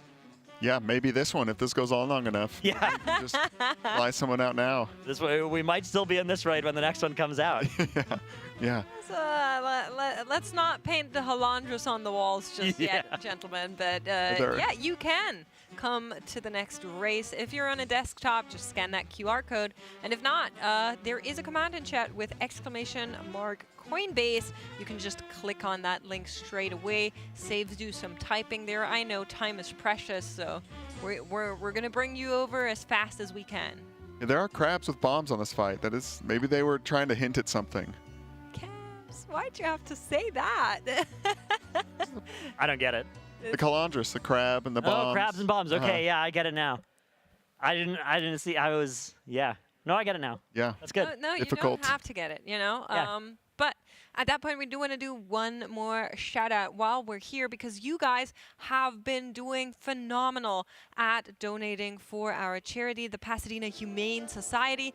We are actually over our next charity goal here to 7,500 sock puppet casting has been reached, and I do just want to read out a couple of the people that donated to get us there, because there's been some massive donations, and we are very, very thankful for all of you sharing the love. Earlier we had a donation of $50 from Anonymous, then Siriana, I hope I'm saying that right, donated a massive $500. Ooh. Huge W. Thank you so much. Another $50 donation from Anonymous, another $100 donation from Logain, and another $150 donation from the Daffs. We also got another donation from Anonymous asking something about Jack. Jack is unfortunately not on the sofa here anymore, but I hope they also read this one out. So thank you so much. All of that money is going to a phenomenal cause. The Pasadena Humane Society has been helping with the outfall of the LA fires that happened very recently at the beginning of the year. And with that, a lot of pets were displaced. A lot of pets were out of homes. Their owners couldn't take them to the shelters that they were going to. And the Pasadena Humane Society, in a couple of hours, took in so many pets, has been helping with their treatment of wounds, of burns, of injuries, to get those pets healthy again, and then hopefully reunited with their owners or finding new owners for these pets. Yes, a great cause. Thank you everyone for donating. I just got a preview of some of that music. I cannot wait. It is so cool. Yeah. I'm allowed to say, I listened to the whole song, and as the, you know, designated metal punk rock head on this caster collection, let me just tell you, you do want to hear this. This is the Goblin music video? It is so good. It is so phenomenal. Yes, production working very hard behind the scenes on some of this, and that music. I don't think the video's not been filmed yet. Okay. Okay. The song is there. Yes. Made. It's very, very Blink-esque is what I said when I heard it, and I think it's so cool. Yeah, very excited to get there. We're, what, a third of the way there? Making our way. Yeah. Yeah. 25 divided by 3. Yeah, something like that. We have production. We have the teaser queued up, so let's take a listen.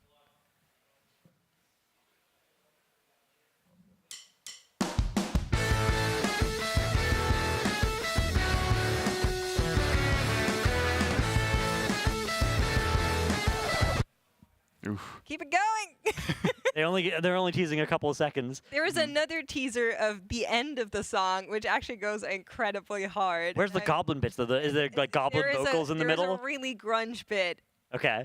And it's so good. All right, I'm looking forward to it. Hopefully we can get there. You know what? Wow.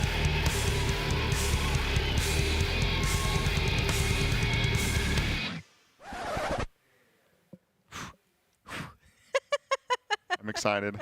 It's so good. I'm very, very, very excited for that one. So hopefully we get there, okay? We all want to listen to that song. I promise you.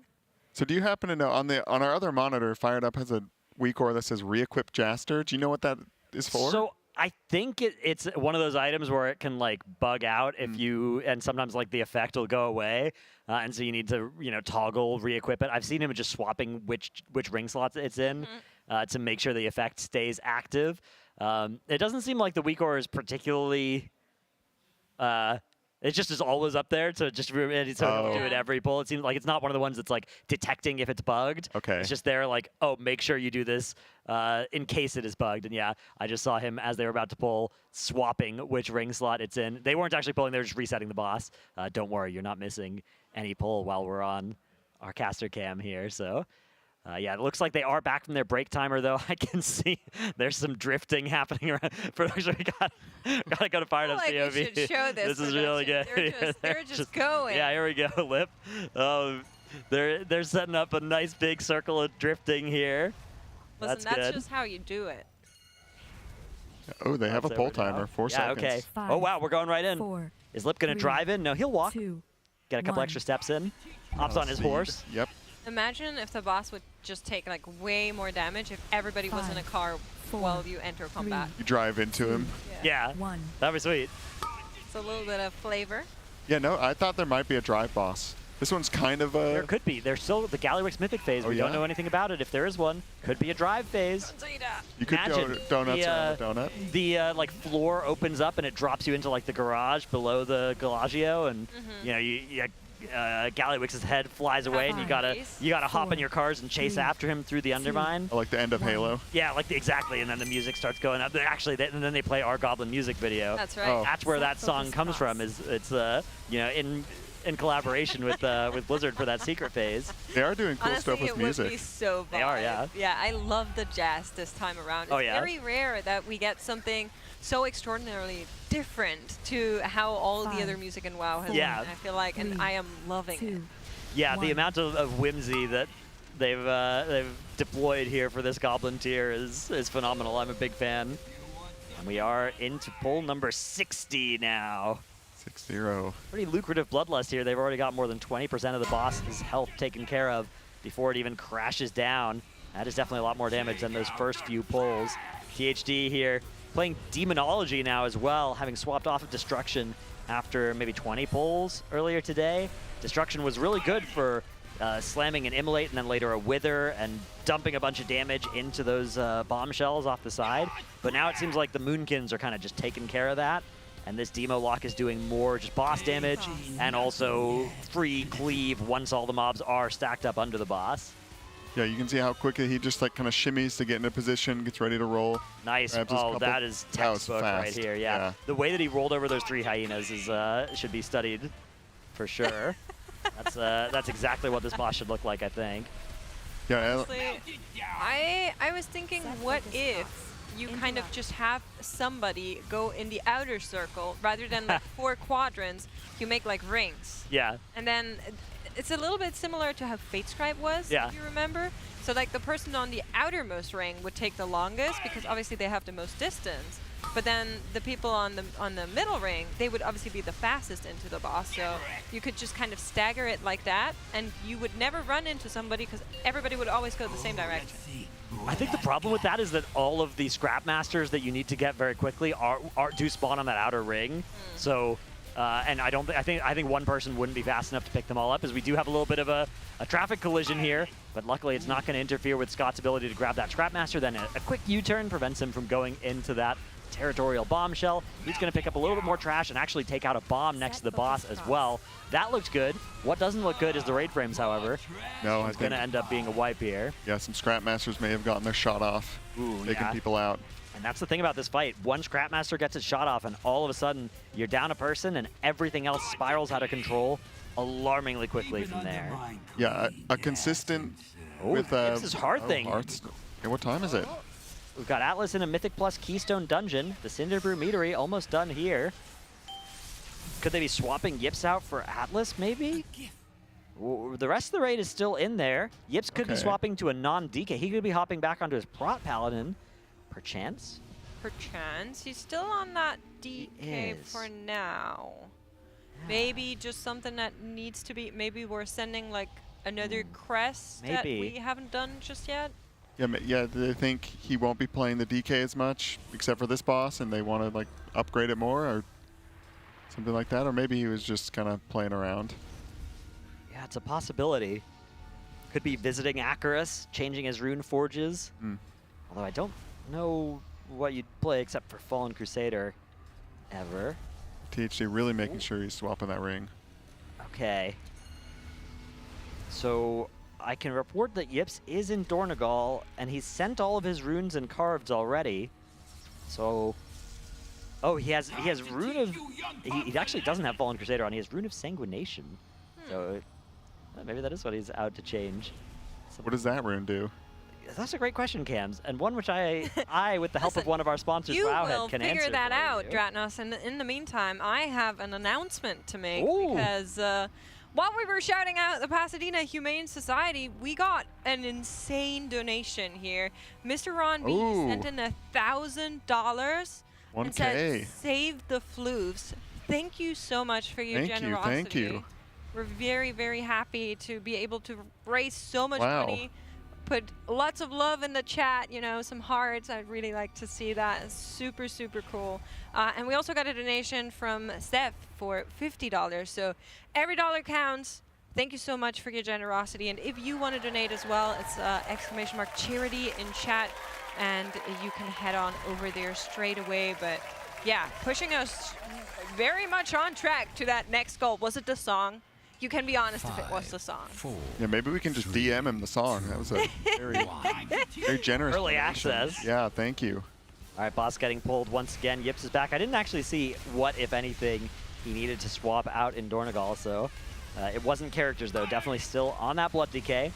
Comp has remained unchanged now for the past 5 or 6 pulls since they made that most recent swap onto that Prot Warrior off of the second Blood Death Knight. And look at the opener damage on the Monk. Yeah, that's Monk. The Monk opener. The Monk opener has actually always been great, and a lot of times it's just like, even when the Monk's been bad single target, they've often had a great opener. But now they have a great opener and great sustained single target as well. A little bit less good at the AoE than they used to be, right? You think about a boss like this, and you used to be like, oh, we'll have a Monk, and they'll put a bunch of Mark of the Cranes out on these guys and do a bunch of spinning crane kicks, do huge damage. But here it's actually mostly just single target, what they're good for. Yeah, Scott, he did get to run the ball into the boss. He's now second place on the meters. He's going to hang on probably till the end of this fight into that top 10. Yeah, I always like when tanks do a lot of damage. It seems like it's fun. Yeah, I've been there. Blood Decay as well in Keys. You can do very big damage. It's a little bit RNG, but you can, if you're playing that sand lane, you can actually have some incredible DPS on some pulls if you proc well and play around it well. So like a nice season. They buffed tank damage a lot going into this season to make it, because otherwise tanks were going to be like, it was going to be tough. Listen, I was distracted by our charity. Did you actually find out what we were doing there in Dornegal? I didn't find out what he did, no. I did learn what Rune of Sanguination does, if you guys are interested in that. Yeah, please. It's basically just a damage proc. It's a bit of an execute damage one as well, so it'll do more damage if the target's lower, and it also gives you a little bit of a heal if you get low, but it has less defensive value than Fallen Crusader for sure, but perhaps a little bit more single target DPS, perhaps. Okay, interesting. I never knew you'd switch ever.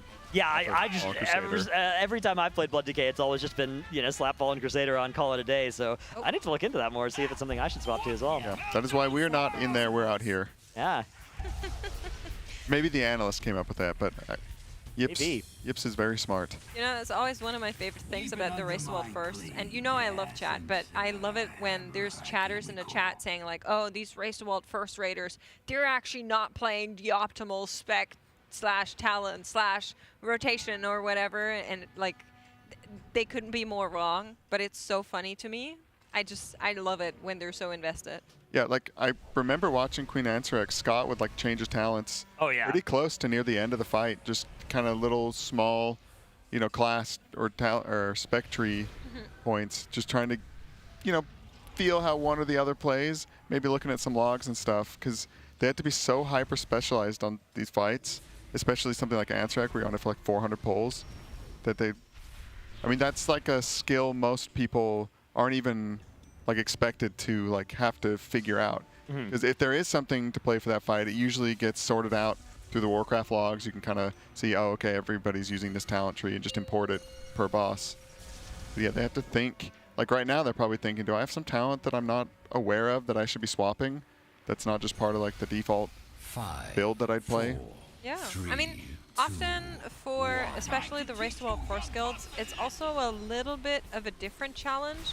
Like right now, I don't suspect this boss fight is, and that's not for the lack of, but I don't suspect this boss fight is going to be played with 3 Moonkins later on. Yeah. Because right now, they just lack a lot of the gear. They need that very heavy AoE, and therefore we are bringing the Moonkins in. But later on, guilds will play it very differently, and if there's a Moonkin on there, who knows what they'll skill. So it's always a little bit different and always adapting to those specific boss patterns, which for guilds that come a little bit later isn't always the case. Usually they just go for highest parse potential when they spec their DPS classes. Yeah, because right now they're probably trying to min-max. They want just enough damage to kill all the ads in time, but enough single target that they can beat this in rage.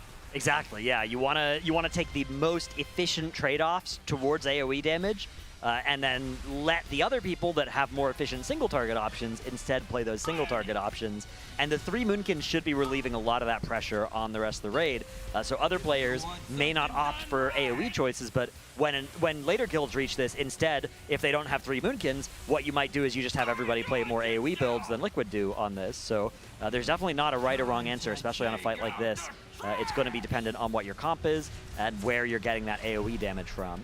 I'd be curious to see the meters on how much the Boomkins are doing. I mean, right now it's skewed. There was less. The ball's going in. Yeah, this is still mostly single target, and then, of course, garbage ball roll. It's going to look good on these meters. But as the fight continues, you get more ad spawns after this first set as well. So there's more AoE to be done on these future ones. They just do such a good job at grouping them up. Maybe I guess the Scrapmasters, they're out there for a little bit. They're out there chilling right now. Do you happen to know if they're dotted when they get rolled up? Does it stay on them? I'm not sure. I know that after you deposit them, they take double damage. Okay.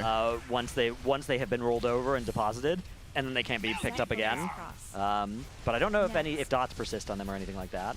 Just a small min-max. Yeah, that could be a nice min-max to just tag them all before they get picked up.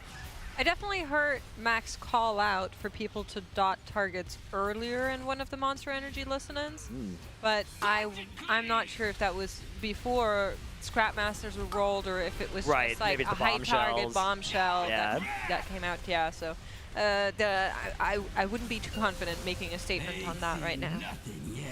This cast here. This is the 3rd ad spawn. Goop beginning his run a little bit near the raid. It looks so silly with the Moonkin. Yeah, it does. I love it. Comes around, picks up his ad, dodges through a bunch of those territorials, and nice, kind of gets a boost forward there. That worked out really nicely. It did. A couple of seconds left. Is he going to make it to the boss? I don't think he is. No, there goes a bit of damage lost there on the boss. That's not good for the enrage check, although maybe still killable if everybody can stay alive. Yeah, I believe they're 1.5% damage. Yeah, it's a lot. Boss, yeah. 200 million or something when you crash in at full size. You do get less if you're smaller than full size, but they are generally all full size by the time they finish that bomb roll. I was talking to Goop during the pizza dinner. He was saying he's very happy to be in the raid, and he's like, after this one, I'm back into Mythic Plus. Yeah. Most likely on the Evoker. That makes sense, yeah, because the Evoker is the one that's more likely to come in on those later bosses, I think. This looking like really the only big Moonkin boss. Yeah, there's a little bit of spread cleave on One-Armed Bandit, but I don't think that's... I don't think you can sacrifice the execute single target damage like you potentially can on this boss. No, that seems like you just bring more Shadow Priests. Yeah, exactly, who also can do that. Or Evokers. Evokers have a really nice niche on One-Armed Bandit. For sure. We've now had 2 players go down, actually 3, but the B-Res saved one of them. Another Res is going to be available soon. Probably going to have to go on Smack there to get one of their 3 healers back up. But Shaq is also dead here. They might just try and 2-heal it, but that seems really, really ambitious. Yeah, this looks like a lot of damage. Yeah, these mythic pylons that are about to come out just do huge damage to their targets. Huge defensive check. You can see a couple players here being zapped into with that ramping up damage. What is it that makes the pylons go away? They just kind of... They just go away on their own. Okay. Yeah, they just show up, create an extra obstacle for the balls, and then they channel increasing damage into a target over like 10 seconds. I was just looking across each of the characters' item level just now, and I think Yips out of all of the characters is one of the lowest. I believe I'm Shoe's KSP, is that correct? I'm Shoe is fired up. I'm Shoe's, oh, okay. Then GB's. Jebe. Yeah. Jebe? Yeah. Okay. So I'm fired up also has rather low item level for what I would expect of his main character. So he's sitting on 651, and Yips is sitting on 654. Other than that, the characters are all 55 and up. And we haven't sent crafts yet, right? So all of the crafts are still holding out. And most of the crests, yeah. Most of the crests are also still holding out. There is potential to just get a lot more gear. Now, Dratnos, would you mind explaining on why we're not doing that just yet? Yeah, so I mean, you could send gear and make Stix a lot easier, right? You could definitely do that, but you know, then what if Stix or Sprocketmonger drop items that render those decisions wrong, right? What if they drop you something that's like, oh man, I just sent, you know, my hero weapon up to 665, and then I dropped a myth weapon. And I, you know, either this has to go to a smaller upgrade to somebody else, or I've lost crest, right? Somewhere across the raid, you're inefficient based on what drops from these future bosses. And then you get to One Arm Bandit, and One Arm Bandit has a DPS check, for example, that you can't solve by sending anything more because you've sent it all already, and you end up being 0.5% short of that DPS check, and you used your crests to kill Stix 20 pulls sooner, and then you can't kill One Arm Bandit this week, right? That is like the disaster case here for Liquid that they absolutely want to avoid. The other disaster case would be sending your upgrades and then the boss gets nerfed as well, which may happen here. We are on a new best pull of 12%, but this is going to be the Enrage. They had those 3 players dead for so long that this was, the writing was on the wall for this pull for a while. But they have managed to still get it down to that 11% mark now, as that zap here is going to absolutely murder everybody at the end. But yeah, if those 3 players hadn't been dead for as long as they were, I think they would have been chilling on this one. I don't know if they missed any garbage balls either. Each of those, if they had missed any, would also represent a chunk of the boss's health. Wasn't that the Was this the pull where they missed? I believe, Gooch? yeah. And yeah, I mean, that would have been 10% with just that, and then 3 players dead for a couple minutes. Yeah, very easily could have been a kill. So yeah, I think the concept is there, right? We have the damage if all 20 of our players live. Yeah, another thing on the crest upgrades. Like at this moment, yeah, it would do a little extra healing to get a little extra health and do some more damage and maybe kill some ads in time. But until they're wiping at like a really low percentage, right, it wouldn't have been a kill with upgraded gear. Yeah, it's tough because maybe it would, right? Maybe an ad that exploded at 2% health would have died, and then you would have killed the boss because on that pull that you wipe at 58% because an ad explodes. But yeah, you're right. Usually you don't want to send those upgrades until you see a low percent. Let's take a look at that replay for the wipe that we just saw there. As you mentioned, 3 players on the floor, or 3 of them DPS players that we had been missing for a while. And then eventually the boss does go into end rage, but let's see how it all played out up until that point there. Yeah, I want to see who gets on a ball here, because this is when it gets pretty clustered. You can see them all getting ready there. They start rolling out, fired up, just turreting into the boss, spreading his knight to everything that comes in. And I think they clear everything here, right? And then they just kind of, yeah, they wipe to the enrage, which you can kind of limp through a little bit. He melees the tanks, they're going to die really quickly, but then the second those fire rings come out when the boss is enraged, that's just it for everybody else. Yeah, so let's see exactly how this plays out. Still not happened yet, but down goes Yips at 6 minutes, 19 seconds. And now Scott getting autoed for a whole health bar here. Yeah, they can squeeze out like a couple more percent whenever the boss does go into end rage until that big AoE cast comes. Maybe you can survive that with like an immunity if you still have one left at that point. So you can squeeze like a little more out of it if there's thoughts running. It's not an imminent everybody is dead for sure kind of situation, but it definitely trucks pretty hard. Yeah, they've got at least 30 minutes left in the raid. So I think ideally they kill this, then get some pulls on Sprockermonger before bed, get the Analyst some timers, stuff like that, get nice rest, and then just full day come in on Sprockermonger, be like the most ideal situation. Yeah, I wonder if at this point as well, if there's a chance of a couple of off-stream Sprocketmongers at the end of the night. I wouldn't be surprised if something like that was in the cards here. Yeah, I mean, avoid spreading that information before going to bed. Seeing that last pull, this boss is killable. It's dead. Oh yeah, this it's could dead on my screen. I think it would be very big to get this one down tonight as well. Yeah, it would feel pretty bad to leave 4 out of 8 on the table going into Sunday morning. That would be a crazy spot to be in for this Race to World First. So let's talk about that a little bit because it is daylight savings. Yep. Tonight. That's right. And also the Raiders are pushing a little bit later than they have been in the past days. Usually we expect them between midnight and 1 a.m. But this race particularly, because splits are kind of draining on general and they don't want to go into sleep that very early, they called it early quite a couple of times in the past couple of days. So I'm expecting them to maybe call it around midnight tonight. Yeah, it depends. If they're super close to a kill, maybe they'll try and go for something.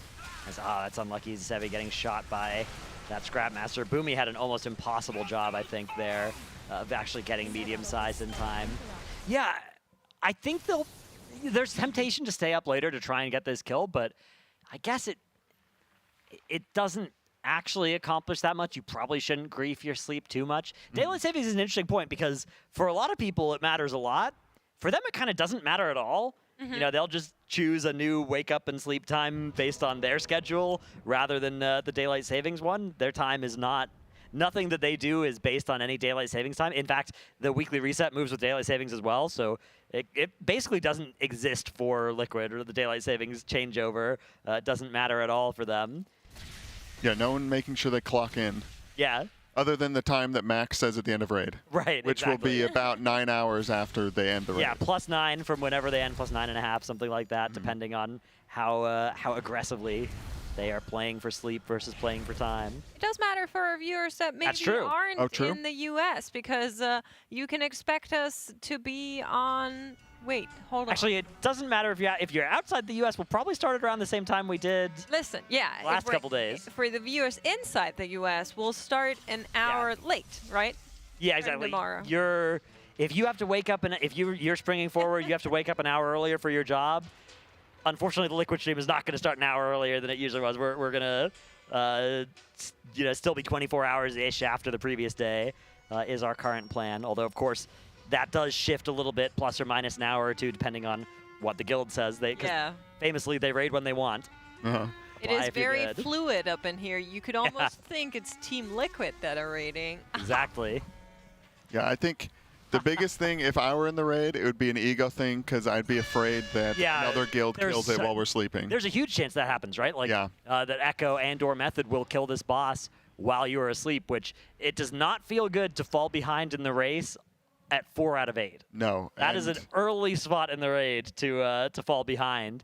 Of course, at the end of the grand scheme of things, it wouldn't matter that much, but we're not hoping for that to happen for sure. Yeah, it can be a vibes thing. I know they're not allowed to check social media things. I remember they were asking at dinner, I think it was yesterday, they were like, so where are people in the raid? Because they hadn't entered Mythic yet, so they didn't know that like nobody was killing Rick Reverb.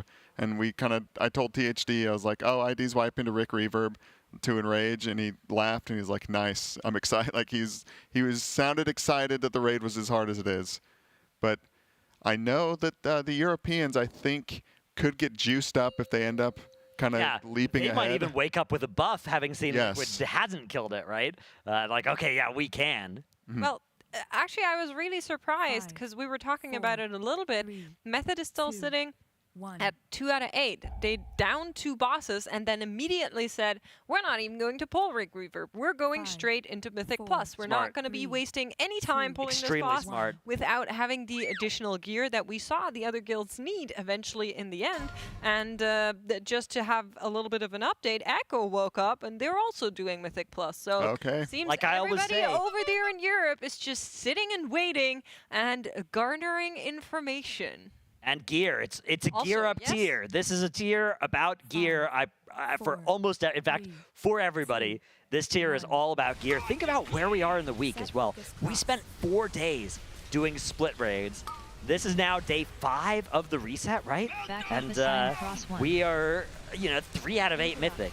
The chances that this goes to a second reset are approaching 100% at this point. The chances this goes to a third reset are moving up. They're creeping up towards those double digits as well, in my estimation here. So yeah, it's not 0. It's all about thinking about how you're going to maximize your item level, maximize your character's sim DPS, right?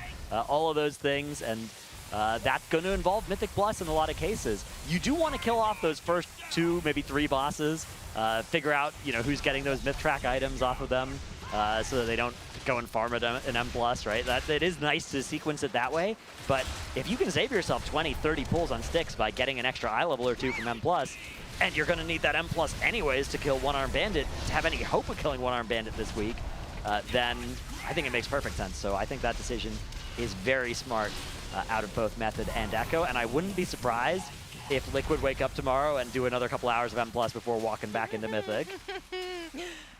This truly is a tier that, will best the best of us. It's been 4 days of split, turned into 5 days of split, turned into 5.5 days of splits, and then maybe there will be some more Mythic Plus tomorrow.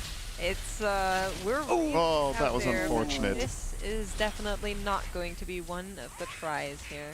That for was the bomb ugly. and hit the boss. Yeah. I think it may have hit a territorial bombshell that was right next to the other bomb. Yeah, that's tough. Ping's going down on where it was. That is frustrating. That's kind of wipe as well. That looked funny to me, and the fact that they're not like laughing about it makes me think that maybe we should be thinking about ending somewhat soon if the vibes are getting down, perhaps. Depending on how everybody's feeling about it, because I know that they can kill the boss tonight, and it would be nice for morale, but you don't want to chase it past the point of it being smart, right? Especially if you're not playing your best and you can wake up tomorrow morning and play your best tomorrow morning. You know, sometimes if it's the end boss, you got to go for it. But this is the 4th boss. You don't have to go for it. No, you don't. Yeah, and one nice thing about Echo and Method is they got to see that you cannot 3-tank this, you cannot 4-heal this. They already know they don't need to waste time with that, and they can probably grab some of the rules of the road, as we've been calling them, from Liquid, kind of copy the weak auras, and figure that stuff out. It'll save them a lot of time. Plus, you know, they're just in there gearing up right now while people are probably setting all this stuff up. Maybe even watching the streams. I don't know like how dark they go. Liquid's very dark on social media. They don't watch any streams. They're not allowed to, you know, just focus on yourself. I mean, that's what they have analysts for, right? Like all of the teams by now have a big group of analysts that are following and watching along on what the other guilds do to garner more information without distracting the raiders, so they can just focus on what do I need to do, how can I optimize every single 0.1 digit perfection on what I'm doing, and how can we get closer to the goal of downing these bosses. But Liquid for now definitely are not calling it just yet. As I said, it's not midnight even yet, so I think we will probably go until around that. No, and I think they're just happy to be out of splits. That's true. Every single person in the guild, nobody likes the splits. And they're probably happy the bosses are hard. You know, they don't want to do all those splits and come in here and now they're on Muggsy. Although, this does mean, you know, it's Saturday now. You know what happens on Tuesday? I got bad news. A reset? Actually, I have great news because less reclear.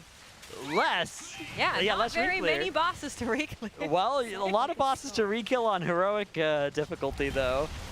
And a bunch of splits, and next week we'll have more gear, so maybe we'll run more simultaneous heroics, making each one, again, have a chance of wiping. Yeah, as much as they have a lot of the heroic gear, not everybody has heroic Jasper Diamonds. That's right. And Halzakar, Diakazans, any of the rare loot. They've got, most people have normals and stuff like that, but they don't all have the heroics. And that means they're going to have to do probably a ton of Gallywicks, and other people will be geared that they can bring in and probably do more splits of Gallywicks instead of just having it be full Liquid runs. Yeah, we might see some half and half Gallywickses and Muggsies. We might see 4 simultaneous one-arm bandits with 7 Liquid Raiders, 23 helpers. That could be in the cards for us next Tuesday. So no heroic week, but we'll make a couple of heroic weeks of our own. Thank you very much. Yeah, this is feeling like it was made for a heroic week. Yeah. Last like Nerevar Palace was really hard, and they had a whole week to just do the heroics. Yeah. Not this time. They're merging. This one was like dropped. Let's just drop the Mythic into heroic week. See how it goes. I wish heroic was back. I know that they would probably have done more splits if there was a heroic week, and for the Raiders that wouldn't have to watch them though. They'd be off camera. Yeah, true. Bomb next to the boss. Oh, it's gonna explode once again. So close. Tragedy, and that actually is a recurring problem. Is when there's a bomb next to the boss, they're having a really hard time of rolling into it. When they're separated from the boss, it's a lot easier to see them and a lot easier to hit them without any fear of hitting a bombshell that's right next to it. So, yeah, tough whenever that happens. I wonder if there's any adaptations they're going to make to try and lower the chance of something like that going wrong. I'm a fan of Heroic Week as well. I do think that when they've done Heroic Weeks and they've capped M+, I didn't like that. Yeah. I don't like it when like the highest key you can do for gear is a +4 or +6 or something, which has happened in some of the Heroic Weeks in the past. But if we could have a Heroic Week and maybe some way of fixing that M+ side of things, I'd be super down. I mean, I don't see a reason why, if the Mythic bosses are this hard, that they couldn't do that. Yeah. I actually don't hate if Mythic is like Mythic +8 is the maximum you can do during Heroic Week. So like if whatever Mythic Plus drops the item level of Heroic is open, I think that's fine. I think my issue comes in when Mythic Plus isn't open at all, but Heroic is open, because then it feels really bad for all of the people that don't raid but do keys. I'm always forced to remember, like, is fine. there's like 10 times more M+ers than there are raiders, so we got to make sure we don't make a change that just makes the game better for raiders and worse for M+ers. That's like never worth. No, but the M+ers should become raiders. That used to be the track of the game, is you did all the PvE to get to the raid. Back in my day. Yeah, but now there's this whole other mini game. You did Heroic Shadow Labs to get it tuned for Karazhan, and then you did Karazhan. You didn't do any more dungeons. No, I don't mind the Mythic Plus, but I feel like people should raid more. It is fun. I love raiding. It is hard. Yeah, it is. It's hard to. It's a coordination problem, though, right? Like raiding, you know, takes a degree of scheduling and prep. And one of the beautiful things about M+ is that it really doesn't. Yeah, I mean that's basically why I'm just one of these M+ers now. Is I committed 20 years of my life to a raid schedule, and it is hard to do for that long. Yeah. It is, yeah. I mean, it's not only just yourself, right? Like, you always have to make time to, like, be there, especially when a new patch comes out, and then always make time on those days of the week where you're raiding. But also, you have to coordinate with at least 19 other people if you want to raid Mythic. Ideally, a little more, so you have some, you know, cushion there for when you want to play a different comp or something like that. And I think that is a big issue for many people, to find a group of like-minded people that they get along with, that then all have time at the same time slots during the week. Yeah, if there was a way for me to just like queue into some Mythic raid with people of a similar skill, and we can just like do some bosses, I'd be for that. But yeah, like be here at this time. Right? Yeah, and pugging, I mean, in itself just takes an insane amount of time sometimes to just find all the people. Yep. Next. Get into that Monday night squad sometimes. Oh yeah, M&S. Very quickly get in there. It's M&S is it's Monday Night Squad. Make sure you're familiar with M&S. Nope. Okay, it's Shaq and Fired Up raid leads Monday Night Squad run that will have, you know, a bunch of Liquid, you know, ID raiders, random friends. Okay. It's like a friends and family run. Yeah, sort of. And then Shaq and Fired. Shaq and Fired Up do it. And let me tell you, Shaq and Fired Up in leadership positions is a scary thing. You roll up and Shaq raid warnings. All right, raiders, we'll be going to the first boss first. And then he'll. That's crazy. Yeah. That's a good raid warning to send. That was, at least back in Aberys, that was always the call. First boss first. Yep. Vibes are high though. They are. The vibes are immaculate. Oftentimes it's we go until we wipe and then we hearth out of here. Like one wipe and that's sometimes, it? yeah. Oh. And usually they still get, you know, 4 or 6 bosses down in some of these tiers. All right. Unfortunately, they had some mishaps on that. Yeah. Kind of keep going here. Oh, they're losing pretty The writing quickly, is definitely on the wall in this one as well. This many dead. I mean, even 2 dead, I think, and it's over. Yeah. 7 dead, we're definitely out of here. 53% goes pull number 66. Maybe they're just sandbagging until we get to pull 69. Oh, nice. Getting very close now. I'm starting to worry that maybe the raiders are a little bit extra tired. This does not strike me as a boss that's good to pull while you're tired. Yeah, it's just so intensive, and it's that kind of difficulty where you might not get targeted every pull, so you might get like lulled into a little bit of a false sense of security, and then bang, you're targeted by a crucial garbage roll, and you have to really precisely navigate around some bombshells into some scrap masters, and if you're not ready for that, you know, you're going to wipe the raid, and progression is going to be impossible. Yeah, and you'll see them fan out a little bit, but I've seen sometimes they get picked, they start rolling, and there's just no small garbage near them. Yeah, and that happened to Boomy like 3 pulls ago. I was looking, and sometimes you watch these, and with the benefit of hindsight, you can be like, oh, he should have turned left or whatever. And I was watching that, and I was like, I don't know what he was supposed to do there. I would have wiped too. Yeah, other than like roll out and start from a different position. But yeah, but he's probably going where he's going in line with his scrap master. Exactly, and you know, you don't see where all the garbage is until it's already too late. But we are into this pull, number 67. That was really philosophical. Yeah. Square. By the way, this is the weak arrow I was talking about. You saw it on your screen just there now. Has 4 prongs, tell you what direction are you going to for your trash, and then also which of the scrap masters you're taking out. So that is where we're rolling right now, trying to make sure have all of the trash round up all to the maximum size and then into the boss. And you can see every single time they roll into it, it gives, I think it's Bigwigs, gives them a little message of like, rubbish ball made that and that much damage, and it's always like over 200 million that they're sending into the boss with every single one of these balls, so they really cannot miss any of them because of how much damage they are doing. If the timer runs out, that ball is gone, and that is a tragedy. So trying to beat the boss percentage on getting enough single target onto the boss while they are moving out. And every single time this happens here, the boss does get a buff where he becomes 25% stronger. So that also makes the fight a little bit more difficult over time. Yeah, and then some of these later ad waves have more ads, more scrap masters. So then instead of there being 3, everyone on the ball, all 4 people have to go grab a scrap master. And at least they have that weak aura. I mean, thank goodness the scrap masters spawn in a predictable way. Yeah. Because then it clears the room around them. Because a lot of what goes wrong is they start bouncing into each other, it looks like, or they go for the similar garbage piles. But okay, wow, man, they barely managed to get those last couple of scrap masters right before they fired. Nicely done. yeah, you Actually doing barely hit it. really well here. Yeah, this is going well. No deaths across the first 2 ad waves. That bombshell is going to explode. Those raid frames getting awfully low, but somehow, even with just 3 healers, they're able to stabilize through that bomb dot. Larkison fired up in the most danger there. Lip and Goop as well. They're able to get through it. Nicely done. Just hit 2 minute 30 here. A little bit behind on where they probably would want to be in terms of boss progression, but not too far off. So let's see if they can get it any lower as they are working their way through the phases. We have the bomb spawned again. Oh, you can see the pings are coming out. Bombshell connected. That's not good. That's going to end up being a wipe here.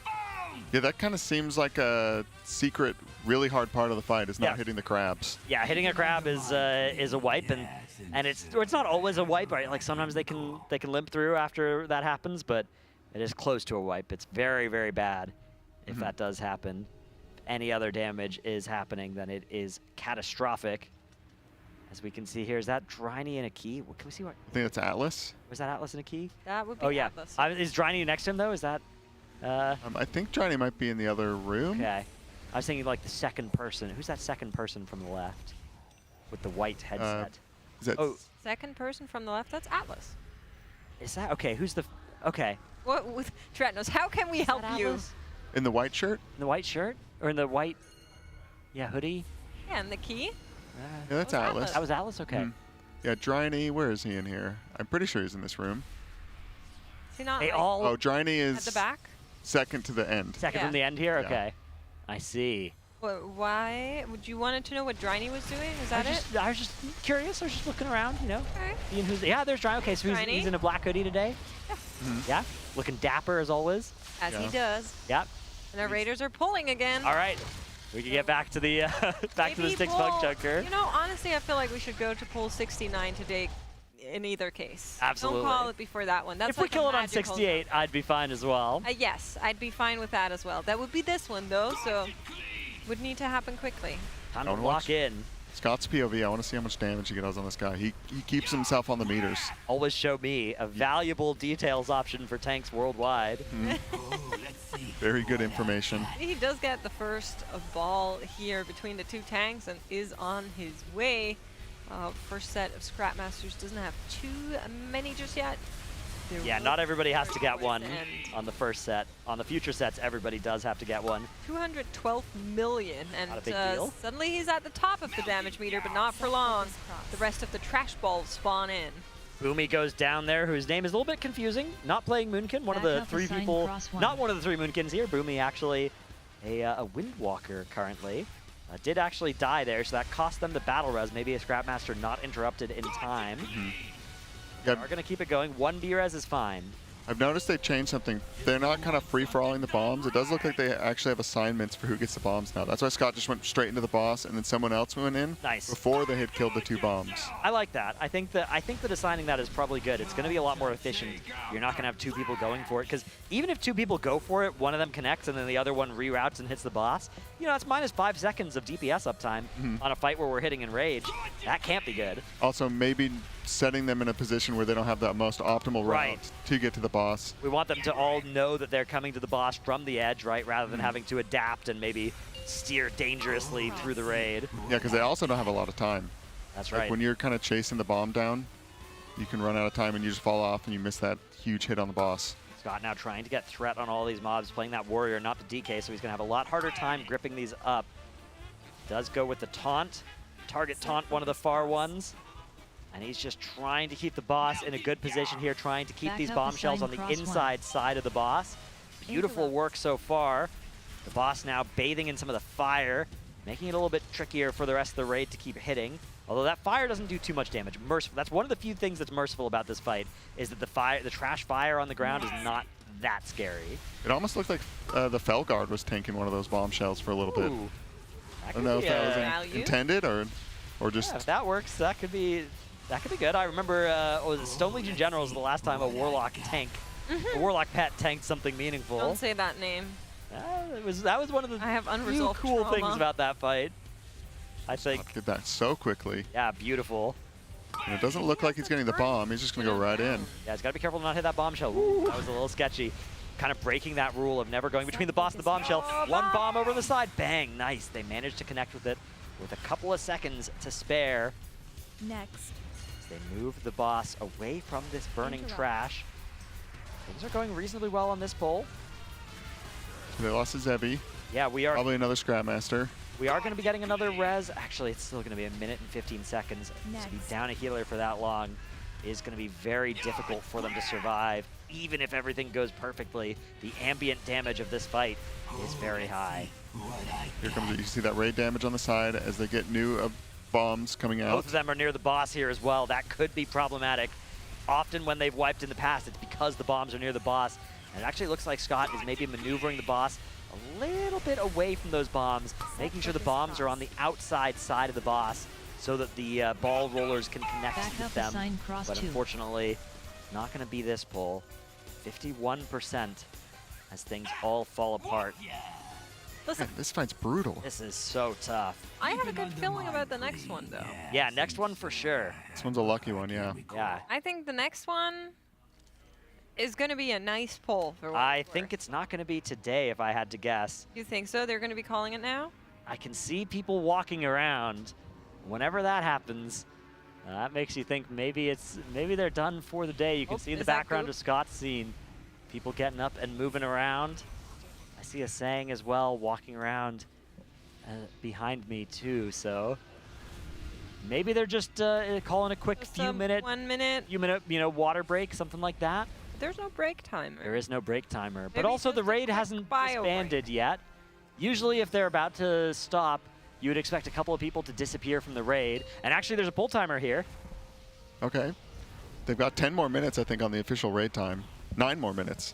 So that's another pull or two. Is They're quick on it. Yet? I don't think he's in the raid. Yeah, okay, that's fine. We're good. Snacks. Yeah, you can see a couple people walking behind, but not actually any of the raiders that were in. So they just took a collective. All the people that weren't in got up and walked around for a sec to bait us. But the pull does continue. This time for sure. At this point, I don't think they have like anything to optimize. It's just go next. Yeah. Just keep pulling. We'll get it eventually, pretty much. But maybe not even anything to do with VOD review. I remember when they first were pulling this boss, it was 5 or 10 minutes between each pull of thinking and discussion, and now they are definitely machine gunning these pulls a little bit more, which I do like to see. I think that Liquid is often at their best when they are machine gunning pulls. Interrupt. Though often not this late. Yeah. Thank goodness rolling over your friends does not do too much damage. Isn't that much of a disaster, because if you had to also watch out for that too. Sentences out of context. Yeah, it's part of the reason that they play the They play the don't roll through the middle side of the boss, because then you can put the bombshells and the raid there and minimize the amount of people that do get rolled over. Interesting times that we live in when a boss number 4 looks like this. Yeah, I'm trying to think back of when one was like this. A boss 4? Yeah, like this early. I mean, it could also be boss 5, right? Yeah, there it is could a world where lock and stock is actually easier. If you adjust for the number of bosses in the raid, it'd be Halandra's. Oh, yeah, true. Which was, what, 6 out of 11 or something like that? So, somewhere in that space in the raid. Yeah, but this is... How many polls did Halandra's get to?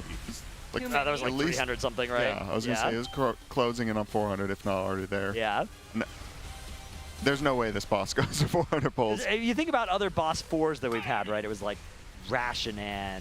You were thinking like Laradar, Forgotten Experiments. I guess it was like Senarth. Yeah, Gorfiend back in the day. That's another hard one that was in a similar spot. That was my first hard boss, yeah. Oh, wow, yeah. That was a real mid-tier wall. Yeah, Gorfiend was rough. Yeah, I mean, this is similar to Halandra's in the way of it gives a preview of how difficult the raid is, I guess. Maybe, yeah. Although, you know, there have been. See. You remember Painsmith, where Painsmith was kind of midway through the raid? Everyone's like, oh my goodness, this is the hardest boss ever. This raid is going to be so hard. And then the 3 bosses after it all died within like 15 pulls. So that could be something that, you know, just because this boss is hard, just because Lock and Stock might be hard as well, One-Armed Bandit and Muggsy could be relatively easy. Could be. Could be. You don't know. I mean, imagine we roll up to Lock and Stock and it's like a 20-pull boss and we're out of there. Yeah, could be. It's possible. Yeah, I think Lock and Stock has quite a bit of health. I've heard about the same as Bunkjunker. I've seen some pulls from other guilds pulling Lock and Stock, and I don't think it'll be an easy boss. But you're right, Liquid hasn't pulled it yet, so maybe when they get to it, they'll make it look easy. It does look like we are done for the night, though. Pull 69 not working out. The raid is now starting to disband. So, yeah, I mean, who would have guessed at the start of today that we would be ending the day at 3 out of 8 Mythic? Yeah, not me. I mean, I guessed that we would kill this boss in 1 attempt. That was a guess. You're not made. alone. I was at 2, I think. I think all of us. Jack had the most at 37, and he was an outlier among all of our predictions. And he's going to be way under the total pull count that this boss ends up racking up. Honestly, I was grabbing a coffee earlier this morning, and I was talking to our analysts, and just like saying, "Oh, where do you think we'll end tonight?" And there were talks of Lock and Stock being dead. Right. So that was, I think, what everybody was expecting going into the day was like, hey, we'll be on or done with One-Armed Bandit. Right. Depending on whether it's tuned to be super hard or only medium hard. But it turns out, nope. We are going to be nowhere close to the One-Armed Bandit. We are going to be staring down only 2 days of progression left this reset, Saturday and Sunday, and still 5 bosses alive in this raid. Not even halfway through. If you count the raid naively, which, usually you look at a raid and it's like, oh, the first 6 die really fast, the last 2 take more than double those pull counts, right? This time around, we're not even halfway through the raid by that simple math. Yeah, I'm excited. I love this. Yeah. I think it's so much fun. I think the Raiders are probably, like I said earlier, they're just happy to be out of heroics. And the boss is killable. If the boss is still at like 40% and it was just straight impossible and they'd already done all their chores. At 40%? Yeah. Ooh. Then I think they'd be pretty annoyed. But that it's killable and they can just, a classic progression boss. You don't get them very often where you can, you get not this a handful of anyway. in a tier, that you can just sit and slam and optimize on and get better and better at. I mean, it's the whole reason they're here. Everybody loves to do it. And some more bosses that you can do that on, I think is better. I personally love the Race to World First for watching progression. I think it's super fun to see them tackle challenges and figure out a way to solve them. And I think based on the best try that we saw last, we know for sure they can kill it. Yeah. They definitely have the damage. They missed a couple of these orbs that were going into boss, and I think they can definitely do it. It's just a question of execution, and there's a lot of it that is in this boss fight that's very, very hard, unfortunately, where you need to take a lot into account, a little bit of randomness. When do you get those bombshells? Who takes them out? Where do they spawn? Where's the rest of the raid standing? Which of these patches are on fire, right? There's all these miniature pieces that are coming together to a puzzle that make it sometimes harder, sometimes less hard, but always new, and that in itself is a challenge. Yeah, I wonder like how much time they spend prepping some of these bosses where they think it's just going to be easy, and if they're looking back now going like, oh, we could have come up with some of this stuff before we got here. We just had no idea it was going to be this difficult. Well, we do want to make a quick shout out there while we are getting ready for our interview, because Coinbase is giving you guys $20 if you sign up with tl.gg/Coinbase using the promo code TeamLiquid20. You can also participate in the signed jersey giveaways every time a boss is killed, and at the end of every night we're giving one of these away. And of course, there is a grand prize where Coinbase will fly one lucky person out to the next race to World First. So check all of that out. It is very, very valuable. Now, I believe we once more procced a legendary interview over here in our secret lab hot seat. If Max, you're ready, you can hear us all right? Yeah. Yeah. All right. All right. Popping the recliner. Welcome. Off in recliner mode already. I'm hitting the recliner mode. That's Have you big. missed it? The recliner? Yeah, this thing's sweet. Yeah. Well, Max, thank you so much for joining us here tonight. I think I kind of speak for everyone on the sofa here saying we're a little bit surprised at the difficulty of this boss. Yeah. So it's we're about to go to bed and wake up on Sunday with the 4th boss alive. Yeah. So if you put it in perspective like that, they took Rashanan real bad. Like they saw us one-shot Rashanan, and they're like, there's no way we're doing that again. But it's also possible this isn't the 4th boss though. Like it's like Sprockamonger is totally easier. Like I remember we were like halfway through after lunch today, and we were like, we could just go do Sprockamonger, but we felt like we had good momentum, and you have to kill this boss anyway. So yeah, we stuck with it. I heard exactly that conversation earlier today, and I did want to ask you about it. Of course, it's never optimal to, like, if you once put that much effort into a boss kill, then go to a different boss. How are you feeling about the difficulty between these two bosses? You guys were calling it Brute Twister and Rashanan, right? Yeah. So you actually think Lock and Stock is going to be easier? I think it's pretty likely. I mean, like we feel really confident in Lock and Stock. Like we were pretty torn going between the two today. But if you were to create the worst possible thing we could do in the construct of the race, it would have been that you guilds go to sleep, and then in the time they are sleeping, we don't kill either boss, but we just fully figure out both. Yeah. And then they wake up and they're like, which one is easier to start with? We have all this information. Like that's literally the worst thing you could do if you cared about relative gain versus what other people can learn based on what you did. But the thing is with Stix is an execution boss. That boss is just hard, you know? Like you're doing the right things, you have the right ideas. It's just really hard. You just need to pull it a lot, get a lot of damage in. And that's something that you can see a strat for it and learn some things certainly, and do stuff in less pulls, but you just have to do it. Lock and Stock is kind of similar, but I don't know. You could definitely a guild could definitely spend some time with that boss and come up with some really cool stuff that makes it really more consistent. Yeah, it's crazy. I think Lock and Stock will probably be easier. I think. Just off the top of my head. I mean, the damage check for that boss is pretty real too. But yeah, it's kind of wild. They saw the last tier, and most of the community feedback, especially because most people ended up on Brood Twister, and they were like, we got to this boss and it was too hard. And a lot of times they were like, well, it's because Rashanan was too easy. So their solution to that was just to make Rashanan, this raid's Rashanan nuclear hard. So you just have no chance of even getting to the Brood Twister, right? Yeah, it's wild. It's cool. I mean, it's pretty fun. It's a fun boss, yeah. Yeah, I love that there's more hard bosses. Earlier in the night, you were doing 4 healer, 3 tank kind of stuff. Was that just for learning purposes, or did you think it was killable with that comp?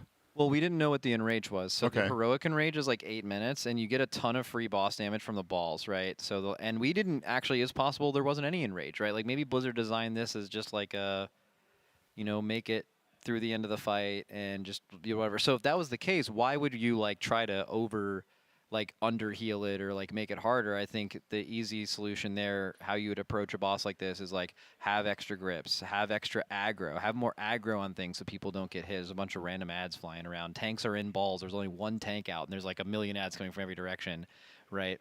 So that just made it really easy. It was 3 healable pretty early, but like, why 3 heal if you don't have to? Maybe there's no enrage. You kind of get in the flow of things. You just keep going. You overheal it, and it just dies, right? And then the boss just enraged at 6 minutes and 25 seconds. So then we saw that, and we were like, okay, so that's not gonna work, you know.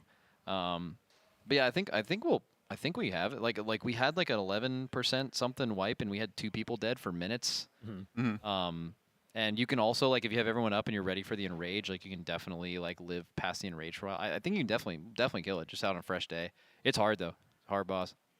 Are there more, like, M+ upgrades that you guys, I mean, because I know that it feels like we've just gotten out of splits, but there's now just 2 days left in the reset, right? So any kind of chores or gearing is going to have to happen soon as well to be in this week, right? Like filling up any M+ vaults if they're not done, or getting any keys done. I know the EU guilds, when they woke up a couple hours ago, I think both Echo and Method went into M+ rather than more prog, even though they'd also started Mythic. Yeah, I mean, recently. they're probably just doing what we did yesterday, so, as always, right? So, like, we woke up yesterday, and especially when you're waking up to a wealth of boss information, at least speaking from my perspective, if there are people that are doing my job in their guild, it's really nice to have a couple hours since you just woke up to, like, really nail down and, like, if you're going to take what we do or innovate off of it, to, like, have some time to actually set that up. And then you also need to farm Mythic Plus. So perfect time for everyone to be productive. Raiders are farming gear. Brain people are doing strategy stuff, right? And that's probably what they're doing. I mean, also, I mean, yeah, so to answer your question, yeah, there's, like, a little bit of more Mythic Plus we can do. But yeah, no, it's super interesting. This is the concept of, like, mythic splits. This is the one of those things that would make a lot of sense if the mythic splits wouldn't be on the first 3 bosses, right? Yeah. Like, it's not like you're splitting 5 bosses and then going back in later. Like, there's not a lot of. I think last tier would have been the tier for it, right? With 4 extremely lucrative bosses that are all super easy, one-shottable with ults. Yeah. Yeah, exactly. And this. I mean, even then, though, like, I mean, the whole, I mean, concept of mythic splits is just nonsense. You would just instantly lose if you ever did that. Yep. But, yeah, I don't know. It's so weird. But also, it's good. Like, I don't know. Anytime we are progressing hard bosses that don't feel unfair, you know, we're having fun. We could kind of do that. I don't really know for how long, but for a pretty long amount of time. Like, that's fun, you know? Yeah. Yeah, I feel like we can usually tell. We lovingly call you guys the Vibe Guild because usually the vibes are immaculate. Yeah, we're feeling great. Can you talk to us a little bit about how you are approaching the traffic rules with, like, the trash balls? We were talking a little bit about traffic. What do you mean? Like, well, there's who goes where, or like what happens if 2 people are going to the same ball, or anything like that. Or I know that we implemented one of don't go between the boss and a bombshell because it might get gripped through you, and that could cause an explosion. Yeah, there's, like, probably, like, 50 things, but I'm not going to go over any of them. Okay. Yeah. That's perfectly fine. Fair enough. Yeah. Yep. So do you think you're going to start putting, like, more time prepping some of these earlier bosses, knowing that Blizzard can just make one of them, like, gassed up crazy? Because I don't think anyone expected something like this. Well, we did, actually. So we thought Stix could be hard for sure. We definitely prepped. We had, like, multiple people who we don't feel like are going to play Moonkin later literally make Moonkins for this boss, because this boss is just perfect for what Moonkin does. So, yeah, I mean, so to answer your question, like, we saw the first 3 bosses, and we're like, man, I don't know if Stix is, it's not linear. Like, I don't know if it's Stix or Sprocket, like, which one's 4th.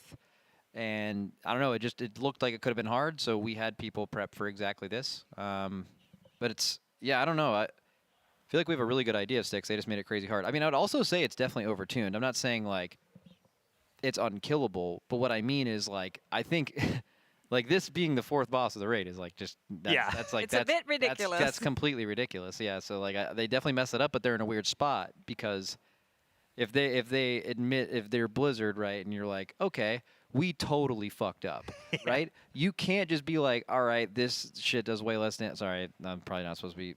That's all right. Yeah, like, this stuff isn't supposed to be doing so much damage. You know, this is just everything about this fight. Like, I'm just trying to imagine a regular guild just doing the 4th boss in Mythic. Like, people who did Rashinan last tier, like, you have no chance of killing this boss. You know what I mean? Like, so it's kind of crazy that it's like that. It makes no sense being this early in the I will say, like, it's not a problem yet, but if this boss doesn't catch some nice sized nerfs in within the next couple of weeks, we're gonna have a problem. Yeah, like probably at the end of this week, it honestly. probably should be. It's like they're afraid of affecting the race, and they would affect the race if they totally nerf the boss right now. We would get screwed by that, right? Yeah. So they can't really do that. All they can really do is maybe take some health off that we haven't achieved yet, like nerf the boss's HP by some %, right? That's all they could really do to not delegitimize all the time we spent on the boss. Even though I think if Blizzard, I'm not like I can't read minds or whatever, but like I'm pretty sure Blizzard, if they could go back in time, 100% nerfs this boss before we get to it, right? But they can't do that now. Yeah.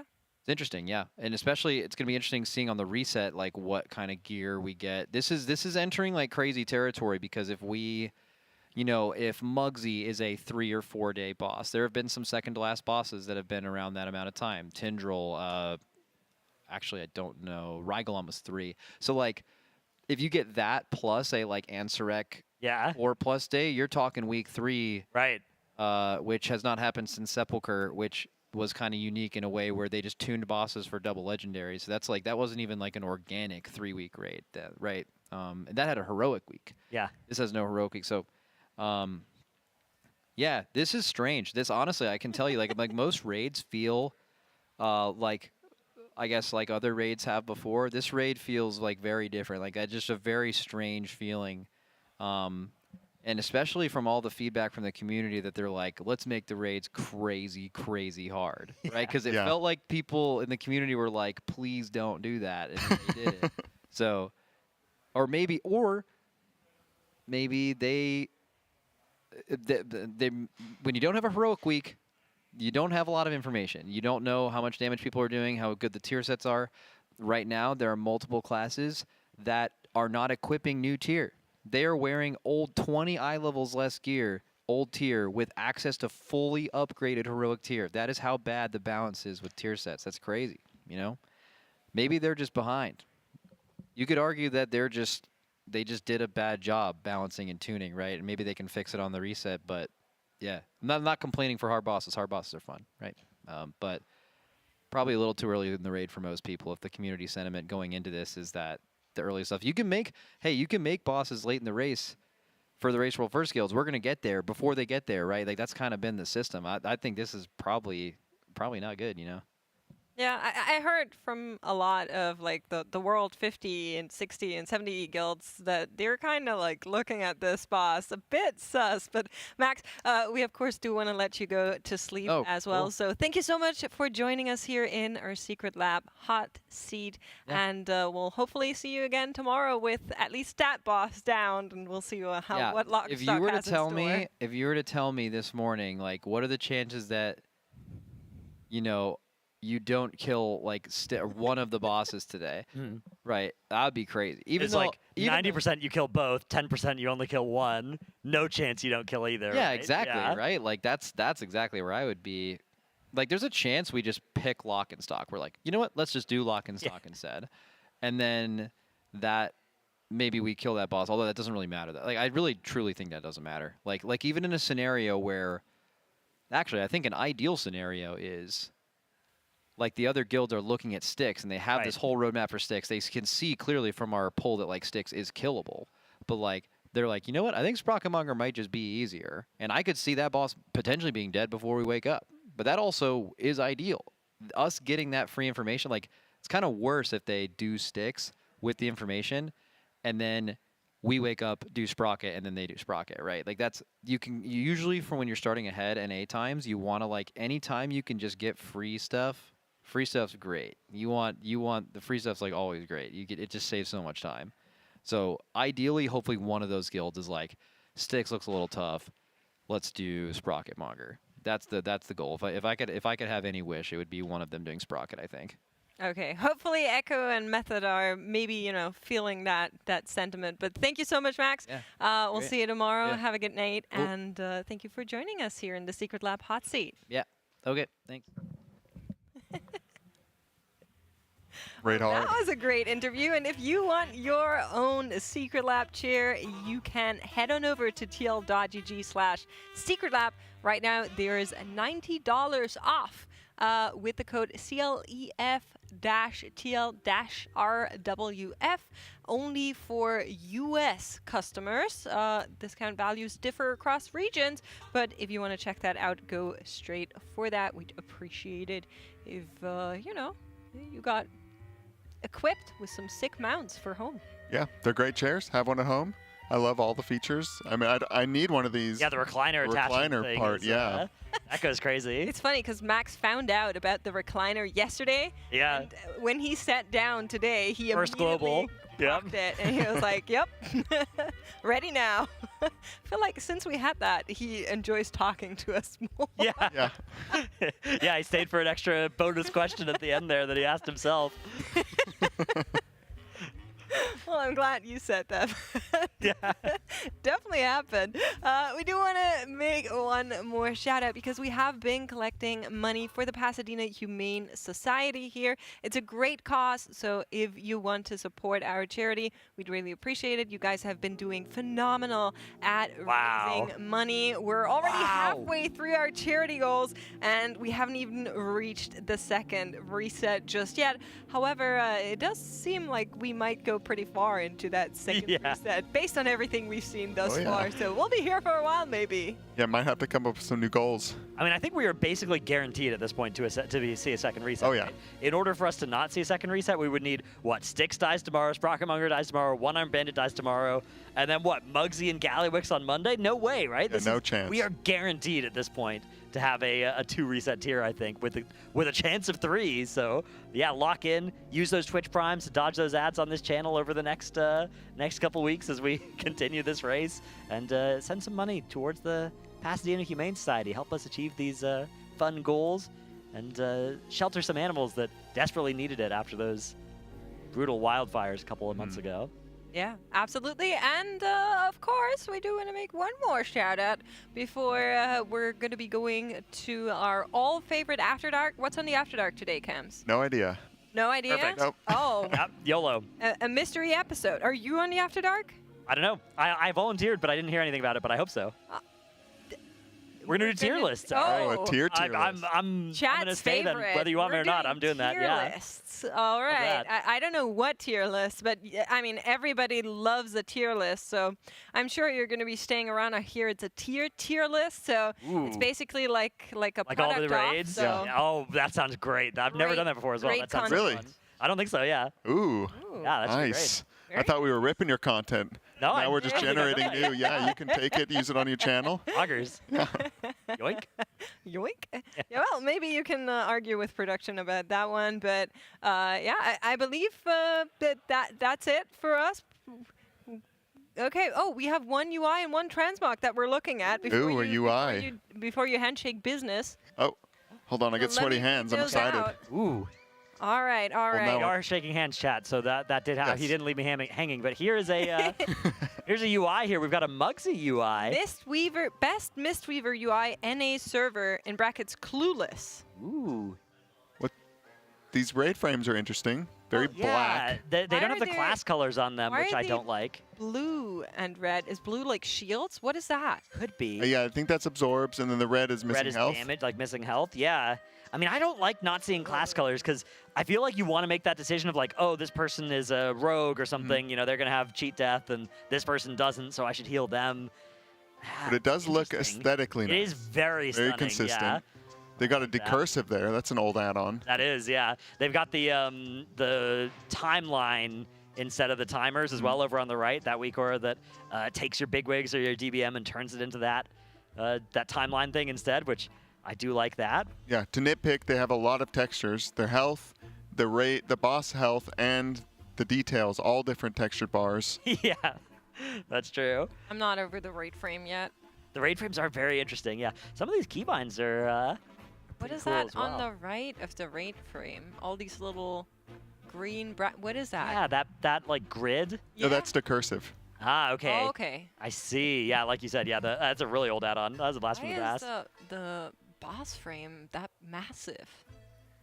It's easy to click The sometimes. more I look at it, the more interesting things I'm finding. This is like a... Look at the skin on the details as well in the bottom right. That's like a WoW classic I know this skin one. on it. Yeah. Lugboat uses this one. Yeah, it's very flavorful, but not a lot of information. You only got 3 people on each of the damage and healing meters. I like the middle part, the weak aura pack. Yeah. Yeah, that is nice. It's pretty clean. Different is that a lot of people go for that minimalist, like borderless icons, but these ones all have the monk color icon border. Oh yeah. Kind of cool. Yeah, I like it. I'm just gonna give it a 5. I'm pretty stingy on the UI ratings. Okay. Seen a lot of I UIs. actually vibe with the 5. It's not bad, but I also wouldn't call it the, let me read it, best Mistweaver UI NA server. I think we're maybe a little bit, some optimization could be done. Yeah, I like some visual consistency with the same textures across everything. I see. Yeah, I'm gonna go with a 5 as well. I'm scared to deviate from the consensus here. Yeah, you seem like that. Yeah, type I'm a follower, not a leader. That's fair. We do have a transmog, I believe, that's also up there for rating production. I don't know. There's been so many donations, and I'm loving it, but I'm also confused. Whoa. So let's go, Team Liquid. Casters, strap in for another Halandras experience. That's right. Rate my mog and send in $50. Thank you so much. Much like the UI, nothing matches. Yeah. I'm strapped in, but I wasn't ready for this. This is something. That's for sure. The 2 different shoulders as well is really completes the effect here. Yeah, the butterfly wings, those are nice. We've got the Murloc belt as well. And I believe that's a Mirdasil Mythic helmet, I think. Yeah, I think so. Yeah, I'm not a fan of the weird... This is a PvPer, is it not? I'm not sure. This feels like a PvPer. It's something. Yeah, it's a 2. That's what it is. Yeah, that might be the word we were going for. Yeah, that fist weapon as well is really, oh man. The clipping through the like trench coat thing as well is... A little like clown shoes. The clown shoes are appropriate, I'd say. I like the clown shoes. Yeah. Honestly, Genie. I could see a mog with that pants and the clown shoes, and then everything waist up just seemed to have like escalated badly. Yeah. Yeah. I mean, this isn't intentionally bad transmog, and you've succeeded. Congratulations. Mission accomplished. Yeah. Yeehaw. Right. Right. Thank you, Tettles. I'm giving it a loving 3 out of 10. I'll go with 2.5. And Cam's already gave it 2. Yeah, I got it a 2, yeah. All right. Do we have anything else, production? That's it. All right. If you want to send in yours for the morning shift to rate, it's $35 for our charity, and then we'll bring it all on the broadcast. Well, I'm personally a lover of the UI ratings, you know. Yeah, those are cool. I love seeing these. I think they're so cool. I love hating a little bit, you know, a hate watcher at heart when it comes to UIs, but I love seeing them. So if you share them with us, we can rate them.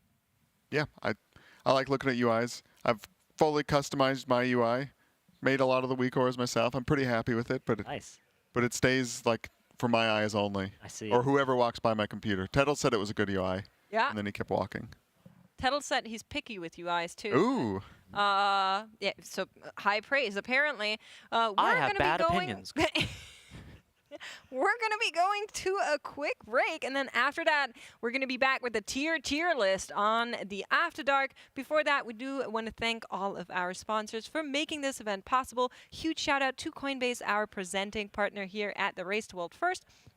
But of course, we also want to thank all of our other sponsors. Huge shout out to Honda, Secret Lab, Monster Energy, Alienware, MyBlue, RaiderIO, Wowhead, Warcraft Logs, the DungeonDojo, as well as our charity, the Pasadena Humane Society. Stay tuned. We'll be right back after a short little break with tier list shenanigans.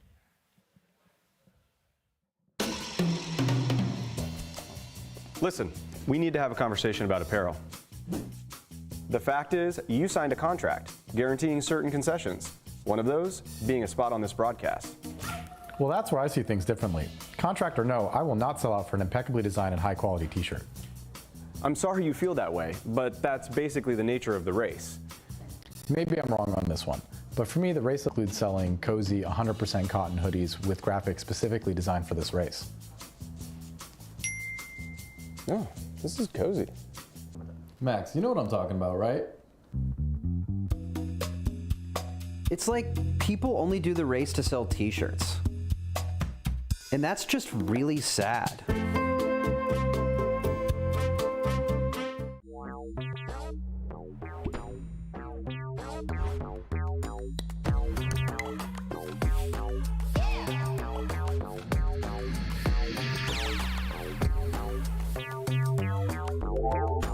Fun, sporty, hatchback, hybrid. We did it! It's perfect! This Civic is powerful and fun to drive, the ultimate mount. Honda mounts are magical.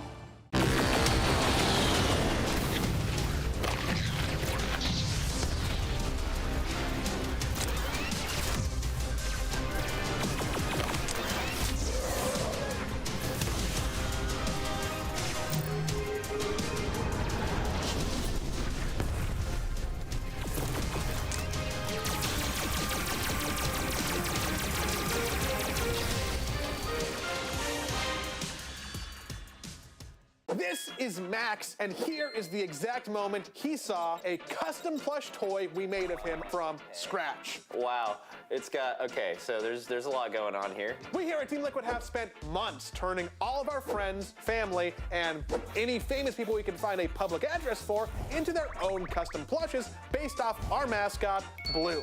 Which means we had to make one for everyone's favorite raid leader and WoW streamer, Maximum. The first thing we have to do is give Blue some facial hair. Using some fur and this deep, longing photo of Max, we remade his scruff 1-2-1. It's got a crazy beard. I was certainly looking that homeless during the last race. And Max's face would be unrecognizable without his glasses. Important for raiding and seeing. Then we realized he was still without clothes, so we made him decent with a custom jersey. And at this point, he looked a little less Max and a little more Seth Rogen in a t-shirt, so we added some memorable WoW items, Ramornia and the Gift of N'Zoth, both 3D printed and painted to match the game. Finally, we delivered it to Max to capture his reaction. Look, he's real cute. He's got my little Harry Potter glasses on. I get to keep this, right? You can make your own. You just gotta go to tl.gg/myblue and you can customize it however you want. Max, hurry up, they're behind us. Just a few more tweaks. Hand me that tool. This better be worth it. Almost done.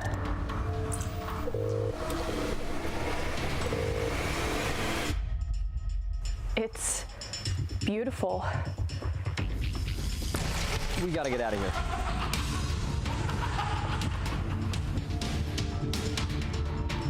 Don't forget the PC.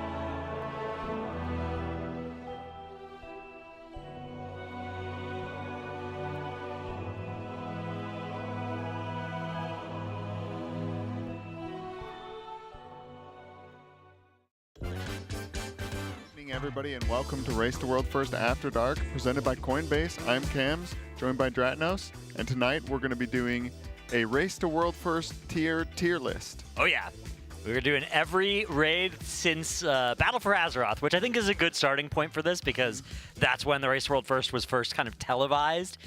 Of course, there's been a Race to World First longer than that.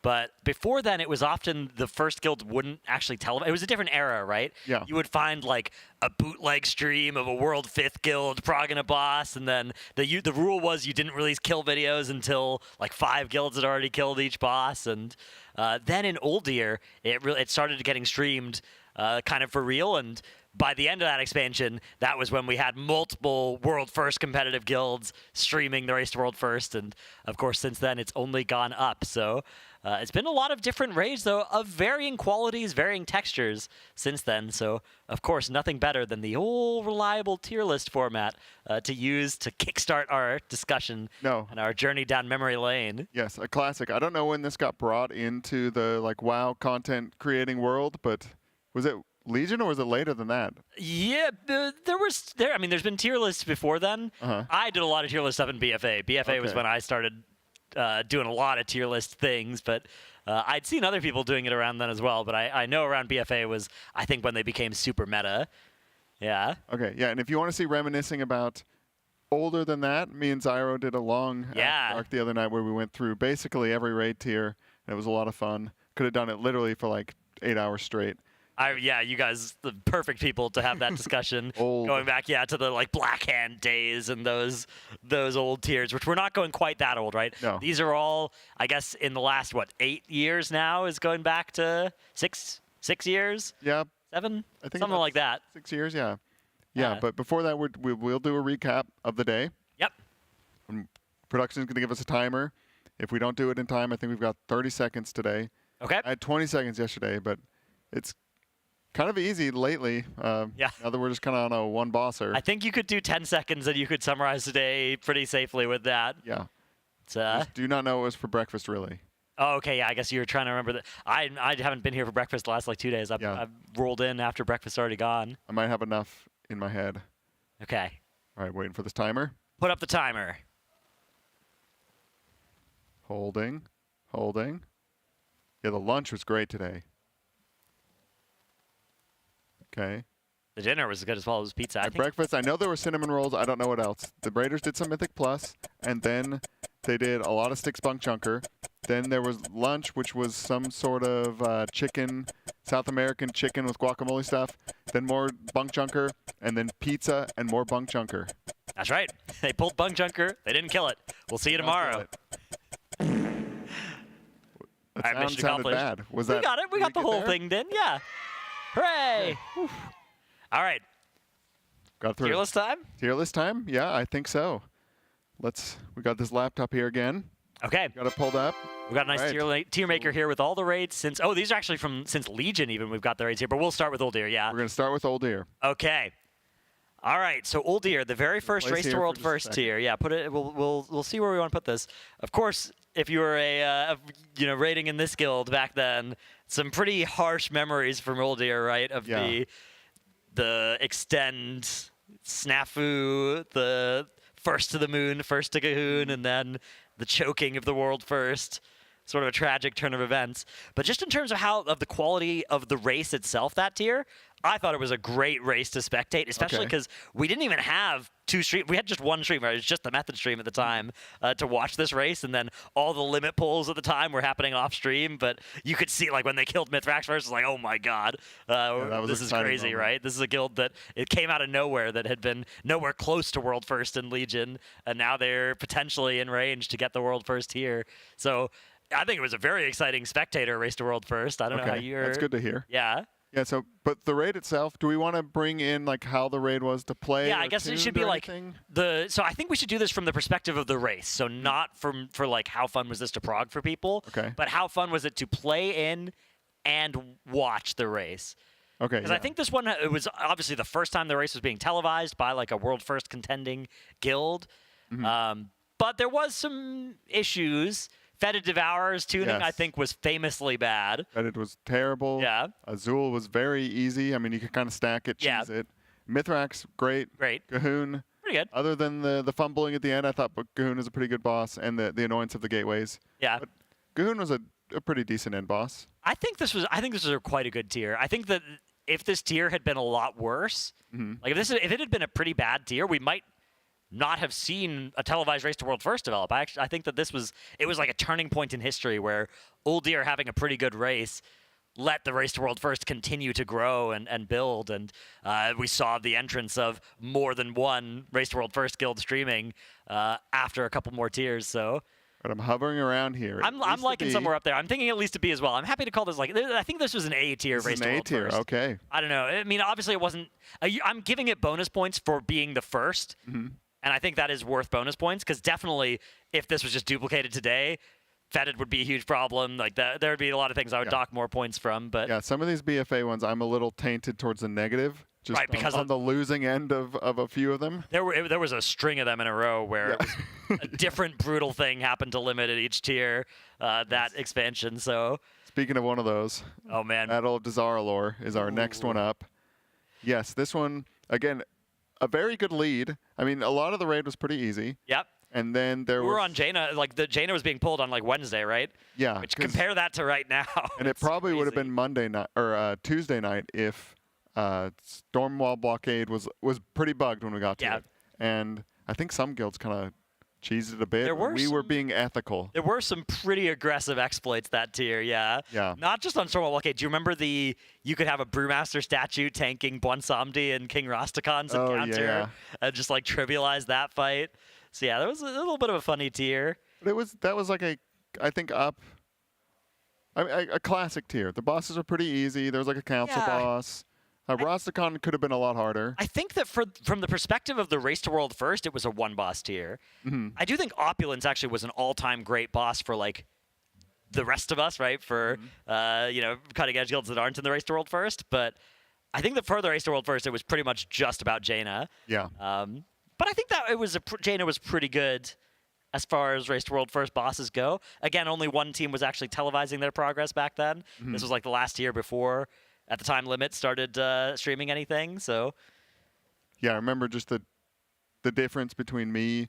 I was living with my wife's parents at the time, so I'm like in their basement, in the dark, doing this, and then I'm looking at Method, and they've got all the production and stuff, and I'm like, what am I doing here? Yeah.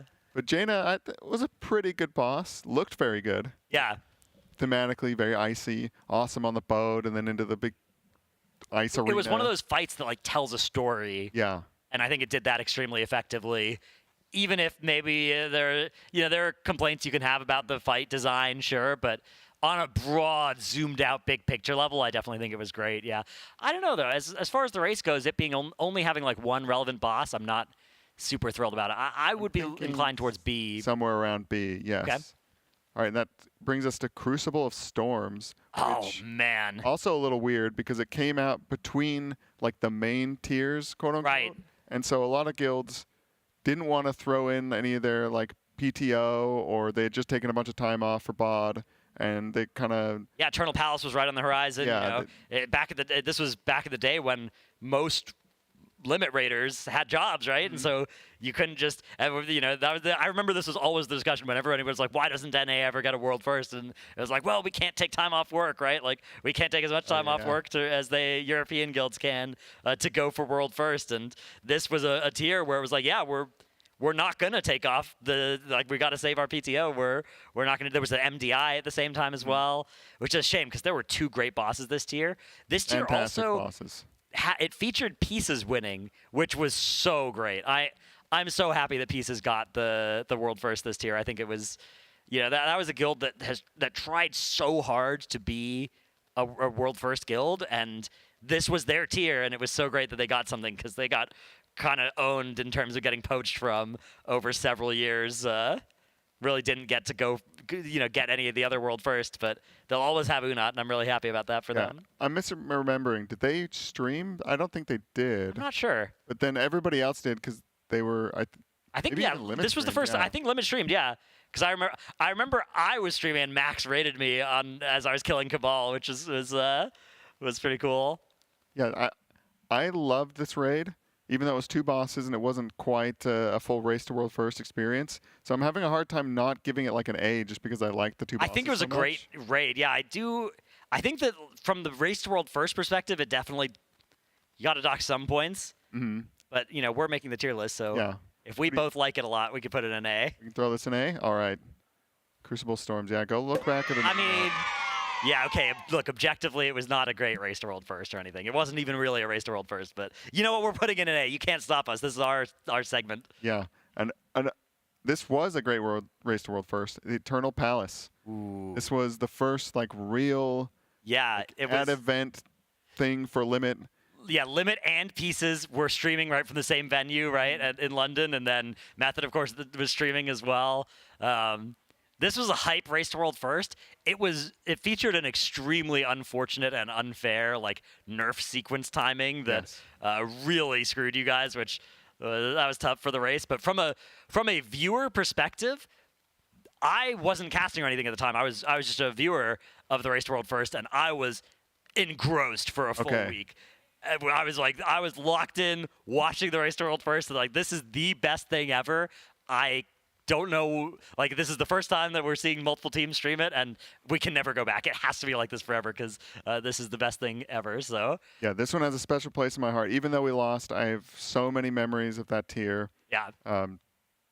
I will say the nerf so much about it. was so bad that that's got to take at least a tier off of it. You think the nerf? Yeah. The nerf and the fact that Ajar was a stupid fight, and I hated it. Oh, yeah. I mean, I think I was starting to cry at my computer multiple times because the sleep was all crazy. We're jet lagged, and it was just grueling. Yeah. And I can't remember how many pulls that boss was. It felt like we were on it forever. But still, from the evolution of the Race to World First, right? This was a huge step forward. Yeah. Getting Limit to turn on streams in in a real tier, right? Not a half tier thing that something they're taking seriously, going for first in. Obviously fell a little bit short, but yeah, I think that was great. So I think this should go pretty high as well. You think A? Do we throw it in A? I'm down. I'd be down for A, B, whatever you like. Yeah, that nerf timing was kind of one of the big worries of the NA advantage gone wrong. Yeah. Where you get there earlier and then you're just on a wall. The other guild catches up. Right. The wall is removed and now everything's reset. Yes, and we just barely. It was just a couple hours too. It was so close that we got Ashara. All right. Now, I'm blanking on Nyalotha. Here we are. Waking City. So now, I want to throw this straight into S. I want to put this in S as well. I think it has to go to S. Obviously, look, we're biased, right? This was the first time I was casting Race to World First as well. So flew out to the venue, right? And at the time, North America hadn't gotten a World First since Shaw of Fear or something, right? It's been 10 years. I still remember the ground shaking in the building as the boss is going down and everybody's screaming, going crazy. I've been in the building for several World Firsts since then, but that one I think is still the loudest it's ever been. Yeah, it just pent up a decade of all these NA players wishing they could do that, go for the World First. I mean, it literally seemed impossible. I thought it would actually never happen. His Method were a juggernaut at the time, right? Like that. Unbeatable, and then they had the resources, and the U.S. guild would try. You'd fail a couple times, the guild would die. And then, I mean, Limit, it took a while before they went into hardcore, and then raiding all the time and then pushing for it. It took up until Old Deer for that to even kind of become a thing. And then the entire expansion was learning, this is the lessons we need to take away from raiding in person, and these are the lessons we need to take away, how many breaks, what do we do with sleep, all these different things finally kind of clicked together, and it came together for a perfect tier and kind of a domination. Yeah, I mean, it wasn't a close race, which I guess is a bad thing, right? It would have been better if it was a closer tier. It did feature some big step forwards, though, for the race, right? We had the 21st raid leader outside the raid, Max, doing that for that entire tier, except for Drestagath, which was a big evolution since then. Everybody's been replicating that. From the viewer perspective as well, things were getting even more and more professionalized on the broadcast side of things, right, for multiple orgs. So I think this. I'm happy to put this in S tier. We're going to put those in S? This has got to be an S tier, yeah. This is an S tier. Corruption aside, S tier. The corruption for the Race to World First was hilarious as well, because now was wearing cloth BOEs on his Blood Death Knight to get more Echoing Voids. Millions and millions of gold was spent on those BOEs. Yeah, I remember like right before the kill, Eric got like 5 million gold pants or something. Yeah.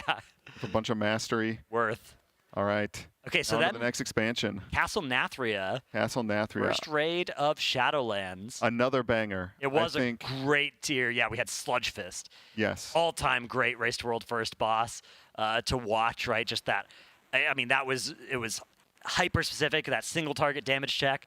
Then we saw the boss slam into the wall, and the raid wiped, and slammed into the wall, and then the raid wiped. And eventually, after struggling and struggling, it slammed into the wall, and the raid barely is able to get enough damage to kill it.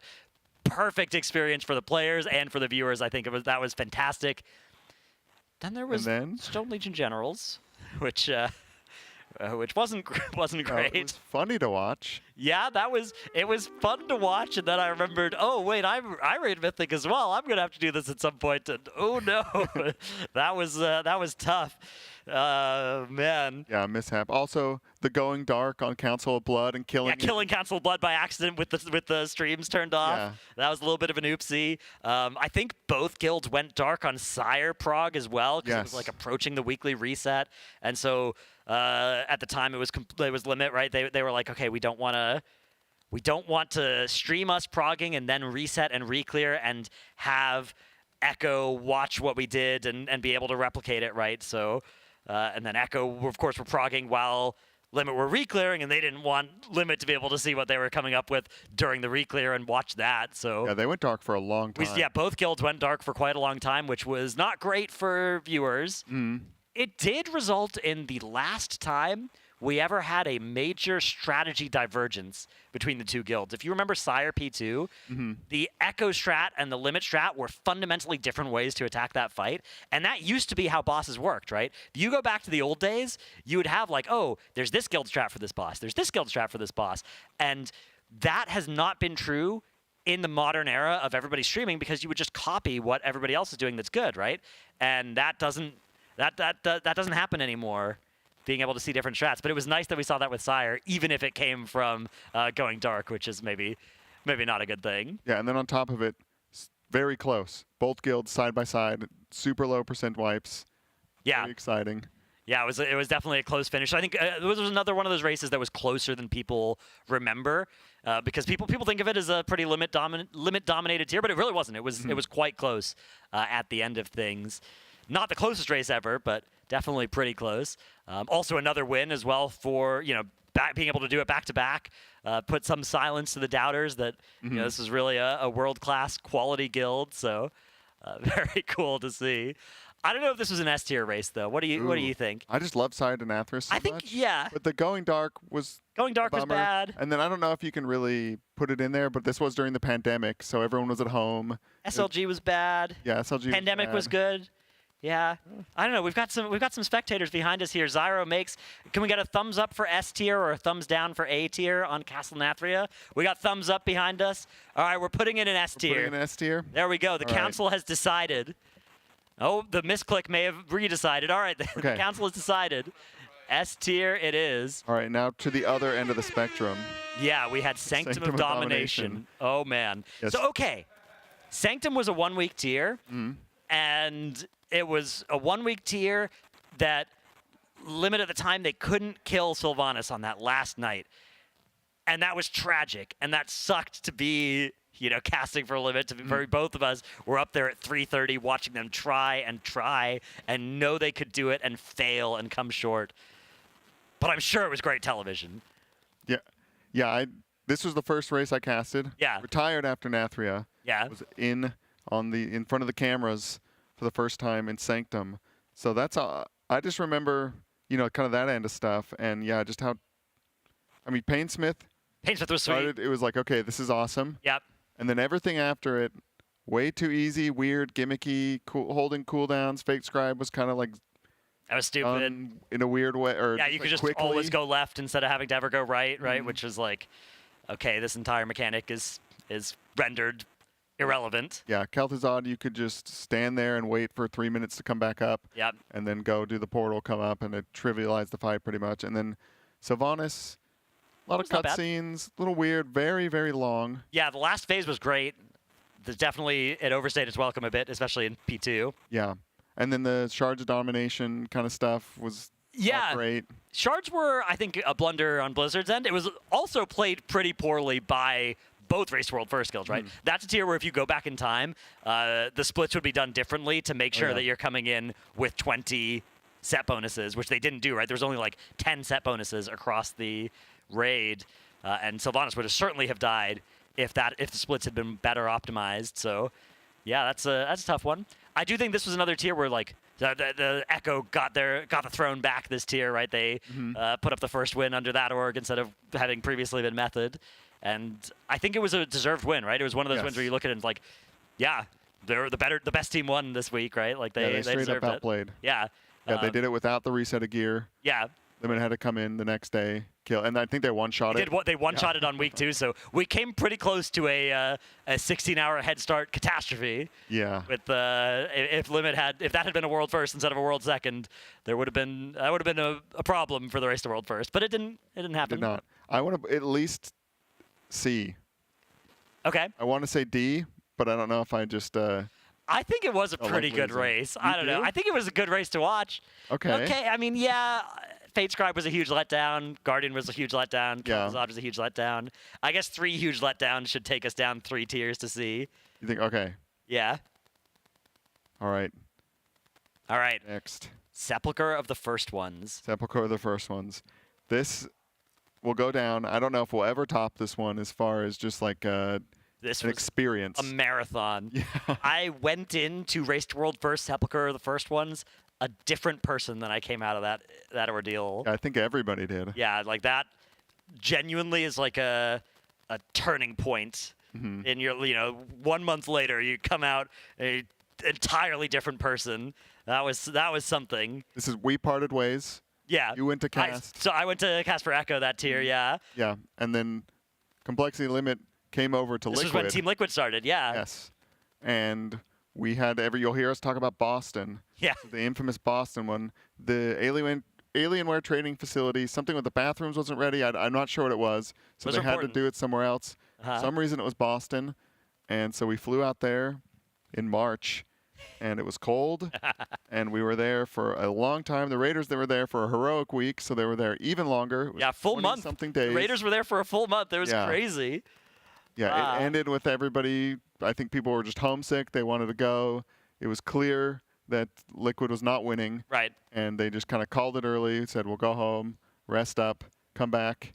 And, that they didn't even get world second. They got, what, 5th or something? Yeah, just kind of ended it in a weird way. But they've picked it up since. We're doing pretty good now. Yeah, that tier I think was one of the tiers that maybe reforged Liquid a little bit, right? Yes. A lot to learn from that one. Although you have to be careful for over-learning lessons from the kind of tier that Blizzard, I don't think ever intends to make again. Although maybe this tier is going to be Sepulchre too. I mean, we're less than halfway through, and it's Sunday now, so. Yeah, at least there's not like 10 more bosses after. Right. Like, See, that's the thing. So big. You could chop off Jailer out of Sepulchre, and it would still be a longer tier than any other. With Rygalon was a fantastic boss. That would have been a great end to the race. Anduin would have been a great end to the race. Liquid would have won, right, with that Scott solo tanking, last person alive kill on Anduin. And that was, Halandris was an incredible fight. That tier it had twice as much stuff as any other tier. And Halandris, just legendary boss. Yeah. It's got mechanic, there's Halandris bombs now. It's a mechanic in the game. Iraq had them. Yeah. Yeah. Yeah, I want at least an A on this one. I'm happy with A as well. I think that, especially given the kind of sad end that it had for Liquid, the fact that you're saying A, I think is a good sign for the race. Yeah. Okay. Because it was a great race. I think that. Yeah. What was it like on the Echo side of things? I think that obviously they were very very happy for the win at the end, but it was certainly exhausting as well for everybody. And I do think it was a little anticlimactic because Liquid kind of threw in the towel at the end, and the last 2 days of that race, I think it would have been better if it ended on Rygalon, which was still really close. Rygalon, it was so cool because Rygalon was one of those bosses where it's like, this is impossible. How do we do this? and Liquid and Echo came up with different answers. It wasn't the same as Sire, where it was different strats, but it was like, do we drop a healer, or do we find a way to do it even with the healer and squeeze out an amount of damage that the Sims don't say is possible, right? And both guilds had a different answer to that, and then both were able to kill it with it, which was so cool. Yeah, I don't know. I'm happy with A for Sepulcher. Okay. I think for me personally, I would have it as S, but oh, you would go S. I think A is. I could go S. I was bringing it down because I've got such fond memories. I don't know how like tainted I am, but I guess I was spectating I have really it, fun so memories of that. Yeah, okay, that let's race, do S. Yeah. All right. That was a great one. It's like S, but obviously don't do it again. Maybe. Yeah, it was my first. I was co-hosting After Dark with Valoris. This is the first time that happened, so we had fun with that. All right, yeah, well, it's our tier list. We can do what we want. Yeah. S it is. Okay, after Sepulcher, we moved into the Dragonflight expansion, and we started off with Vault of the Incarnates. Now, this was messed up, a messed up tier. Yes, this is a really awkward tier. Is it Kurog? Was that his name? The Kurog Grim Totem, yep. Boss that had so much potential from the Dungeon Journal. Completely, because of the way it was implemented, every time you switch sides, you spawned an ad with an unbelievable amount of health, so you just had to minimize how many times you swapped sides. So that entire potential strategy of that fight was gone. And not only that, you had to actually swap sides with like in a half-second window to avoid spawning an ad at this weird, super weird, super janky. Definitely not how that fight was supposed to look. But no, and the ads, I remember they were overtuned for a while. This is one where they spent a ton of time trying to figure out how to kill him before they enraged, and then they ended up getting nerfed. Dathia got nerfed. Another boss that got nerfed before it got killed. But by far the worst offender was Razageth. Yes, Razageth was like absolutely nuclear difficulty. We can maybe kill this with a perfect pull after 3 more days of prog. And then phase 3 was nerfed to being quite easy. And it was killed the pull after it was nerfed by Echo. And now, really weird nerf timing with it being in the morning like while Liquid was streaming waking or up. sleeping. Now, I do think that Echo were deservedly ahead at that point. Okay. So, and the nerf timing, I don't think it's like if you got to overtime in a football game, and then instead of actually playing, the ref's just like, oh, okay, you played better, you win, right? And then we don't get to see the exciting overtime finish to the race, and that was unfortunate. I do think that Echo had played better on Razageth up to that point with the hours that they'd progged into it, but we were kind of robbed of a fun finish. That was partially because it was Christmas Eve, so yes. I think Blizzard just didn't want the race to go over Christmas, which is fair, but yeah, it was unfortunate. Unlucky way for that race to go. I don't think we can put this race anywhere above like D or C, TBH, because that was just, if the ending is bad, the race is bad. Yeah, I think so too. I remember we were leaving, and I just had this feeling in my gut. I was like, getting on the plane, I was like, when I land, it's going to be dead. And it was dead. Yeah. That was a bummer. That's not good at all, yeah. I would do a D tier. All right, Vault of the Incarnate's D tier. Sorry, Vault. Yeah, sorry, Vault. A shame. There was a lot of potential that was missed with this one.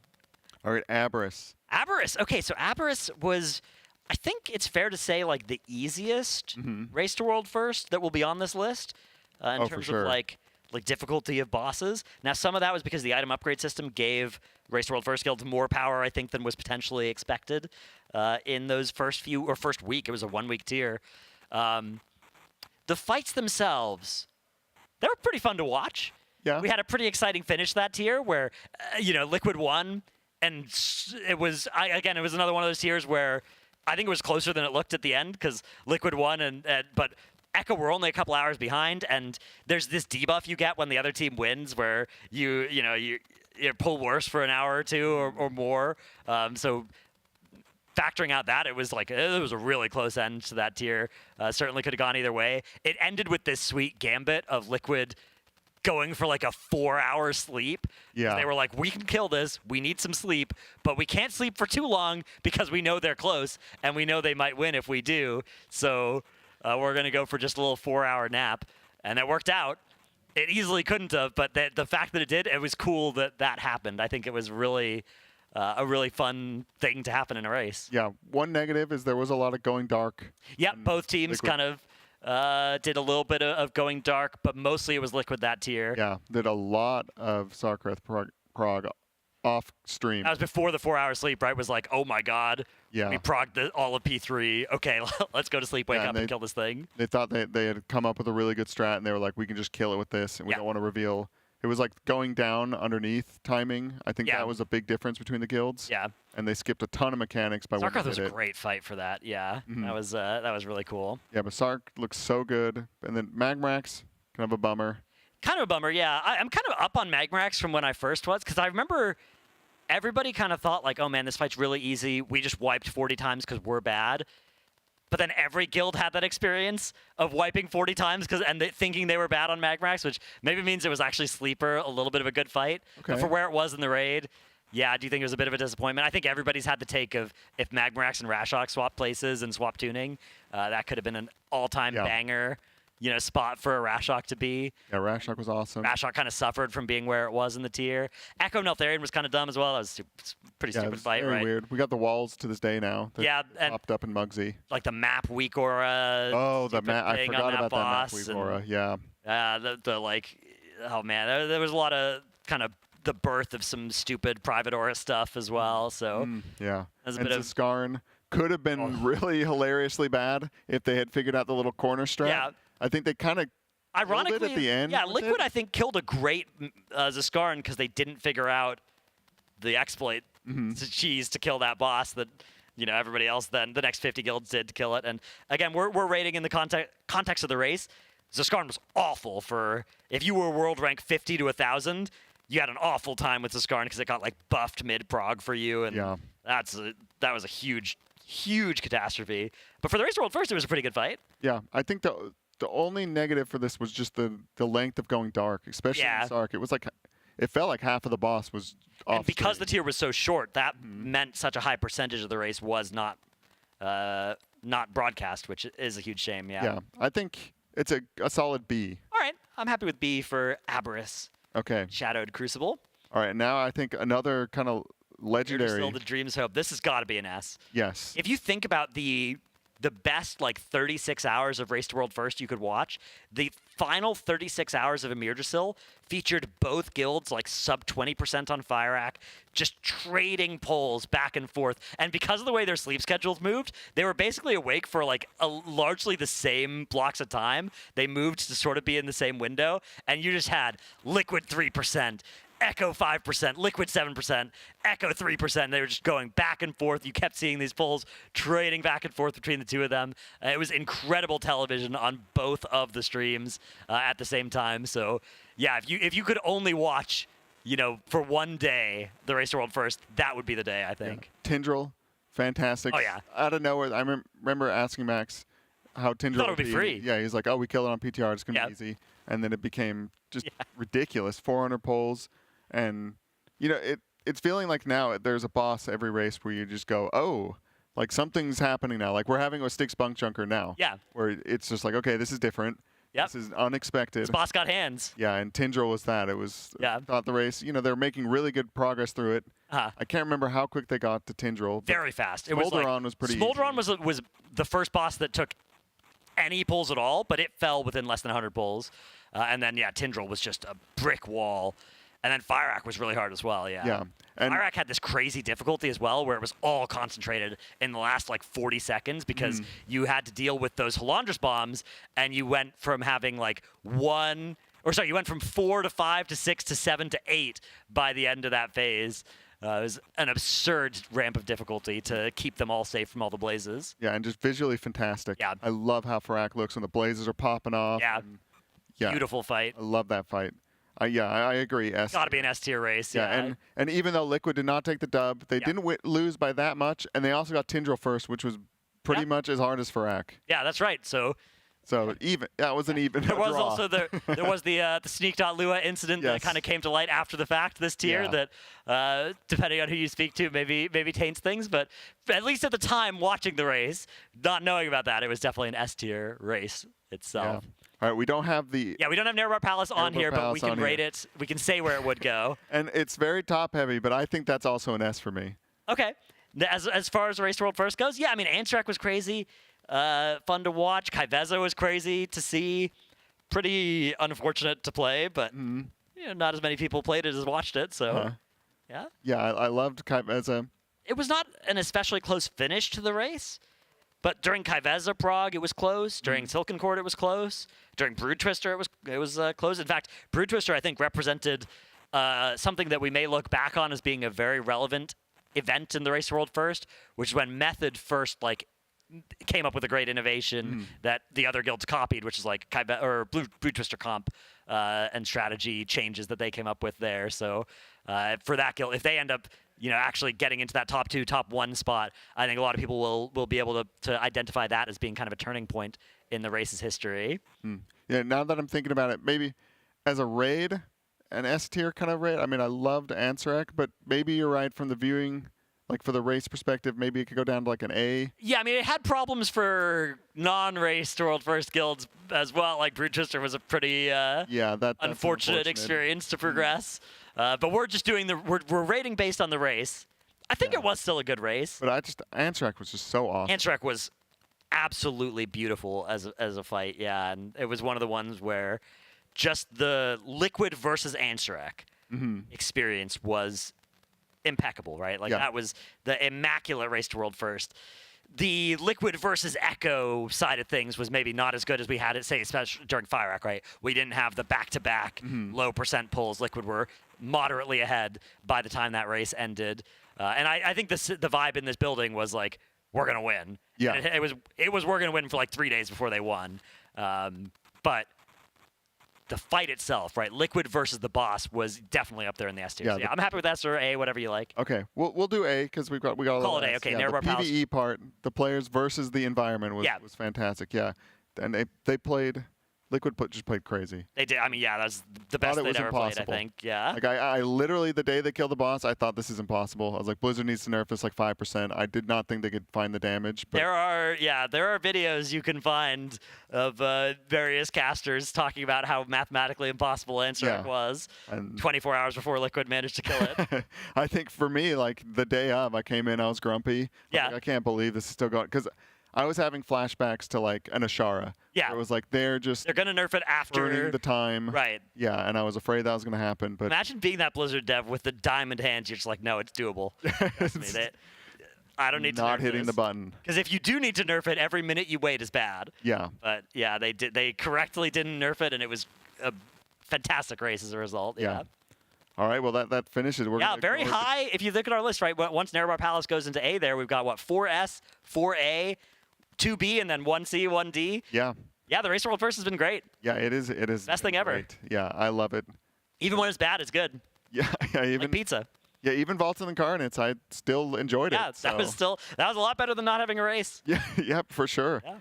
All right, well, thank you for joining me tonight. Thank you. This is fun. Love tier lists. Yeah. If you want to copy paste this, put it on your YouTube channel. Oh yeah, yoink. Yeah, go ahead. Thank you. All right, and if you guys at home want to sign up for a giveaway, we're still doing the giveaway to come meet us and the jerseys. TL.gg/CoinbaseRWF. Use code TeamLiquid20 to sign up. Get $20 free. These jerseys, maybe a Stix Bunkjunker jersey tomorrow. Ooh, are we working on one of those? Yeah, I think that could be coming. Ooh. One every. Oh, you mean not a jersey with Stix on giveaway. It, but the giveaway that comes every time we kill a mythic boss. I see. Yes. Because I know that when Halandris turned into a real boss, all of a sudden there was a rush to make Halandris merch. I wonder if Stix will ever have something like that happen. Yeah. Roly-poly. Yeah. We got this one's like Cauldron of Carnage themed, which is great. Yeah. It was a beautiful jersey. Absolutely should try and get your hands on that. Try and get your hands on it for free. If you don't win it, buy one. It's worth it. This is a great jersey. Yeah, it's great. And then also the grand prize you can see there. Get flown out to the next Team Liquid Race to World First. Come visit everybody. We've got a lot of fun surprises that we will for sure happen. I mean, the Taco Bell is just it's gonna happen. Oh yeah. If you're here late enough, it's gonna happen. Yep. Yeah, and yeah, I can't wait for that. Hope you're all signing up. TL.gg/CoinbaseRWF. Code TeamLiquid20. Yeah, we'll see you tomorrow for some Stix Bunkjunker progression, hopefully. Yeah, Stix Bunkjunker. Maybe a kill. Maybe some Sprocket Monger. But I think that's over. Some Sprocket Monger. Those are the things that need to happen. So, yeah, there's daylight savings coming. Yes. But it's not affecting us, sort of. I guess it is affecting. It affects everybody. But we're just kind of pretending that hour. We're kind of ignoring it, right? We're saying still get the extra hour of sleep. So, I guess if you follow the clock, we're going to start like an hour later than we usually do, right? Yeah. So what would that be? Like 10 or something? 10. I don't know, yeah. PST. I don't know when the Raiders are starting. Yeah, about then. The stream will be going, at least. It starts early with Rise and Race with Automatic Jack and Aya. Yeah, our light mode counterparts. Of Yes. this dark mode show. Yeah, they've got some fun stuff planned, so tune in then. So thank you for joining me, Dratnos, and thank you to all the sponsors, Coinbase, Honda, Secret Lab, Monster Energy, Alienware, MyBlue, RaiderIO, Wowhead, Warcraft Logs, and the DungeonDojo. And of course, the charity partner, Pasadena Humane Society, tl.gg/rwf-donate. I'm Cams. That was Dratnos. See you bright and early for some Stix Bunkjunker. Good night. Good night.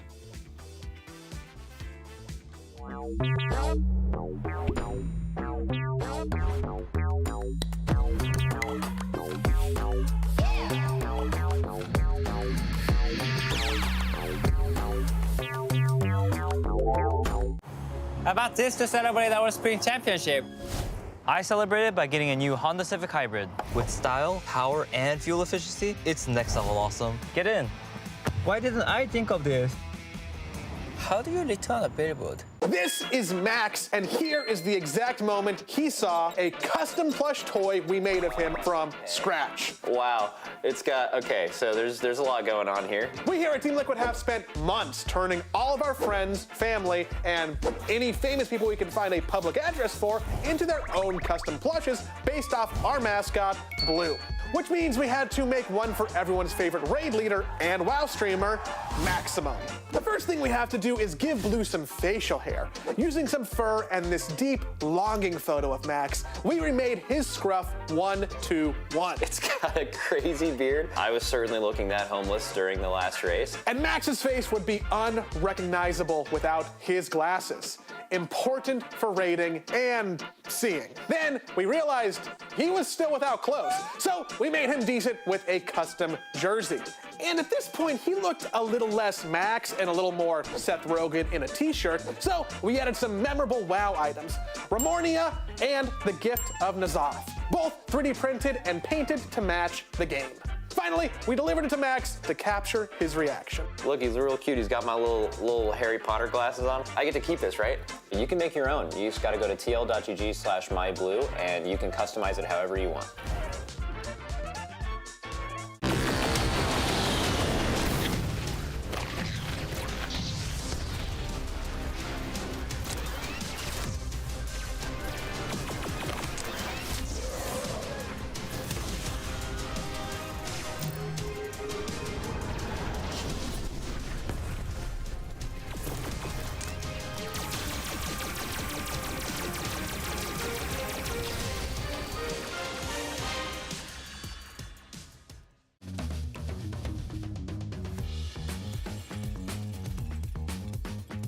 The Alienware Pro wireless headset, it's become my main headset for anything WoW related. The battery life is actually a huge deal for us. One of the few esports that plays all day, every day. 4 days of gaming on one battery, that's insane. This headset is everything that you can ever want and dream of. Without a doubt, this is the most comfortable headset that I've ever worn. I hate headsets that kind of like clamp on your ears or feel like they're pinning against the side of your head. This headset feels really, really good around my ears while I play. Quality of sound from the Alienware Pro headset is perfect for shot calling in intense situations. At the race, there's a lot of distractions, and sometimes I just need to be able to hear what the guys are doing in the middle of a boss fight. So after using this headset, I don't think I can use a different headset again. This headset is what you need.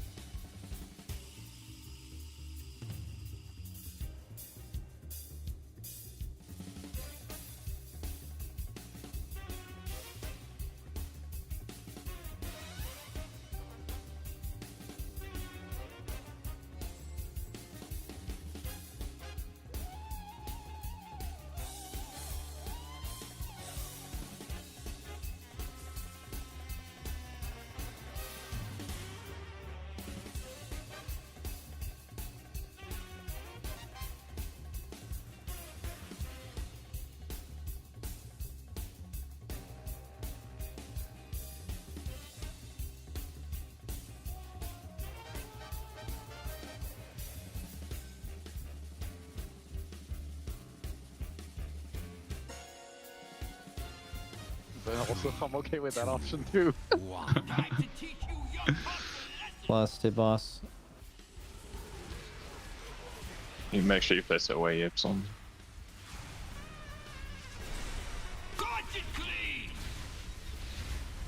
Okay, now if the Moonkins are the main ones seeding ads, should I just like let you guys know when Moonkins are picked? You go down. Yes. The tech boss. Okay, garbage here. This is one Moonkin picked. But it's P1 though, like I feel like this is piss. You have hyenas, try to go for 2 here. It's P1. Us. Oh, W.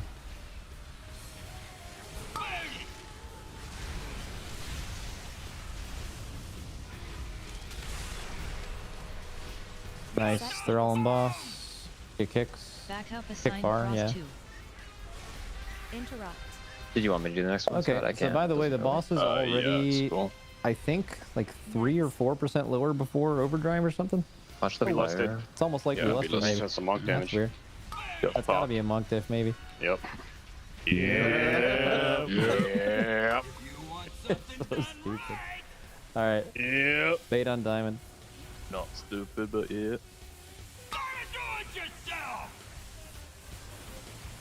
Time to take out the trash! Dude, my computer's freaking me the fuck out, man. Alright, spread out. I hate this, man.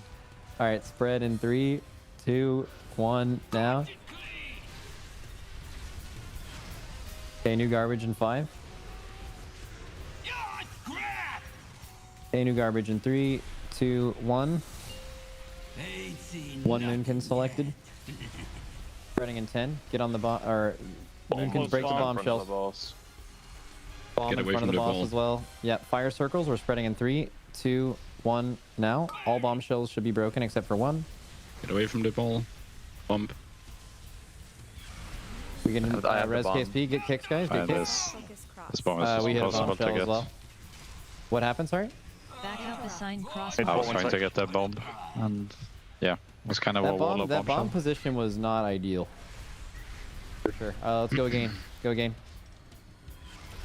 I want to see if there's anything we could have done better there.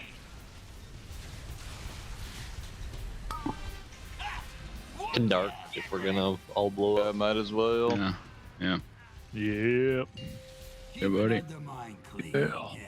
Yep. I can't recall. Also, I think people should just move away from the bomb if they're there. Like, Yeah, like let's see how we could have played this better. timed out.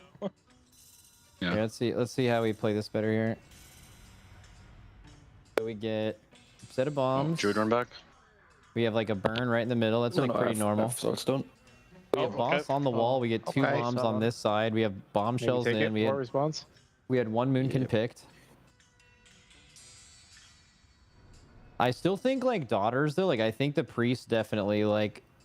They are still dotting, right? Like I'm watching Peter Griffin here. Yeah. The bombshells. I'm assuming. Okay. Yeah. Okay. So we're doing a spread. So we're getting these bombshells in. So bombshells are in front. That's fine. So everything looks good. So someone will grab this one. Okay. So we have a scrap master in the back. Tiger Disco is gonna go for this bomb, I think. Okay, that's fine. But okay, it's doing a fucking. Were you scared of hitting a bombshell? Yeah. So I figured I would just wait, but Okay. the opportunity never really. I think you should have gone for this bomb for sure. Yeah, I mean, I probably would have gotten it in hindsight, but pretty sketchy, I feel like, regardless. Where did the bombshell get hit? Maybe no, I don't even know. It was that one that Dusko. That one never came in. I guess it hit when I exploded on it, or was it someone else? Wait a second. Wait a second. I mean, I tried to loop around. I didn't know we had 1 boulder still.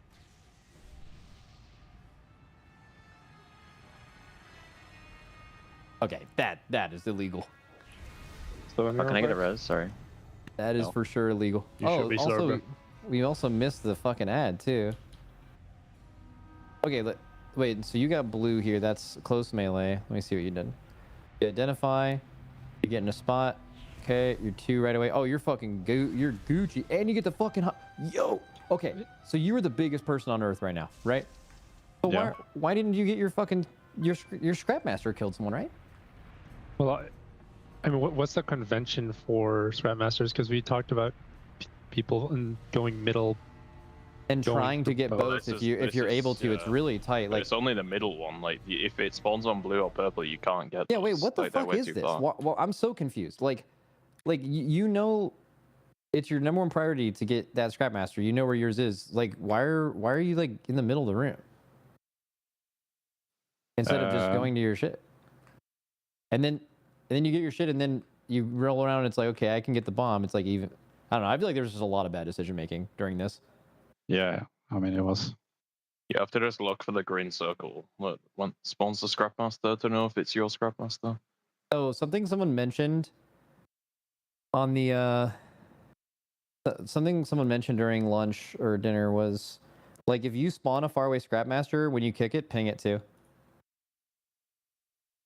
It kind of shows the casters when they turn around where the casters are. I don't know, Zoe. Someone's not working on you, bro. Oh. Probably also good to say our Scrapmaster. Works from Scott. Okay, perfect. Let's get it. Yeah. What the fuck is this feast? I put the Jester ring thing in the WeCourse channel if you want to grab it.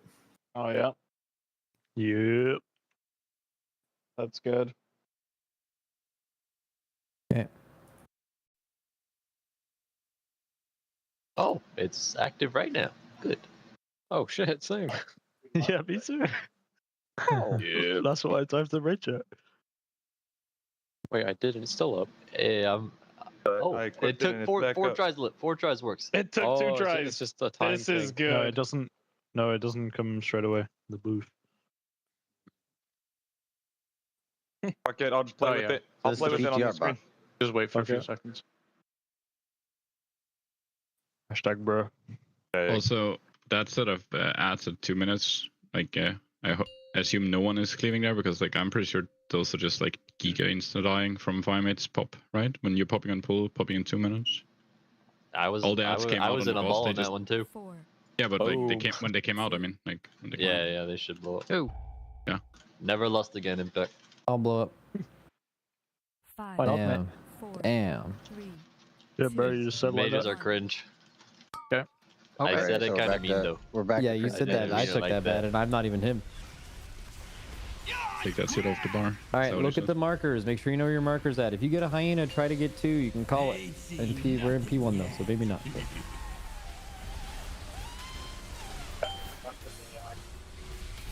Like this first set should be like absolutely nothing. There's a bombshell weird one on the left. Just be careful. When you're rolling your bomb to the left, be careful of a grip. Good. Waiting. I'm just waiting. No, you go. Yeah, now. You need to get it now to kill it. It'll die in 10 seconds. Does it die to cleave? Yeah, it Backup does. assign cross 2. It'll die. Leave everything down, guys. Good. We're spreading in 8 seconds.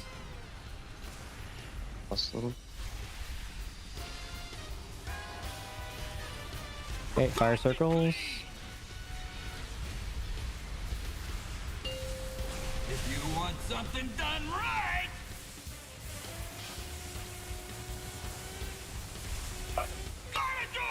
It's okay. Figure it out. time to take out the trash. Ooh, burn these 2 in the middle. Yeah. That's good. You can even have it on diamond. It'll work.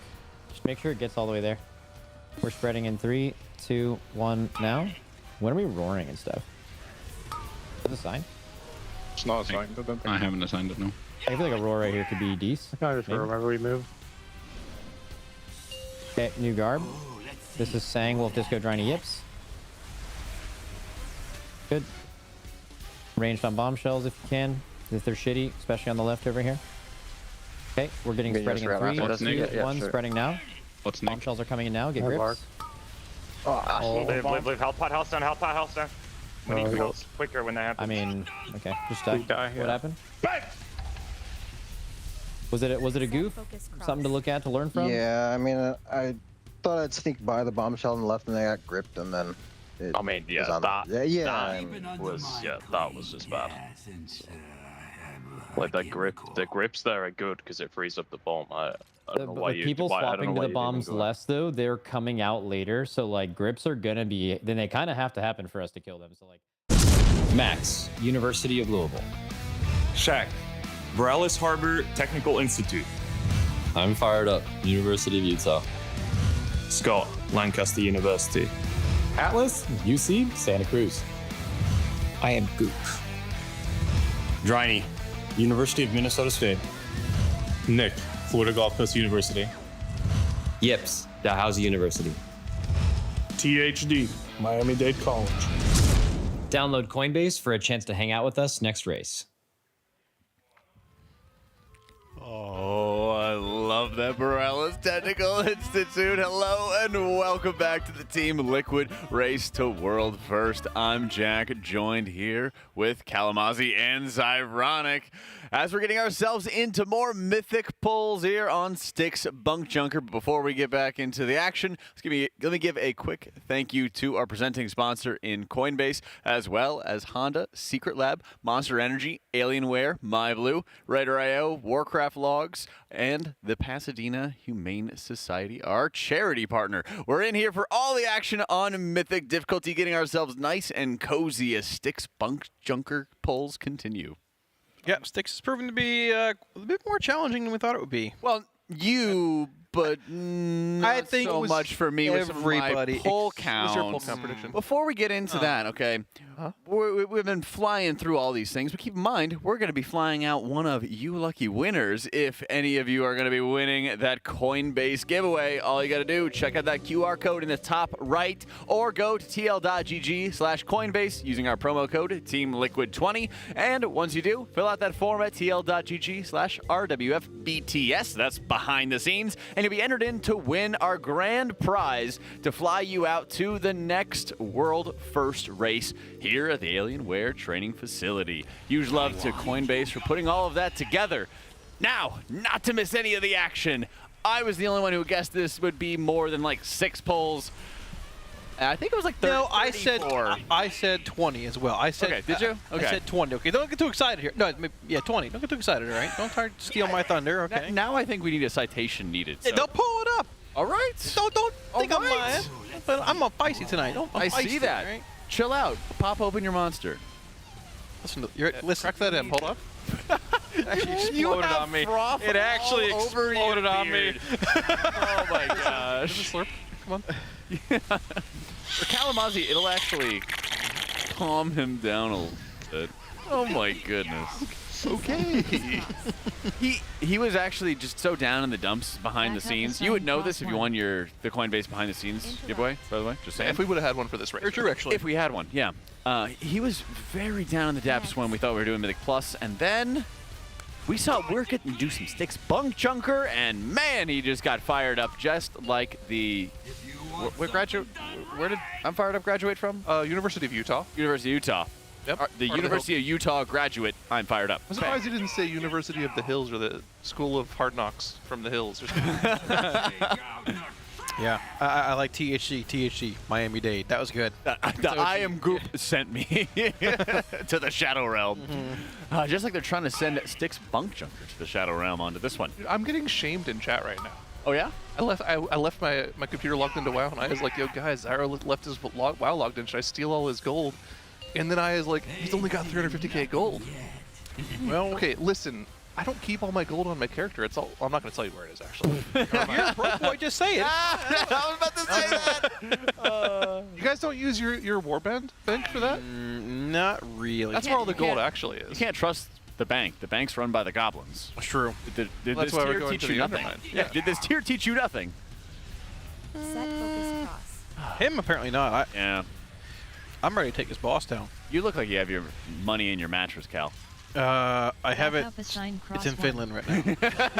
My car, exactly. Yeah. That's right. That's right. Listen, I invested it all into Gobcoin and I got rug pulled. Okay, I'm sorry. Oh, That's there what we happened. go. Typical. All right. Enough niceties. Let's talk about this boss fight. Undo it. As we saw in heroic difficulty, we have large, small, and medium trash piles. Well, I guess the large ones would be considered the mega bombs, the giga bombs, spread out across the room. 4 players, I believe it's still 4, a mythic difficulty. Citation needed. It is 4, yeah. Thank you. Are going to be marked after the boss reaches. It is the electromagnetic sorting, which should be max energy, right? I Honestly, I'm not sure if it's max energy, but regardless, it is like blue circles signify like the trash piles coming essentially. Right? Correct. When the electromagnetic sorting cast begins, the boss will mark 4 players, one of which the active tank, and then they are marked to start rolling around the room, picking up piles of trash. They have to start with small trash piles, or they can start running over some of the ads. They need to go from small to medium, and then they're going to crash their large trash piles into the various bombs around the room. But on Mythic difficulty, we also have to deal with the Scrap Masters. You see those big red lines coming out across the room? Those are going to be some of the mega missiles that those Scrap Masters are going to be launching. They need to be interrupted. Otherwise, they're just going to nuke those players. And so it's important to mention the Scrap Masters are there on Heroic. They do similar things on Heroic that you can just interrupt normally. On Mythic Mechanic, they have a new cast called the Recycler, which is a 10-second cast that will just instantly kill somebody. That's specifically what they need to roll over and interrupt. So there's a little bit of a timing thing.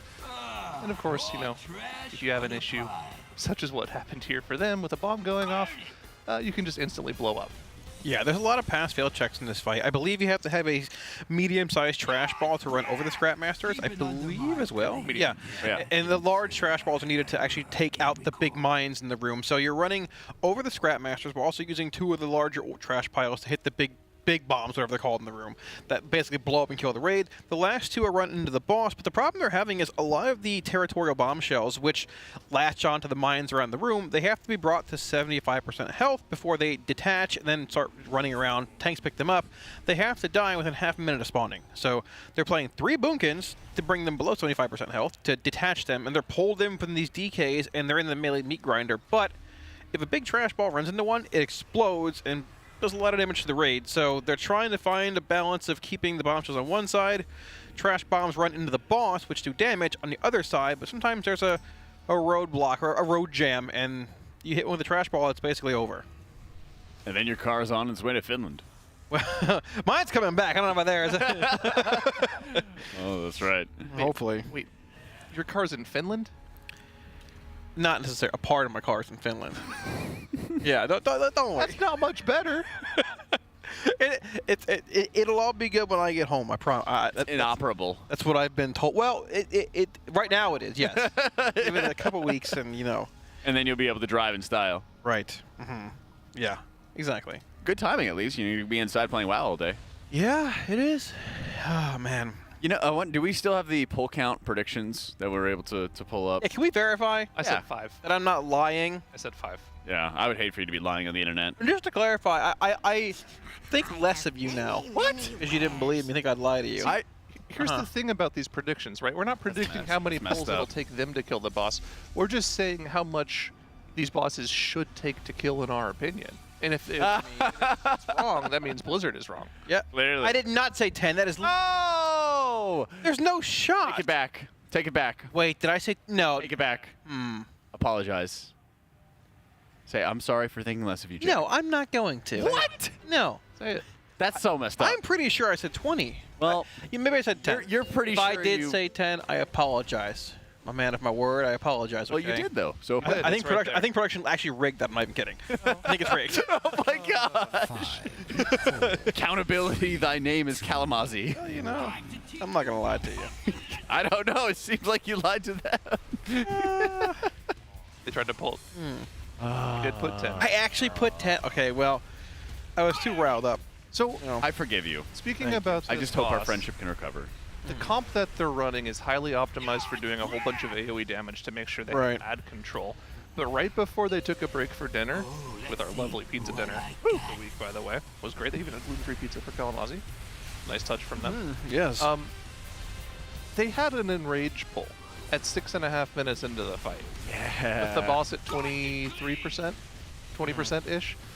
So what are we trying to do here? There's a certain amount of optimization that can go into it, right? You can try to make sure you hit more balls into the boss, which I'm sure do a ton of damage. They were doing about 1.5% of the boss's HP on Heroic. They'll probably do something similar to 210 million per pop on here. 210 million per pop. Okay. That's not a lot considering the boss has 14 billion HP. I mean, you also weren't 3-tanking the boss on Heroic either, but here it's almost necessary with these territorial bombshells. Like, having them just a melee on the one tank and juggling all the hyenas and the bombs, everything else, it's just it's actually pretty complicated, right? I don't think 3 blood decays are like required. The third tank could probably just be, I don't know, like a prop paladin, whatever, and just always have them take the rolling ball itself if you coordinated that. But blood decay, unsurprisingly, when grips are good, they're exceptionally good, and yeah. And it's even made it so that healer mains like Nick are being pushed into playing Boomkin.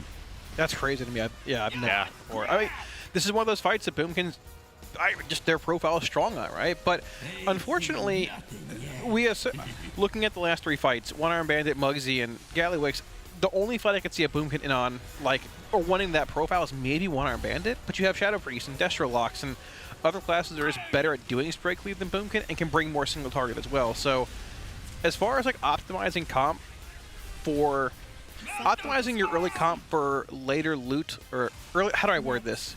Optimizing your comp for loot early on, taking into consideration later bosses. Yeah, they can't really do that here. Correct. Well, not necessarily. No, because you have to remember, only 4 items will drop from this boss. Right. The loot pool for this boss isn't as big as other bosses. So the only real concern I think you have here is making sure you get as many 6 bosses by the end of the week. That's the #1 priority. But that means you kill Bandit. I mean, is it 268 for the raid vault? Same as this time. Yeah, it's 246. 246. Okay, yeah. Okay, that's what I was going to say. Yeah, I mean, I'm a little skeptical about. Think about it this way, right? How many people in the raid are different from the comp they ran for Rick Reverb? Well, I'm just saying I'm a little skeptical about them killing 6 bosses on Mythic difficulty this week. Yeah, we could see. I mean, the week is still, well, there's still 2.5 days left in the week, right? Today's Saturday or Friday? Today's Saturday. Today's Saturday. Okay. Yeah. I don't know at this point. Okay, I'm very skeptical about getting 6 bosses down by the end of the week. Well, we'll have to see. And again, they still have a lot of stuff to send, right? They still have crests to send. They still have sparks to send if they choose to make that play. So it's not like they can't make their characters better if they feel like they need to.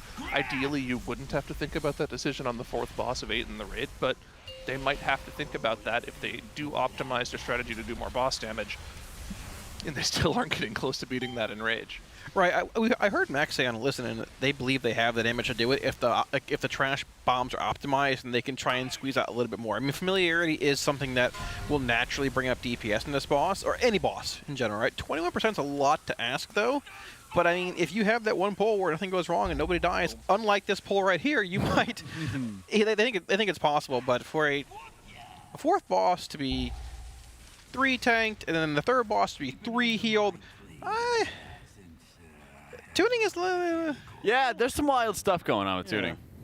I'd rather bosses be more difficult than easy, though, and see some bosses like this that maybe take 30, 40, 50 pulls versus the first 4 just being steamrolled like Nerebar Palace was. That was a bit disappointing. Well, this is an interesting POV that we have here, because we can see Atlas is no longer playing Blood. He's playing on Holy DK now, so they swapped down to 2 tanks again, and they have Atlas trying to do interesting. A little more boss damage. Now, he's not doing a lot. I think he was just dead early that pull, but that'll help a little bit. I wonder what they're doing with bombs then. Early on, I mean, it seemed like early on they have a slew of monks and they're using Ring of Peace to knock the actual bombshells towards the front of the boss. And they had like a highway priority of like bombs going into the back of the boss, and let me rephrase, trash piles being rolled into the back of the boss and the bombshells being in the front so they wouldn't collide and blow up on the raid. Maybe that's what got them in the last pull as well. I didn't really get a chance to notice there, but that makes optimizing trash piles a lot more dangerous because melee is one big disaster pile essentially. Right. The thing that I've noticed though, and I haven't seen exactly how much HP the ads will individually have on the mythic difficulty, but on heroic specifically, the territorial bombshells didn't have a lot of HP. You could kill them very, very quickly as long as you had people dedicated to focusing them down. And if you're able to do that, it should be pretty easy to get everything into the fight. But it looks like this is just a lot more hectic on mythic than it was on heroic, so it's a little bit harder to do that. Whew. Yeah. There's a lot. Especially for the 4th boss that everybody was kind of assuming was going to be dying pretty quickly. And having, I think, the added insanity of a 6.5 minute enrage, it's not so simple as we saw out of, for example, Gallywix Heroic, where they were able to 8 heal the fight. And the enrage, while there was one, it was like 9 minutes into the encounter, 9.5 minutes maybe. Now, Liquid has juiced up their item level quite a bit since yesterday. So yesterday when they were killing Rick Reverb, they were at 651.8. Now they're at 654.8. So you can see that Mythic Plus went a long way towards getting that item level up, and we kind of expected that to happen. Again, though, I think they still have quite a bit more juicing left to do. Things like Sparks, where they can send on weapons, things like upgrades with crests if they're not entirely sure whether or not they want to just use those right now. Rune Crest, you can probably send on important, like, heroic pieces that you know you won't won't replace. If you get a mythic weapon, you can send Gildeds on those pretty much right away. We saw Scott did that on his warrior. But those are pretty niche cases, I think, right now, and they'll start to have to hammer out the decisions pretty soon here, because like we already said, it's Saturday, right? After today, you only have 2 more days of progress left this week. In like a super ideal scenario, you get 6 of 8 done, so you can have primed mythic loot boxes for next week. On a positive note, Reclair won't take very long. When you have 4 bosses dead. I love the positivity. There's that. Oh my goodness. Well, it depends on how many Jaster Diamonds and how many Kazans and House of Cards that they're going to need for splits. That's true. You can still get higher eye levels on your Eye of Kazans and Jaster Diamonds as well. I mean, probably a lot more emphasis towards heroic value on those items compared to some having normal or I'm interested to bound, see but if we can look at their raid comp on RaiderIO exactly how many of those they have. I'll take a that's look a dig, at but yeah, I think you can show it, it should be pretty easy to find that out. I'm gonna be honest. Like I think this boss dies tonight. Probably, at least a very low attempt. It probably dies tonight. Yeah. I'm more concerned about Sprocketmonger being real with you. Like, I mean, they haven't shown it on a stream, but it's out there because ID streamed it. It's got the same amount of health as his boss, and I'm pretty sure it's like a 6.5 minute enrage as well. With that third intermission. You can do like 3 billion to this boss with the trash piles. You can't do any extra damage on Sprocketmonger. The DPS check on that boss seems diabolical. Like it is like, okay, we just can't do this. Go do M+, they nerf it. And what we haven't seen, at least we didn't see it from Instant Dollar's point of view, is we didn't see the intermission phase either. Right. We don't really know. That's going to go with some of the polarity differences. That's true. It's a big change there mechanically from PTR as well. So it's tough, man. It's going to be interesting. I wouldn't be surprised if obviously getting a little bit ahead of things, if Sprocketmonger is still alive on reset. But we'll see where that goes. Really? We'll see. We'll see. I think they get a last-minute Monday night kill. Be good. I mean, gathering the info before reset would be clutch to see One-Armed Bandit. Maybe see, like, Enrage, how the DPS check is there. But you should know once you see the boss's health in the first place. Like, what the actual Enrage is going to be there. But that boss is going to be a wall, too. I mean, execute profile on the last 3 bosses is super relevant. One-Armed Bandit, Muggsy, and Gallywix, right? So, hopefully you high roll those vaults on Tuesday. Yeah. We're going to be hoping for a lot of high rolled vaults. We're going to be hoping for a lot of value coming in from the Gilded Crest updates.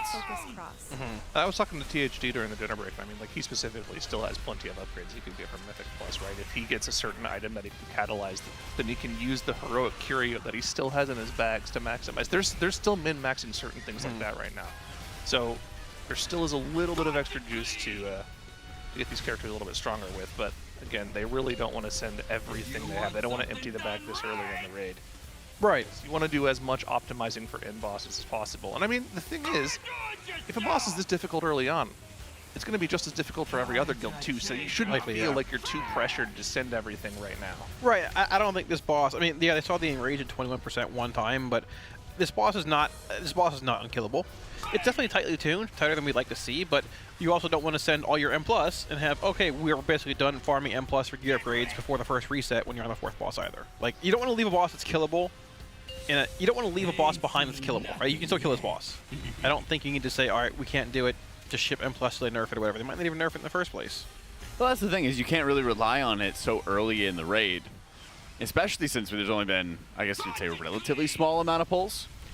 I think, especially after what we've seen from previous raid fights, like Ovanax or Nexus Princess, where there was the assumption of like, wow, like these were super difficult fights. I wonder if they're going to do that process again when everybody who came after the World First Guilds were really struggling to get past that wall of, after the first 4 bosses. Well, just because there were those complaints doesn't mean there's going to be an immediate policy change, Right. Well, okay, so here's the other thing, right? If the boss stays at this difficulty, they could probably get this boss down within, what do you think, 70, 80 pulls? If it stays at this difficulty and they keep working on it right now? On this boss specifically. Yeah, like a total of 70. Including the 30 that they put like 30 and 40 more from here. That's what it looks like from what we're seeing right now. They've already seen the Enrage, which means they've seen the entire fight. They just need to optimize, and if they do have to send extra item level to kill this boss, they will. But here's the thing, right? If the next boss and the next couple of bosses are also in that sort of 80 to 100 pull range, I think that's still a better raid curve than what we had in Nerebar Palace, right? Nerebar Palace, the fact that you had the 5th and 6th boss both taking over, like, what was it, 250 to 300 pulls each? I think 250-ish, yeah, give or take. That was the problem with that raid. And they were very long fights. Yeah. They were enormously long fights with heavy amounts of wipes happening later in pulls. You know, it wasn't something so simple as, hey, it wasn't like Tindril as a good example of, hey, most of your wipes are coming in phase 1, and, you know, you had 500 wipes or something like that. But the encounter, the time spent in encounters was not that high relative to what we've seen on other fights, and penultimate ones at that. Someone in chat is questioning, or our thought process here is like, what? They're going to optimize 20% of the boss? Well, yeah, we've seen them optimize 45% of a boss before back in Nyalotha. Yeah, quite literally, we saw, I think it was like 10 or 15% of Anzarek's health get optimized away. Yeah. Oh yeah, and I want to say it was like 12 to 15% HP on the boss. They hit and rage, and everyone's like, "Oh my gosh, like they're gonna have to nerf the fight," and they found a way. Right. You know. Plus, their best pull at 21 was with 3 tanks in. We're back down to 2 with Atlas already on a DPS. So correct. There's definitely optimization to be found still. I wonder, since they do have they have a very deep roster. What if they're also putting some players who are not in the raid right now into the hyperbolic Mythic Plus time chamber? Oh, yeah, of course. And seeing, hey, we might try another Shadow Priest. Hey, we have somebody else who has a Boomkin ult. Windwalker, sure. What other options do they have that are not in the raid right now, which they could start swapping in, but maybe there's not a need immediately? And so they say, let's see how far we can take this. Oh, okay, we have a DPS main for something else that might be beneficial in a damage profile that might be more helpful for us. How do we get them more gear while we're still working on this project? And then, okay, we need to make a decision. We need to make a swap. Here's how we do it. Right. Yeah, I mean, honestly, we mentioned triple Boomkin, triple Shadow Priest. It's probably not the comp you play in the end fights either. So getting those characters that might be in or a bit more relevant damage profile later on, some more gear right now, it's not even that bad in the long run, right? So let's think. It's not that bad in the long run for where what loot is dropping off this boss. And it's not really unheard of to have an early encounter require a more specific comp, and then you bring those classes to bring that comp, and then you kind of move on after that. Yeah, we were definitely covering this a little bit earlier on. Things like the fact that their item level seemed a little lower than it was the other day because they were kind of prioritizing Eye of Kazans and House of Cards and Mug Jugs on players. Instead of focusing on item level, and about how a lot of the raiders that were in for the first 3 bosses still had old pieces of gear on from last raid, 630 something item level, when they can go and farm 655 from Mythic Plus. There's still plenty of upgrades for them to gain, and somebody like a Boomy who's playing a Windwalker, who, that guy is a superstar player. Yeah. The fact that he's not in means he's replacing those pieces of gear that need to be upgraded by 20 item levels right now. And that'll be good for the later bosses. Or maybe when he finds them, they might bring Windwalker back in because it's probably really good for ad control on this one. Yeah, exactly. Or Boomy's working on a Boomy. Not that. We'll not be doing that.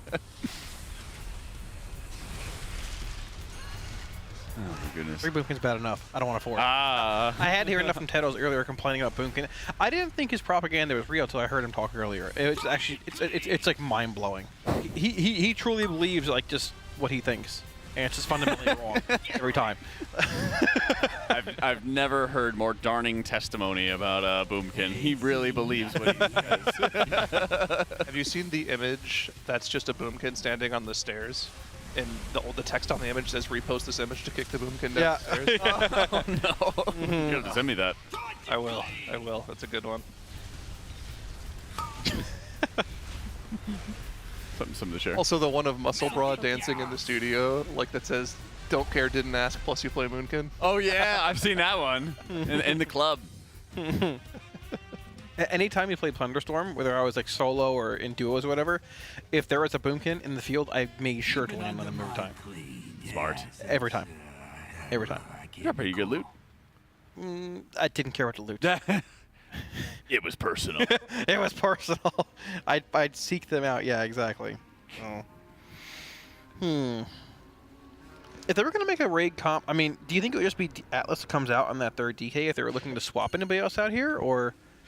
And what could they even really change here at this point? No, I think you have to keep the boom kids in for ad control. Everything about this fight is ad control. Well, no, yeah, Atlas and the DK. Do you think he comes out for anything?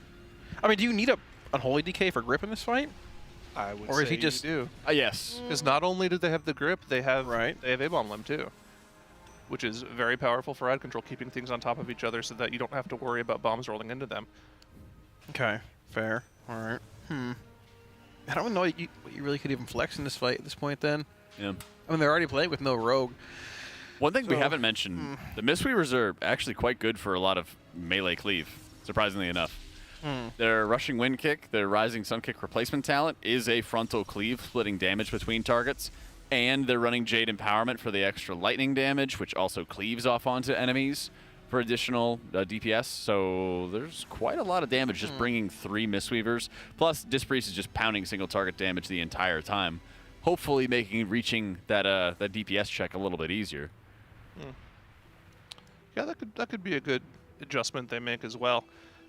I think this is a fight that is kind of frustrating to progress on.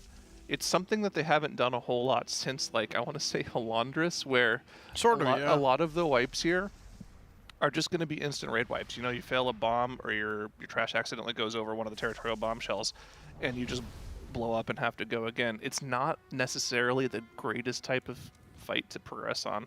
Yep. And I can kind of feel for them. It is it. It's one of those, like, hurry up and wait. Yeah. You know? Yep. It's a mental boomer, right? Hopefully multiple jokes there. You know, boom, bomb, boomer, old. 5 big booms. Yeah, boom. Yeah, boom. Woo! We didn't even get it. Dang, that stinks. All right. I was kind of hoping that you guys would join, but nobody did. Boom, boom, boom. That was like boom. There you go. It's 5. Okay. It's 5. You did 5. Thank you. I've honestly never watched the video.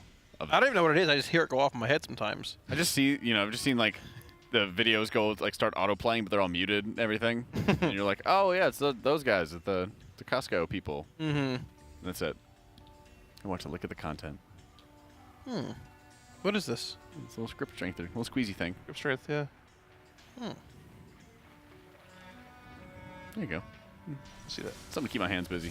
Oh yeah, no, that's good. Watch your fingers. Oh, that's good. Gonna do this over There and you over go. again. We're easily entertained. Well, It's like our fidget spinner. Yeah, well, that's literally like mine.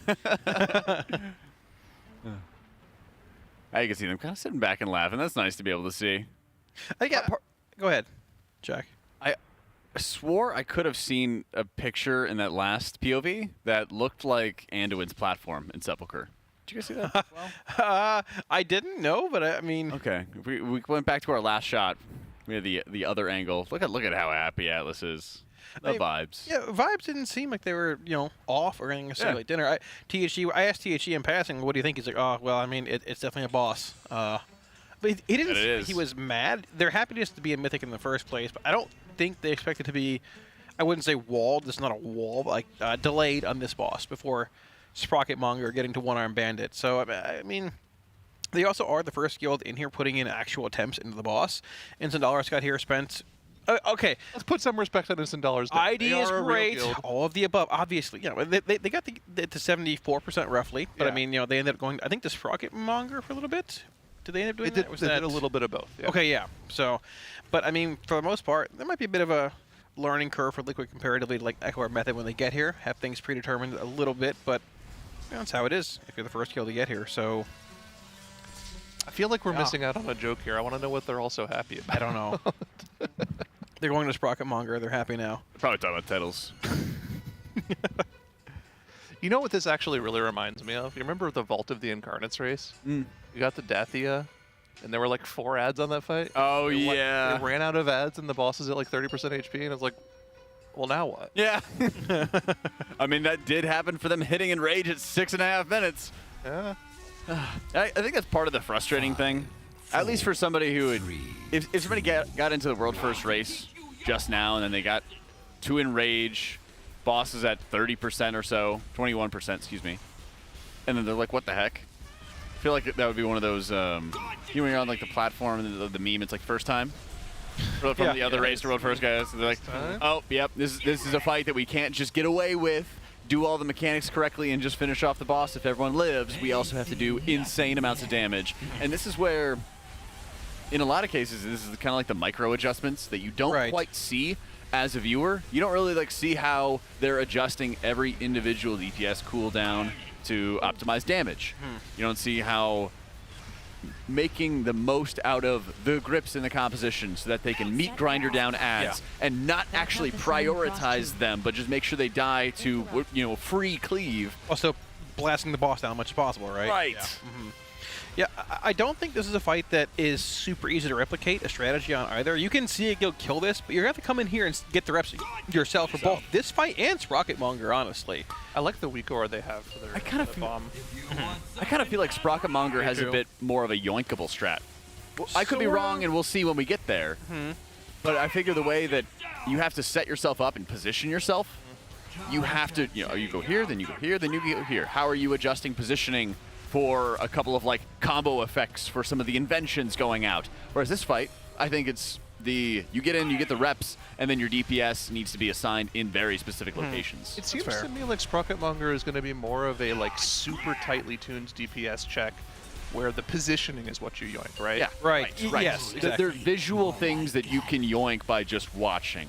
Whereas this encounter is more of like when people use cooldowns, how they're using resources.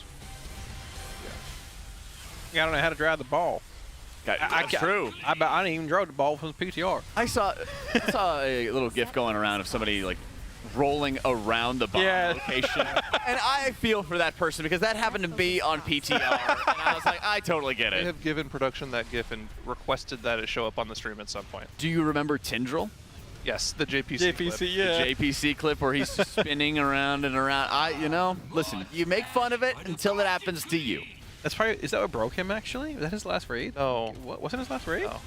Yeah, he did. I mean, that's not what broke him. He did vault. No, probably not. We can say that, though, right? Obviously. No, we know what broke him. What broke him? It was the clip in Waycrest Manor with Hopeful and Nerf and Elismir. Where they went dark. Yeah. I don't remember it, no. Oh, come on. You haven't seen that clip? No, I think I have, but I don't remember it. It sounds like vaguely familiar. I'll be back one day. It's all right. No, they didn't go dark. They went non-verbal. That's what they did. Oh, okay. Yeah. I do remember something about that, yeah. Well, that's a classic clip. I don't think that's actually what broke him. I think he had some real life stuff going on. But the man, as I've heard, might be coming back quite soon. I've actually seen him online and doing delves and keys and stuff. Ooh. Really? Yeah. That would be sick. He's been playing lately. He finished up his degree at Harvard, or what happened with that? I don't. Well, he finished the Harvard one a while ago. He was working on the Yale one recently. Yeah. Oh, good for him. But I think he finished that one up just now. Yeah, so he's back playing WoW again. That's a start. Obviously a little bit too late to participate in this race, but crazier things have happened. And it's JPC of the last boss, and he slays Gallywix. Yip's raided in Liquid for a while too, as a warlock. Way back in Tomb of Left for a little while, and now he come back as a main tank. When did Yip join Liquid again? It was in. Well, JPC is one of those. There are certain people that have been in the guild that kind of have like an open invitation whenever they wanted to play again. Sure. You know, people like Evade. People like I'm assuming JPC is probably in that on that short list. Yeah. Yes, here it is. Boom. Oh no. Yeah. It's so great because it's just smiling and shaking. Like sometimes it just happens. It just happens. People like Ben. Yeah, Ben's another one. That's the best part of that clip is the pings on the bomb too. Oh man. Oh, it's so good. That's going to happen to me. It's gonna happen to us all. Guarantee it. Because that mechanic can target literally anybody in the fight. Yeah.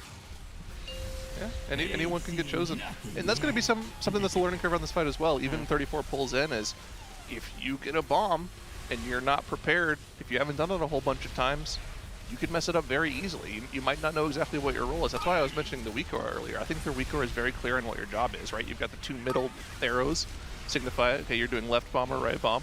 You got the two far out arrows that say you're left scrap master or right scrap master. And I think they're doing a pretty good job so far. I'm only dealing with this first set, but as they get further and further into the fight and they still have ads left alive from the previous set, they burn maybe a little bit too trash, put too much stress on their healers, they fall behind, and it kind of peter out to a slow death. Yeah. There have been some pulls where they've had extremely clean wipes when they get to extremely clean pulls to like, you know, sub 50%, and then, you know, maybe somebody that's not used to doing the garbage gets the garbage and they wipe.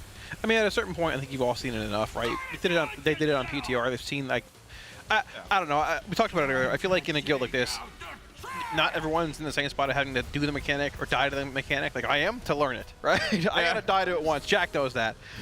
But what is the video game that this is based off of? You know what I'm talking about? It's the video game where you roll over things and you suck them up into your ball, and your ball gets bigger, and then you can suck up even bigger things. Yeah. What's the name of that game, chat? I feel like Katamari Damacy. There you go. That's the one. They instantly said it. Katamari. You need to play that game to practice. I feel like that was in like a Mario game as well. Yeah, that's why I went towards. Right. I thought it was like a mini game. Gosh, it was like Super Mario DS, and they had like a whole host of mini games, and like that was one of them. I kind of have the music playing in my head right now too for that game. It's a good game. You should play it. Hopefully it was. It'll help you practice for this boss too. Yeah, there you go. One thing I'm noticing is also how they're trying to adjust the position on the boss so that they're making sure there's enough space for really the melee or even just some of the range to stay spread out for when some of the fires are going out. As the boss is putting out some of these flames onto players, if they're touching any of the garbage piles, they set them on fire, and then it's going to start pulsing additional raid damage. They want to avoid doing this as much as possible. They can get away with muscle healing through it, as you're seeing AMZs going down for the next electromagnetic sorting to try to make sure that everyone can survive here.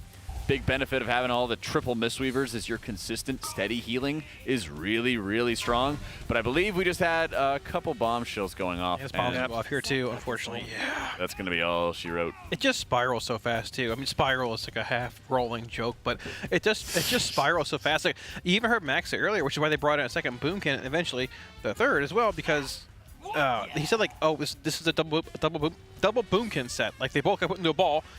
Extra cleave in these bombshells. Like they're a large part of that territorial bombshell cleave, and like there's a bit of RNG in this fight that can make things much tougher than what it initially may seem. Yeah, I was kind of sitting here thinking to myself, why is there a world where you drop healers on this fight? Because it seems like everything here is very pass-fail and not necessarily a healing check, but the problem is, can two healers get chosen by the balls at the same time, or is it? I don't know, and I've been looking for confirmation on break. It's obviously a tank. I want to say it's one healer. I'm pretty sure there's one tank, one healer, max to one healer. Is it max one healer? So do you think if they were to drop one healer, add an extra DPS to help with ad control a little bit, that would be even something they could think about doing? Before they do that, they need to be flawless with the flames coming from the boss and not setting any trash piles on fire. Right. So I would say if they're having some of these pulls where there's almost never any trash piles being lit on fire by other players, because it really just targets players. Right. They just have to make sure they're not standing near any trash piles. If they successfully do that, then I think they could probably 3-heal this. Yeah.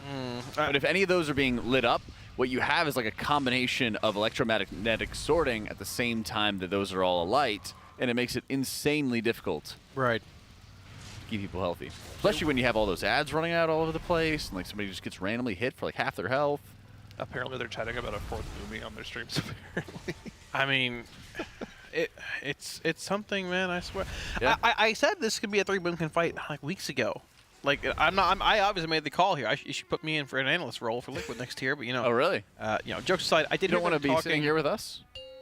I'll double dip. I'll do both. It's fine. I'm that skilled. I am not. If anybody is, it would be you.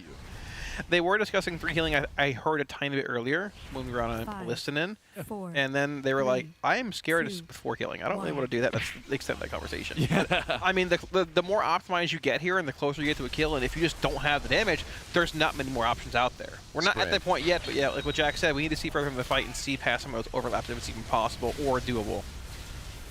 They actually left Sting and pulling in here too, which is interesting. When we were casting this earlier, myself, Ratnos, and Tettles, they had moved Lust from pull to like the 30-second mark, and then moved it way to like 60% in the boss. We thought for like maybe trying to optimize around 3rd DPS cooldowns and a bit more of like an HPS kind of CD as well, but it looks like they sort of just decided against that, and they're back to Lusting on pull here. I do like it a lot, especially since at this point they just need an insane amount of damage in order to meet the check in general. What I'm predominantly going to be looking for is how dangerous things are going to be looking if they're properly making sure that none of these trash piles get lit on fire. Because if they can do that, they could go really, really far with this encounter. Especially when they have like 3 AMZs, most of the raid is stacked the entire time. There we go. Spread fire coming out now. Let's see if they can keep it to a minimum. Now the problem here is, of course, the boss is running around doing this at the same time. But it looks like they were able to do it with none of their garbage being set on fire, which is pretty good. It's massive. Yeah, that works. So he should be landing here, lighting the 2 closest piles on fire on his own right about now, give or take. I believe here, correct? Yes. Pretty soon. And that's going to be like the stacking soft and rage, I guess, leading to the hard and rage at 6:30, as we know. And besides that, it's going to be sort of rinse and repeat. We're going to have these fire circles coming out, which, once again, don't want to cleave here into that electromagnetic, whatever Jack called it. Well, let's focus on the big problem here, because the damage itself is not something that's wiping them. It's the execution. Here, right. The ad sets coming out here. Territorial bombshells. These are the things that are causing the most of the wipes that I've seen from them.